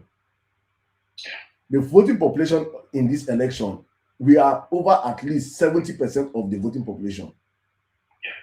So there's not the youth, the thugs are going to come there. They don't get 2 heads, they don't get 3 heads. I don't know if you watched the video of Very Dark Man's protest in Oyo State recently. Exactly. Thugs no run, thugs like their life, thugs they fear. So I will be ashamed of any. What I will not do is I will not even say. I will not accept that somebody come and thugs will come to a polling unit. You now come and be doing this thing. Carry this thing. Now they carry video. The video there. They show. They say they are coming. They are coming. They craze now. You decrease. You must be ready as a man. That's what I'm saying right now. Like me, my polling is with like 7 of my friends. Why I know say with all of us they vote for the same place. That's why I tell people, please, if you need to transfer your votes to a place that you're secured, or you have 3 or 4 people with you, so that you're not going. You don't have to be. You should not be coming to ask questions. You should be there with the mindset of trying to protect your vote. It is your civic duty as a citizen to protect your vote. Nobody's going to do it for you. And the more, if you're 5 of you people and we don't get that mindset, me and my 5 of my friends, we jump for polling units. That is 10 people already. Another 5 come, 15. But polling is like, let's say each polling is up to close to 100 people. How if we are let's say 40 men for day, there's no reason why 40 men should not be able to stand 3 or 4 thugs, or 5 thugs, or 10 thugs, as the case may be. If they see madness, they go run. Thugs are more scared than you, because their only job is to create chaos, and they survive by chaos. If you not pay them down, where they won't chop again tomorrow. So that's the truth of the matter. So we have to be more desperate than they are, and we have to pass this message to our people. We have to be more desperate than they are. Very, very, very important. But thank you, my brother. Thank you. Let me just go. Thank you so much. Thank you.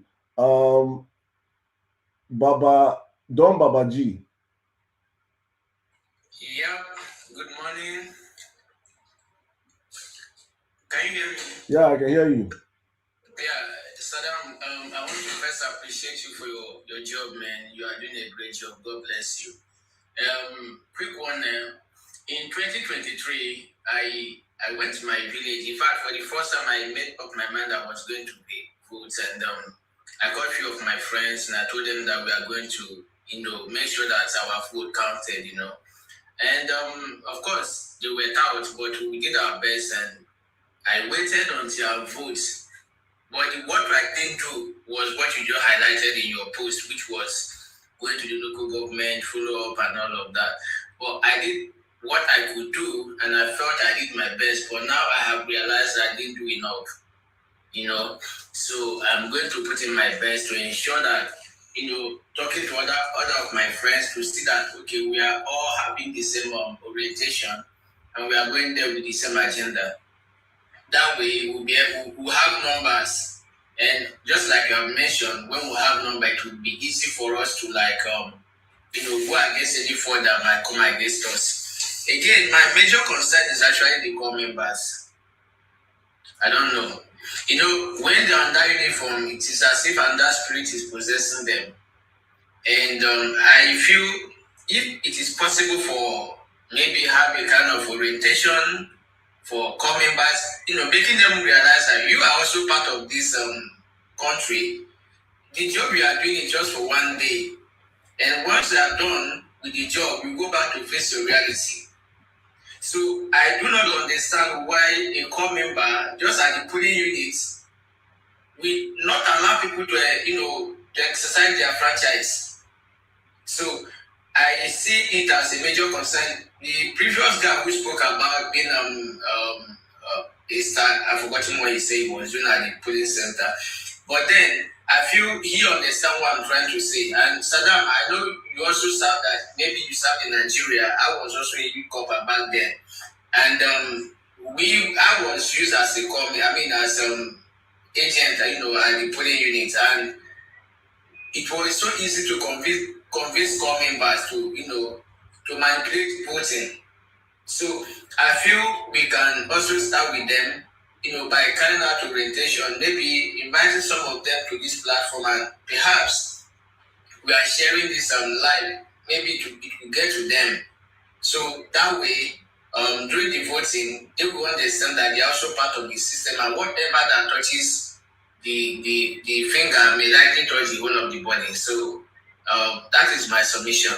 Thank you very much. Thank you very much, my brother. Thank you. I really appreciate it. Thank you. Let me just go real quick. Okay, what? Please, you have the live. Please, 3 minutes, please. Thank you so much, Saddam. I appreciate you for all you do, and I'm an ardent follower of everything you do. The thing I notice is that we are easily to move on from things, and I think that will be very injurious.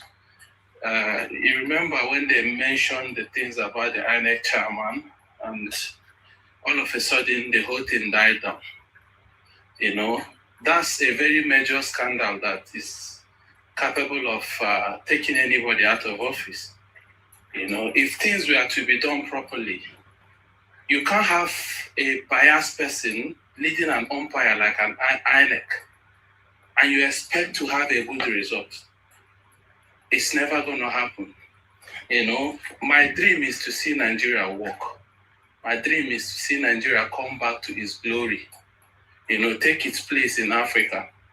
I was born in the northern part of Nigeria. I'm an Igbo boy. I wrote outside in my WAEC. I love Nigeria as a country, but things are not working. We all could see that it's not working, and it's in our hands. Me personally, I know that one thing I love about the Eastern voters is that they are not influenced by money or by anything. Because I was in Nigeria in 2023. I came back from UK. I'm in UK here. I came back to Nigeria. I left there, I think, 2 days before the election. I left Nigeria 2 days before the election. I was in Enugu, and I sat with some SUG presidents from various institutions around Enugu and Abia and Anambra. And Atiku happened to come in for his rally and stuff like that. There was crowd there. But right there in the meeting, what those guys were saying, we'll collect his money and we'll vote who we want to vote. That's the kind of spirit I want to see in this coming election. But my problem is, like I said, we are easily to move on. We are easily to get distracted in Nigeria, especially the youth. Before you know, one saga, one thing will just come up now, and it will take our mindset off from the main goal. If Nigeria is better and if Nigeria is good today, it's good for everybody. It's not going to be good for one person. It's good for all of us. Some of us are abroad here where we don't enjoy it here. I have British passport, but it doesn't make here my home. Nigeria is my home. Nigeria is where all of us call home. You know, if our place is good and if our place is better, I don't think there's any of us that will be here doing what? All right. In and this doing shift up and down and all these things, paying tax. You know, paying huge tax. Like if you work too much, you get tax triple of that. You know, the system is there to like put you in a checkbox. You know, that kind of a thing. But if those values were being added, I listened to that professor yesterday and today. I cried. I cried because this man was like dissecting everything. Imagine that kind of a brain took all that he has and take it abroad. Like he's there now impacting those knowledge to foreign people. We have so many of this kind of person in Nigeria that in abroad that those kind of brain that will make our economy move forward. We have those people that are not even worth anything leading us. People that are not worth nothing. People that are not even educated leading us. You know, occupying all various positions. All right, okay, well, please, okay, well, can you hear me? Yeah, I can hear you. Please just wrap up in 30 seconds, I beg, please. Okay. Please. So I really want us to this your platform is giving so much awareness, and I want them to take this kind of your energy. I just pray that God give you more strength to do this work. I just want people to come out with this same energy, demand for this change, and make it happen. Thank you so much. I appreciate it. Thank you very much, my brother. Thank you very much. Thank you. Sorry, I just had to be. I'm honestly, I'm ready. I'm not the one here. I just have to. But thank you so much. You said a whole lot, and please don't more than no keep up. You know that that's the way it does Nigeria. We say we always wait for one person. Please, I beg everybody get involved. Not just look at Saddam. Do also get involved in the process. Create your ecosystem. Speak out. Reach out to people. Talk to your surroundings. Influence people around you. Let them be ready for the next election. That's how we fix this country. Not just one person, because that's one of our problems. We all like to push it on people. You do. No, we all have to do. That's how we fix our country. But thank you so much. Okay, well, thank you. Uno Circle, my brother, welcome. Good evening. Please, my brother, I don't know how to do this, but in 3 minutes, I beg. Please. Uno Circle, can you hear me? Welcome. I say welcome. Good evening. I was watching it on YouTube. I didn't want to be on TikTok. I went to see it on the large screen so that I'll take everything that's happening. There are two things I would say is Prof has told us the Nigeria that was and the Nigeria that His Excellency Mr. Peter Obi wants to make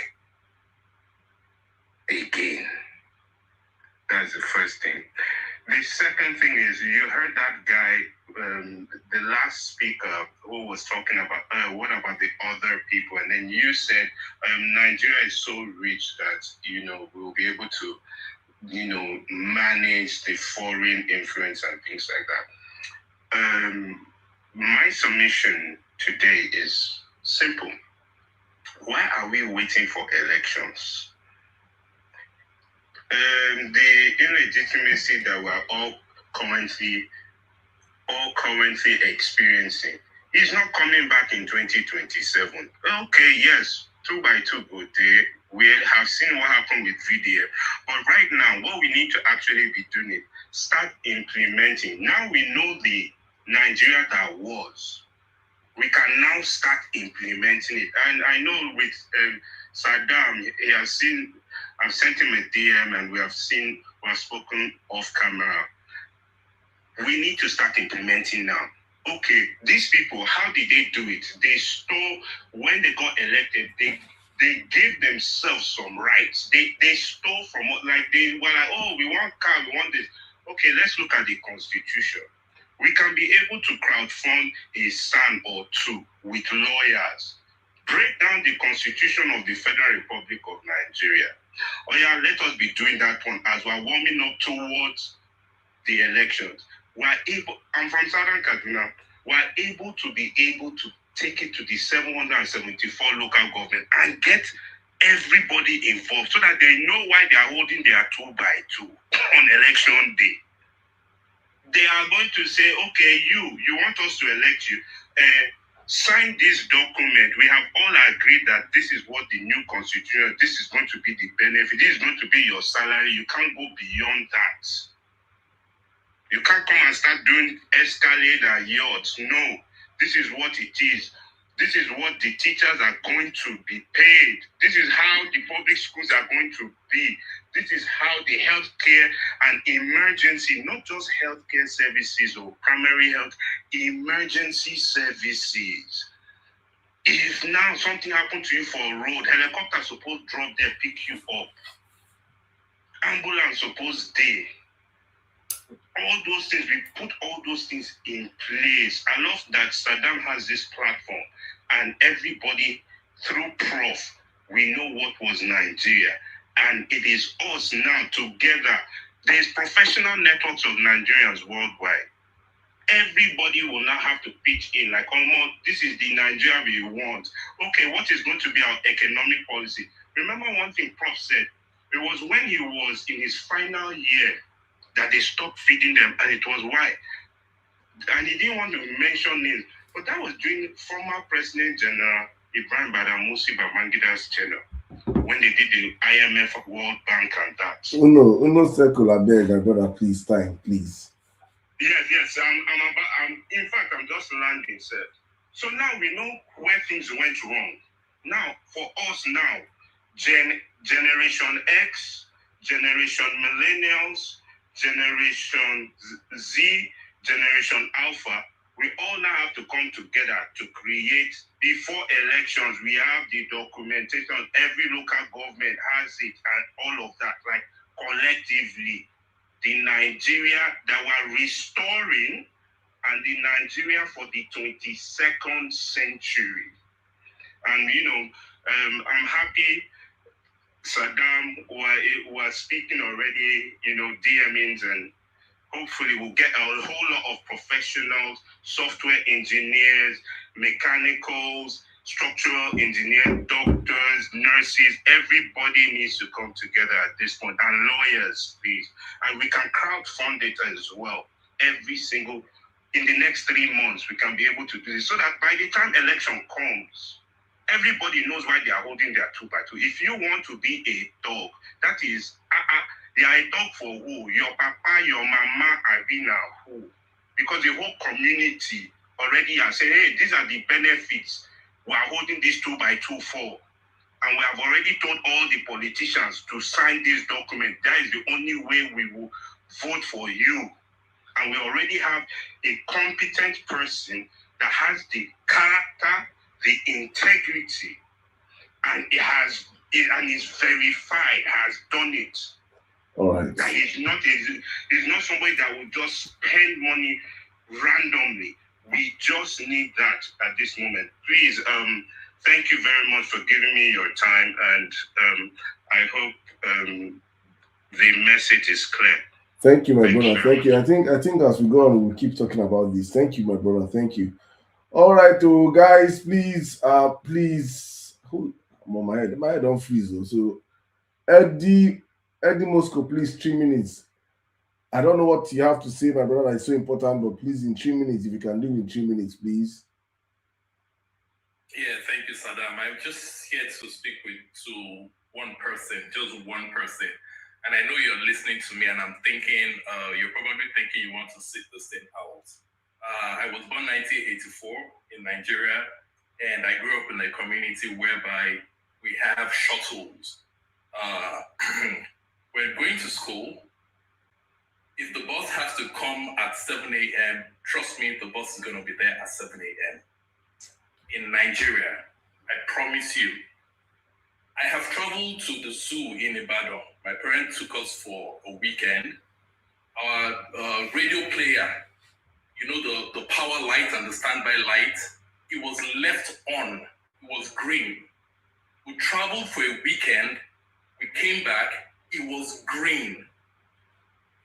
So basically, for all that duration, power never flames. So I know you're thinking that, this doesn't concern me. This is none of my business. I might as well just live my life and all that. Bro, I promise you, is the possibility of the Nigeria that you can see. Right behind my house, I had Milstetti. I had foreign researchers living with me in the same environment.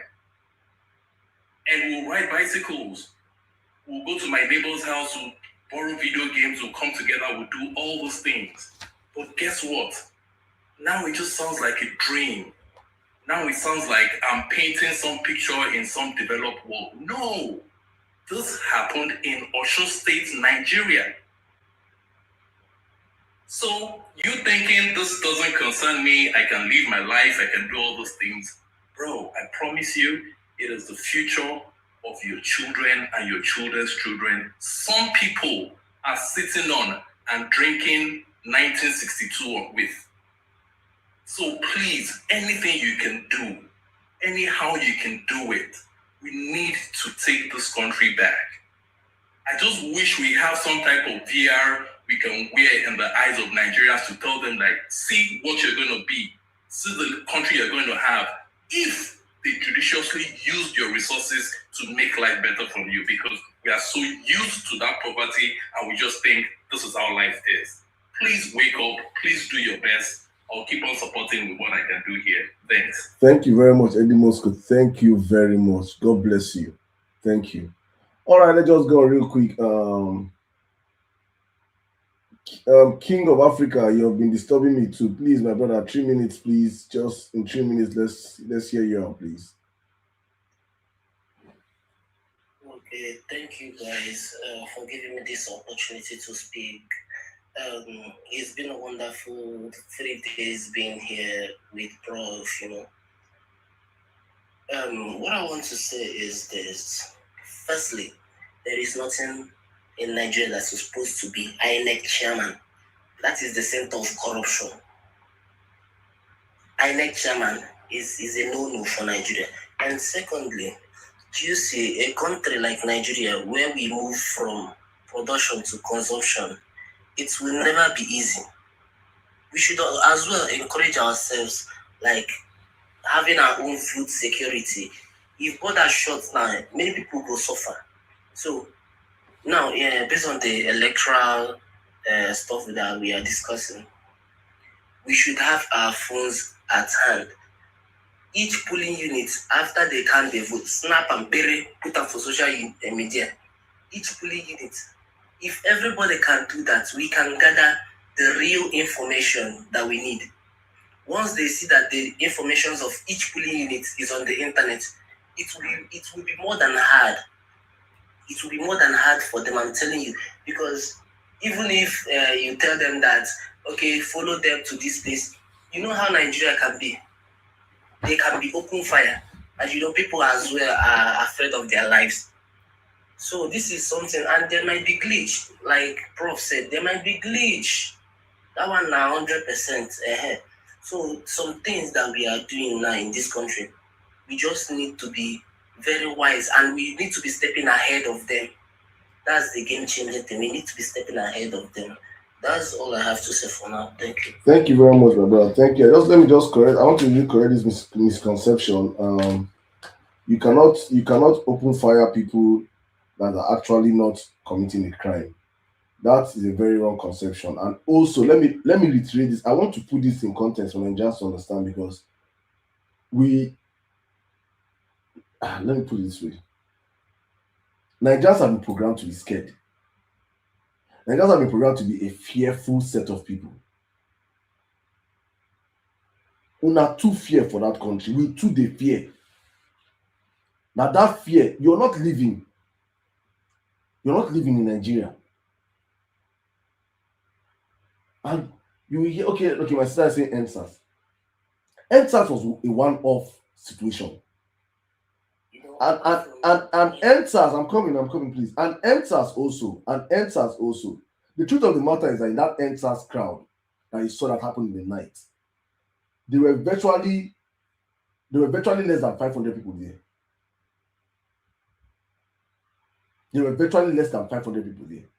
Other people were there on social media. You people don't, maybe Nigerians don't understand the power of crowd. If you've ever been in a place of 5,000 people, if you see a 5,000 crowd capacity or a 10,000 crowd capacity or a 50,000, then a 50,000 crowd capacity, they don't burn any police or army. Well, 50,000 Nigerians on the street. Do you know what is 50,000 people standing on the street? Because Nigerians, we don't understand the power of numbers. We don't understand the power of numbers. If you are 50, if you're 100 people out there protesting, they can shoot you. If you're 500 people, they can shoot you. If you're 1,000, they might try to. If they see 5,000 Nigerians on the street, all this VDM, please go and watch that video and post it. VDM people, all those crowd, they will day for Oyo State, they don't pass 500. They don't reach 5. They don't, if 500 that I'm giving him capacity, they don't reach 500. We don't understand the power of numbers. We don't understand the power of numbers. Do you think that Nigerians in the army or in the police are not passing through bad governance? You think they're not seeing what is happening in the country? But they can only do as much as when they see a crowd that is into that they can pass, that they don't say, okay, send us, we'll go attack these people. They go see 500 people, they will disperse you people. Let them come out and see 50,000 Nigerians on the street. They don't burn that police well, that army well, that will raise one shot in that kind of a crowd. How many people do you want to shoot with 50,000 people out there? We have to grow as a generation of Nigerians to understand that we have to either choose to live, to actually live, or to fight for what is our own. And that is the mentality I'm passing to Nigerians. And to understand that, yes, there's a potentiality that there will be casualties. But you cannot get your country back from these criminals if you're not ready to pay that sacrifice. Just take it to the bank. If not, be ready for Tinubu 2.0. Just take it. You choose. We have to choose your poison. But I'm certain and I'm standing on the fact that if we come out in our numbers, I'm standing and I'm repeating it again, that if Nigerians come out in their numbers, and I'm using every possible metric for Nigerians to understand, we have less than, Sekou, please, my brother, just a minute. We have less than 200,000 Nigerian policemen. We have less than 250,000 Nigerian military men. If you combine all our security forces in the country today, all the security forces in Nigeria, if you combine everything, DSS, SSS, NIA, civil defense, everything, every of the numbers, if you combine it together, they're not up to 700,000. I want to repeat it. You combine all the forces together in Nigeria, they're not up to 700,000. And instead of 700,000, at a minimum of 200,000 are with the elite class, your police, with your governors, the presidency, your senators, your House of Rep members, your elite class, your big men and the rest. They share them. That is why in every electoral circle, they assign one or two. You see only one policeman per polling unit or one policeman. That is why, because there is no number of policemen or soldiers to stop you in a general election. If it is a state election, you now see that they deploy. If you say, let me use Ekiti State, that will happen this weekend. They will deploy soldiers from Osun State. They will deploy soldiers from Ondo. They will deploy soldiers from Oyo. All of them, so that they can come in their numbers and be able to suppress what they want to suppress in Ekiti State. But in the time of the general elections, you cannot say every soldier will be in their base. We have to understand it. This is the mindset of fear they put into Nigeria. We don't have the security forces to stand a Nigerian population of 50,000 per state on election day. In no day anywhere. They know that you don't know this information, and they don't want you to get this information, and they don't want the grassroots to get this information. On election day in every state in Nigeria, it is guaranteed that at least 500,000 Nigerians will be out. Every state in the country, all. No one excluded. Some states will do millions. There is not enough security force to hold, and that is now we're even being civil. We're not going to come to create chaos in the first place, because we don't create chaos. It is the other side that always create chaos. Our job is to protect our vote. Our mandate is that we're saying our vote must count. They do it in Kano State. That's how Kwankwaso and Kwankwasias do it. God bless you, my sister Julie. You vote, or if INEC suppress your vote, if INEC not give you PVC, that should be more anger, more ginger for you to come out and protect the vote of your brothers and sisters. Ghanaians did it last year. Kwankwasias have been doing it since 1999 till date. Kano people have been doing it. You dare not steal. Let me even give you a story. Kwankwasia is that a current sitting House of Rep member was Adogoa. Please use your Google. It was alleged that he actually burnt some, I don't know whether it's 10 or 15 or a number of people in a building. He burned them. That story come out. The next day, people saying alive, we could still come and vote. It will be a sacrilege that we have people that sacrifice the opportunity sacrifice for their lives. Then we that were alive, we don't fight for them. Then we have made their blood be in vain. So then just have to start reorientating ourselves. Are we living? Is this thing we're doing? Is this life? This is not life. So that spirit of fear that they always bring in every electoral circle, be scared. They not born any talk. They not born any talk. Well, we go see 10,000 crowd. May they come out. See talks we see the VDM when they don't reach 500. They don't reach 500. The talks they run. They shoot gun, they run. You think say gun na power? You think gun is power? Crowd is power. Crowd is power. I hope I just understand this. I just hope. Let me run up, Mr. Chidi, please. You have the live, please, in 3 minutes, and I'll come to Bonnie and we'll end up in that order, please. All right, thank you, Saddam. I watched some of your posts, but I wouldn't say fortunately. Unfortunately, we're on both sides. We're on different sides of the corridor politically. But I was kind of interested. What dragged me to your platform was that guy talking about his experience in school, and then I'm a lion too. I was at Enugu campus, even though I live in Soka, and everything I was talking about, it was very nostalgic to me. So I said, I'm going to check your platform and see what is going on. And I hope I survive till the end of my 3 minutes with what I'm going to say. I know where your base is, and I know how you guys, when I interact with you, I know what your belief is, I know what your stand is. But it's kind of interesting hearing you talk this night and hearing a lot of your people talk. And this is what I've been talking about. It's not like I don't, for the record, I'm from AAC, and with Shore and all that.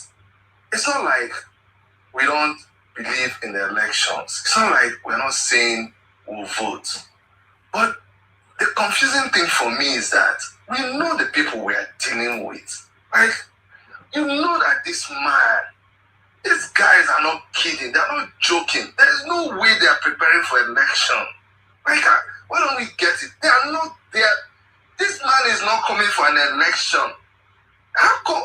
How do we forget so quickly what this guy did with the elections in Lagos, in everywhere? You think they're going to leave that seat? Look at what they're doing with all the candidates. So my fear is, yes, we are planning for election day, but how about pre-election? What is our backup plan?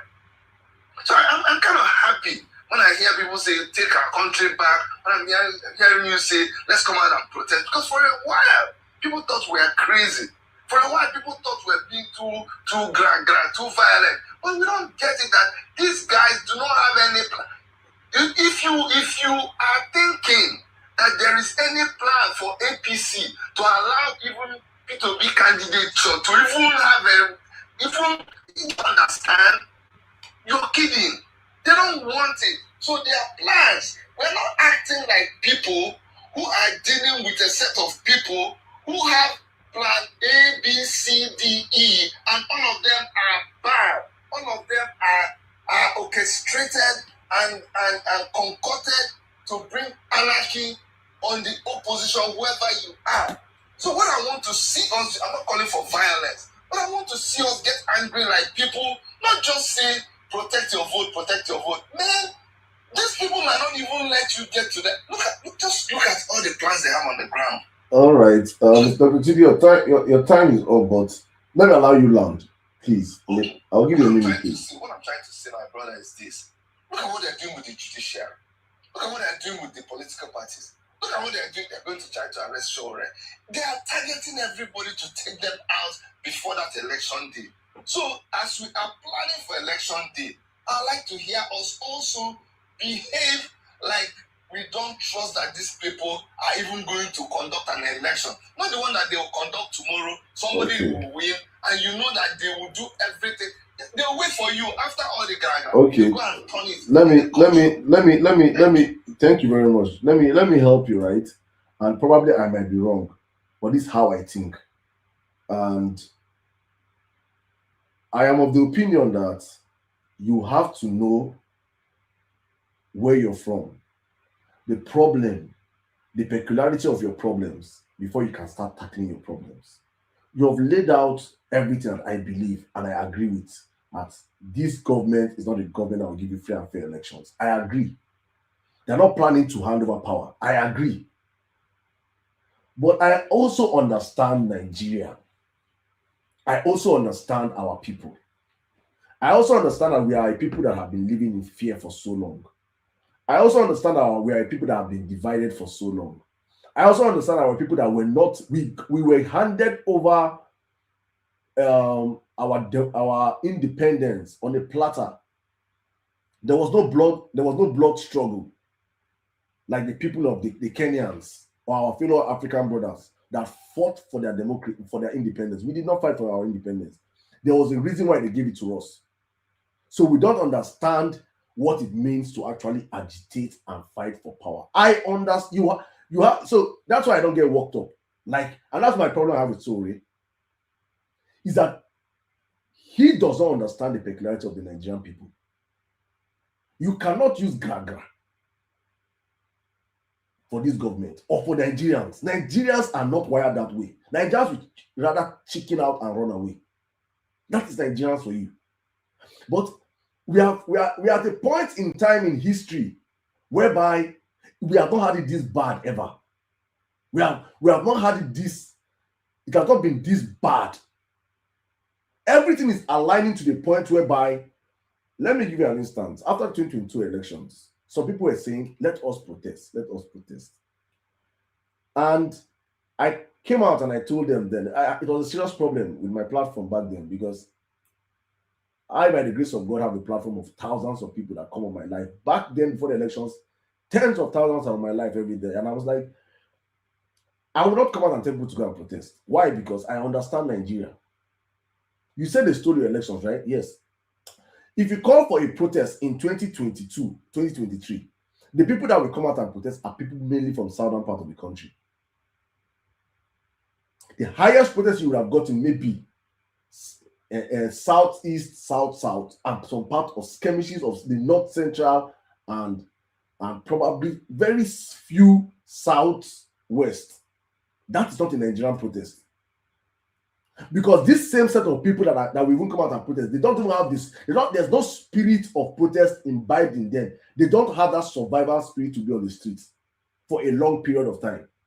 I asked these people a question. I said, what is your plan for a protest in Kano?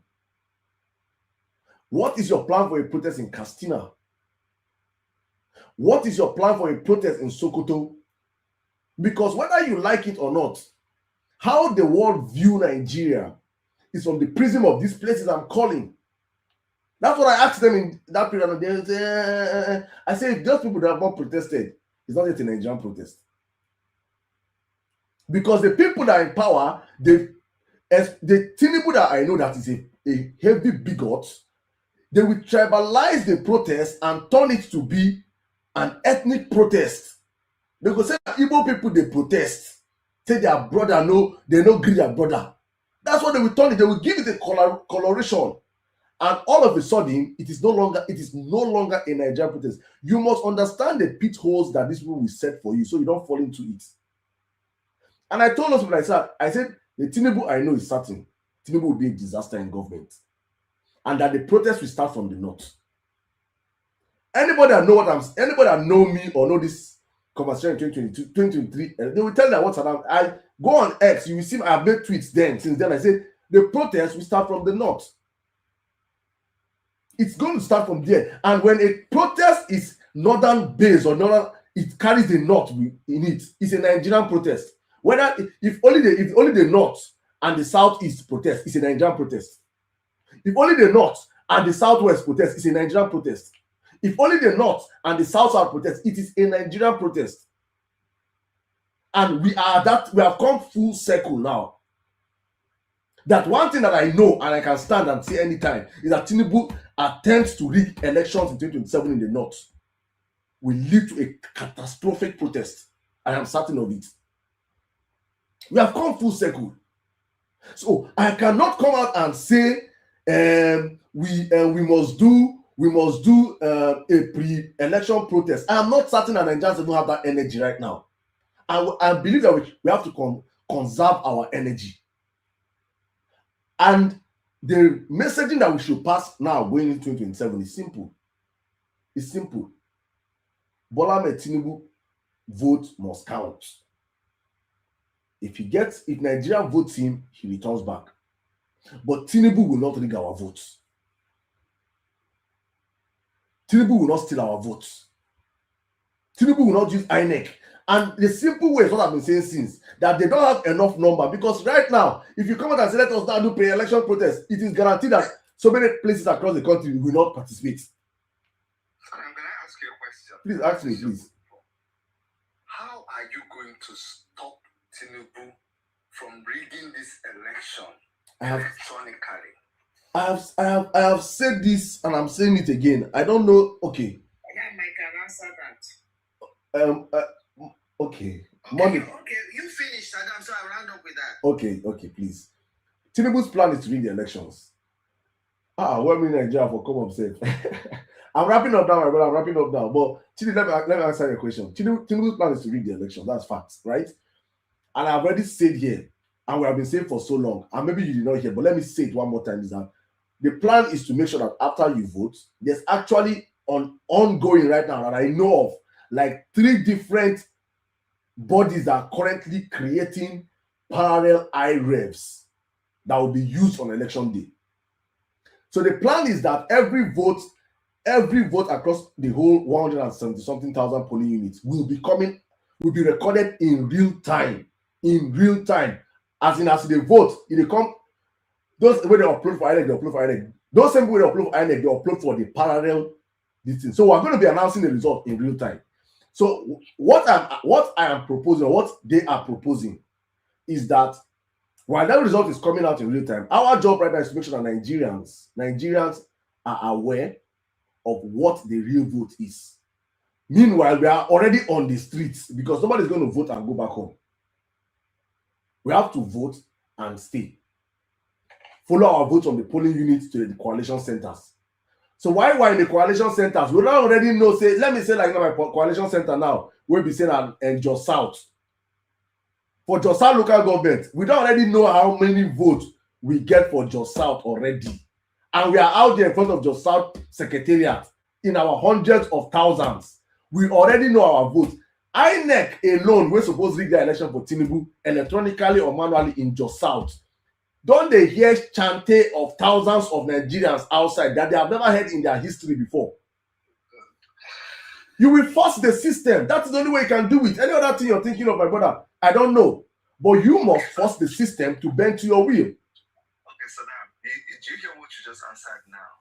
You did not, with due respect, you didn't answer how to stop him from rigging it. I think what you just told. I already told you how to stop him. What else? He did not hear me? No. Listen now, Saddam. You just said how you will have a part. That's just like it's been done before. I said no. Please, my brother, listen, please listen, so you don't argue. Please listen. I said simply that you will force the system to work. Okay, you agree with me. Dr. Chidi is the incumbent president. What Saddam is saying is, we will force the system to work. Okay. It's a different scenario from 2023. Let me tell you something. This is preview information, right? Let me give you preview information. On the day that the judiciary was meant to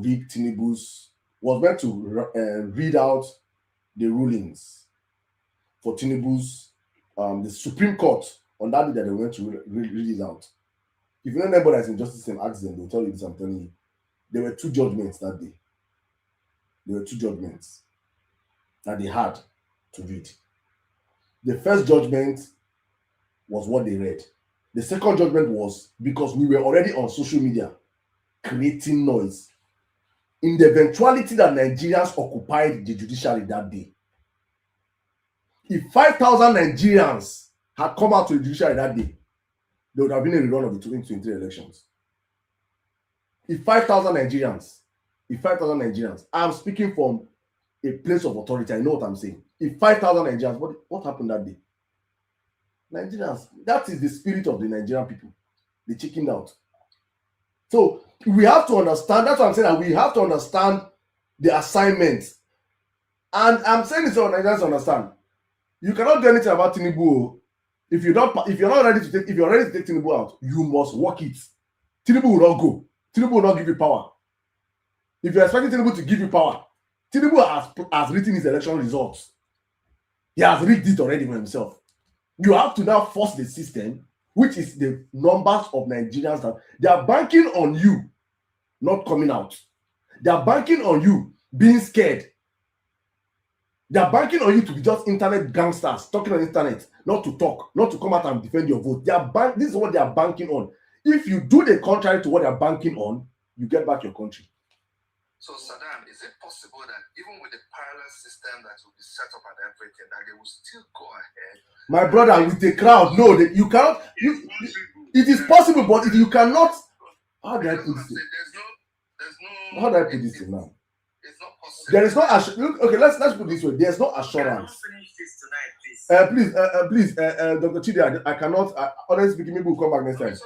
It is normal. It is important to understand that. Let me wrap up with this. It's important to understand that nothing is cast on stone. There's nothing cast on stone. So I cannot give you. All I know is that Tinubu is a desperate man that will do everything to want to win the next elections. He is that desperate. So if you want to take Tinubu out, you must be more desperate than Tinubu. Are the Nigerian people more desperate than Tinubu? Time will tell. Time will tell. Money, please come in.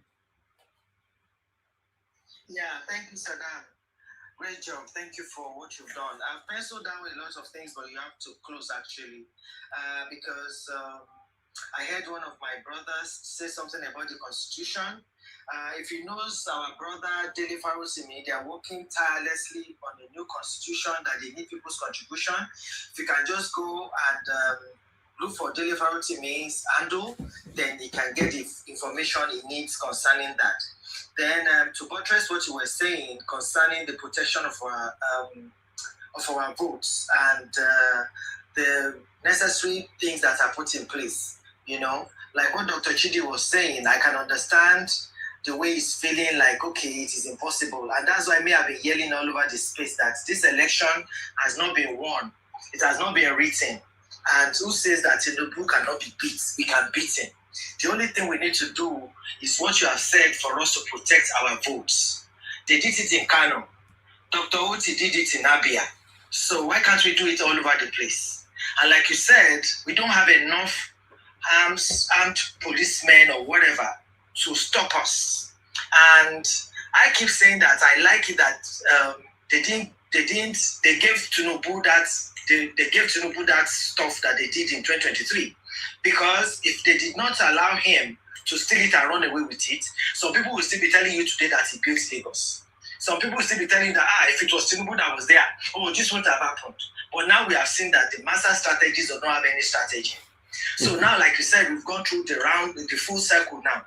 Even my people are saying they didn't power. Those people that were calling us Somali the other time now, all of all of them are eating the breakfast now when they cannot afford the necessities of life. So nobody will tell you who to vote for.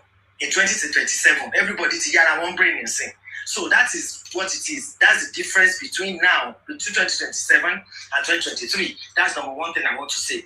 And the issue of the backup that you're talking about, there are three that you said, There's the Citizens IREP, there's Patutomi, that is going to connect straight to BBC and CNN, and there's the one that I champion that I talk about all the time, that even make me to come to your life like almost every day now.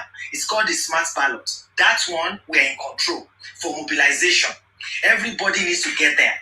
And the thing that we need to do with that, like when you're saying that, okay, my friend, 5 of us, I bring 5, bring 5, that is exactly what the Smart Ballot is all about. The Smart Ballot is like a big mansion that you have that has 178,000 rooms, because we have 177 point something polling units. So that particular app has 177, more than that, but let's say because of what we want to do in Nigeria, 178,000 polling units. So if I get on Smart Ballot, I own my room, which is polling unit 1, money is there. So if I bring my 5 people, and my 5 people bring another 5 people, we have 125 people in my polling unit times 178 gives us 21 million people. That is our target for the election, so that voter apathy is going to be dealt with at the same time as we bring everybody out to vote. Then we break it down to our wards. In our wards, we have 8,000, I say 9,000. So we have these 9,000 people that we are sure are going to represent us at the wards. It's not like, oh, Saddam will go to the ward, money will go to the ward, but nobody shows up at the ward. So we've broken it down like that. We have 778 local governments. So we know that, okay, 800 people are going to go to the different local governments representing us. The party will have their own agents, like when we had the LP, but now we are not depending on them. Smart Ballot is an independent person that wants to see the success of the election in 2027. Then now breaks it down to the states. So that's how we're going to break it down. So everybody that wants to see a new Nigeria, that wants to come out to protect their votes, needs to get on Smart Ballot. It is free of charge. Nobody's charging you for it. So maybe next time I'll put the link somewhere, or people can just go to do me a DM on X. I can send you the link. So what we're doing there is that. Mommy, please. Someone wants to ask you a question on Smart Ballot. Just please. Let me quickly finish. Okay. So it's like, okay, in my room now, I own this room. I have my 125 people. In our room, we do our family meeting. All these strategies I want to do, people that want to bring whatever they are bringing on that day, the strategy is in our room. So every polling unit is like a room. So once you belong there, you guys know each other. So when we get to our polling unit on that day, because I've been talking with Saddam in our room 1. So when we get, oh, Saddam, that's your money, that's what this is. So there's no human being that will come and carry our ballot box, because Saddam and Muni and other people, we are not at our phones playing or chatting away.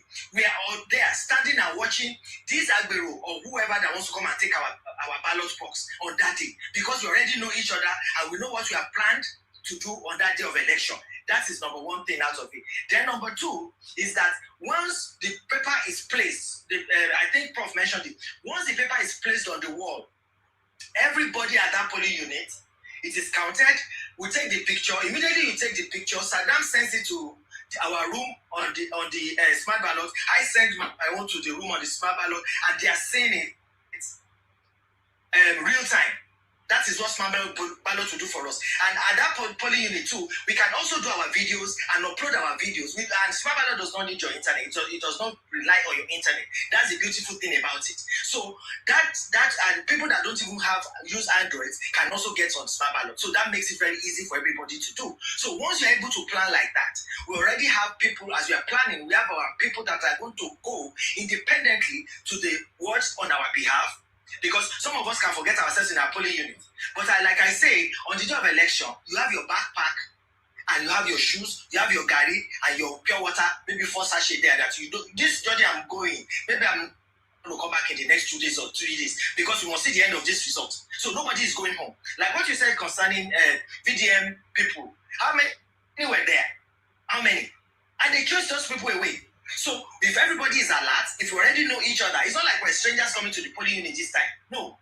Everybody knows each other because we belong to our rooms on the smart ballot, which is 178,000 rooms that we have on smart ballot. So that is what it is about smart ballot. So everybody is going to own their polling unit, and we can do more than 125. But 125, if we come out on that day per polling unit, we're going to have 1 million people that will come out on that day. So it has taken care of voters' apathy. That's the strength that the smart ballot has. So if anybody wants to ask me a question, I will answer that question. But don't let anybody tell you that the election has been won, that Tinubu cannot be won, that what is it called now? The voter apathy that they do for you. Another thing is about the NYSC that we're talking about at the rec. So anybody that knows any rec, any prof, you have to start telling them now they should not be unfortunate, because what they were going to see on that election day is not what they are bargaining for. And there's nobody that is also buying bread cheap. Just like you said about the police and the army, they know what is going on. They just want us to say, hey, and they say, hey, with us. But because they were waiting for us, we didn't do anything. And they kept quiet. So when we come out in our numbers, we can have a new Nigeria that we want. What did I even put here again? We're not going to court. No. Like Aisha will joke. Aisha will say they will take us to court. We are not taking nobody to court. That matter, we're going to start it and we're going to end it on that day or the next day. But that election will be called. So the winner is the one they will give the thing to, because people will be standing there. Another thing I want to say, when you talk about what is it called now? The INEC registration. Let me also remind our people, our children especially that are going. We understand they say they are giving them death certificate to sign instead of the registration form. So my people, be on the lookout. Saddam, this is something that we have to talk about next time you come on live. That when they give them the certificate, the paper, let them please look at it very well that they are not signing death certificates. Because I think what they're going to use is part of the rigging. You know, when you say that, oh, those people, their names will be taken away from the register because they are dead. Where's the evidence? And they show them the forms that these people have signed that they are dead. So that's another thing that INEC is using to rig the election. So my people, I'm going to encourage you again, don't listen to no negativity. Negativity is not going to win this time. We have to stay positive and everybody has to stay ginger. Like Saddam said that if anything happens from up north, we are done. And you can see up north that every poster is being brought down. And their legislators, they beat them up because they are angry. They supported this APC the last time, but now they are not supporting no more. And nature will not take any vacuum. We are going to fill that vacuum. So don't be discouraged. Let us get up.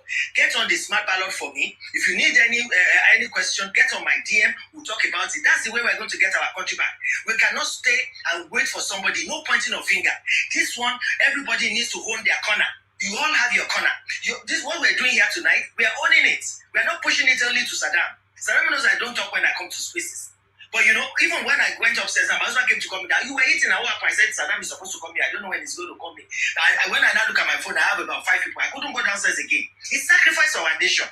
Own your corner. Any little thing that you can do for us to succeed, that is what we have to do. Because what I enjoyed in Nigeria, I want you guys to enjoy more. And it's possible for you to enjoy. All of us cannot be coming and saying the same thing and we are lying. It's not possible. Everybody, we are telling you, children of today, what we enjoyed, you people can also enjoy it. So let's get together and get this thing done. If you have not collected your PVC, please don't be tired. Go ahead and collect your PVC. Go and register for your PVC and collect your PVC. Those of you that have PVC, please don't forget to check whether your old polling unit is where you are at or they moved your polling unit. Because every little thing, every little way, every little step, we have to go and checkmate INEC, so that they know that we are awake now. It's not like 2023 that it seems as if we were sleeping, we left everything for them, and they were able to bamboozle us and rig the election. So this one is not going to be rigged, and you people are going to get your country back. Thank you, Saddam. Thank you very much, man. Thank you. Yunusek, you want to ask a question, right? Yes. Thank you, Saddam. I know you're tired. The question is very simple. Based on my submission earlier on, how can we use the smart ballot to literally, because remember, then please, just wait, please, brother. Just please reach out to her and answer that question, I beg. Please. Yeah. Please, can you do me a DM? Just do a I DM. beg, just follow her, ask her a question that it's better that way. Thank you. On X? No, here on TikTok. Yeah, it is well. I don't know how to use it. I'm an illiterate when it comes to TikTok. Everybody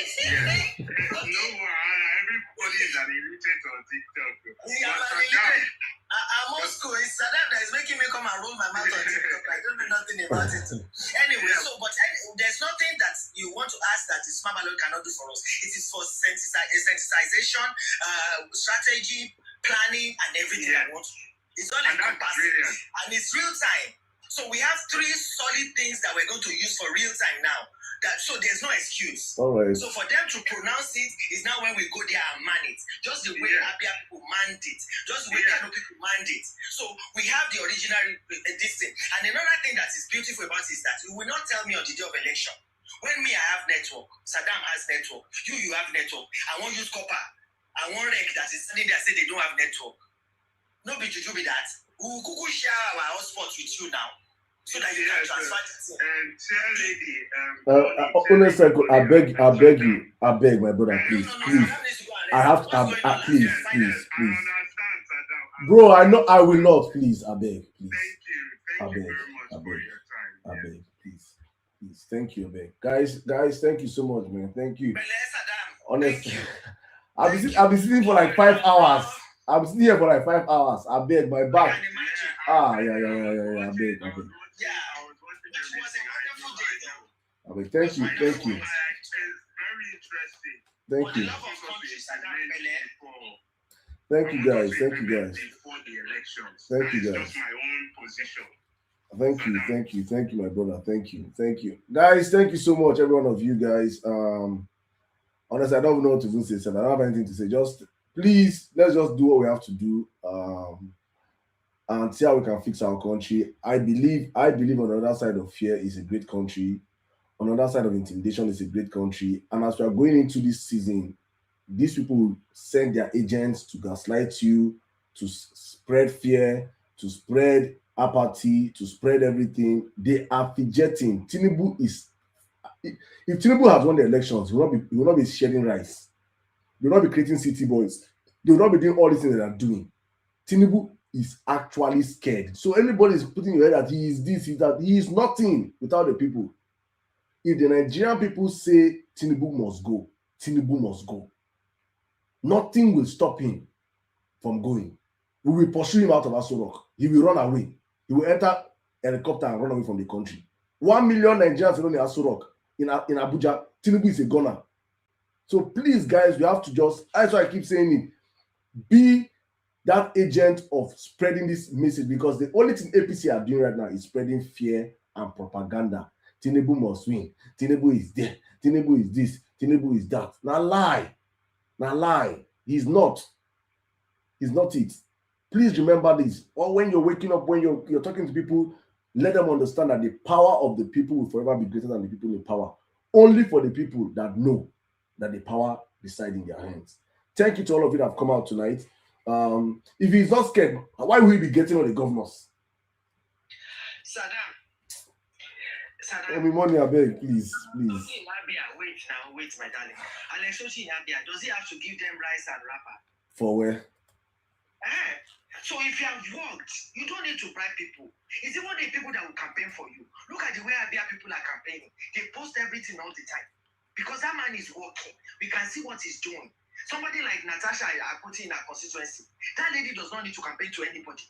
They have a solar or whatever in her constituency. The children have some scholarship or some school that she renovated. So if you have worked, you don't need to beg the people. They are the ones that will beg you that please, we can't afford for you to go now. So then what are we talking about? Let's come and see how APC is going to do campaign. Thank you very much, man. Thank you. That is the level we have to get to. So guys, thank you so much. Thank you, Mommy. Thank you, every one of you. Let me just call my top viewers tonight. From my brother Uno Seku, thank you so much. User Ake, that should be Ake. Thank you so much. It'll be for President Chinyenwa, your time, NYNY, Easy More, Efizi, my brother Welmi Nigeria. Thank you, Mama Akiri, Roslyn, K, Joseph, YK, Ayekoto, thank you so much. Baba Mafi, it's been a while. Thank you so much. Large for life.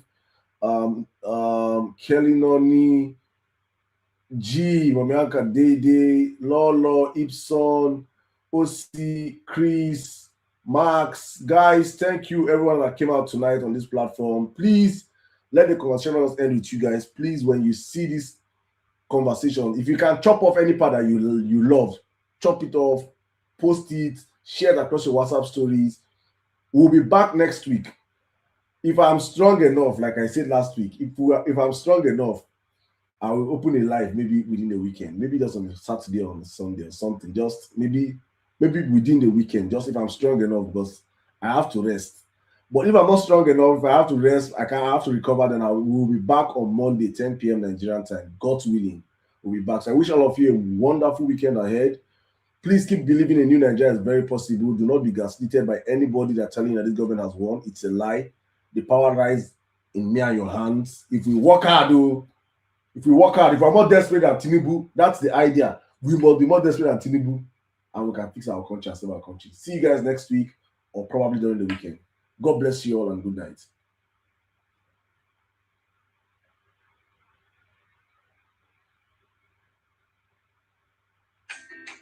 All right. Thank you guys.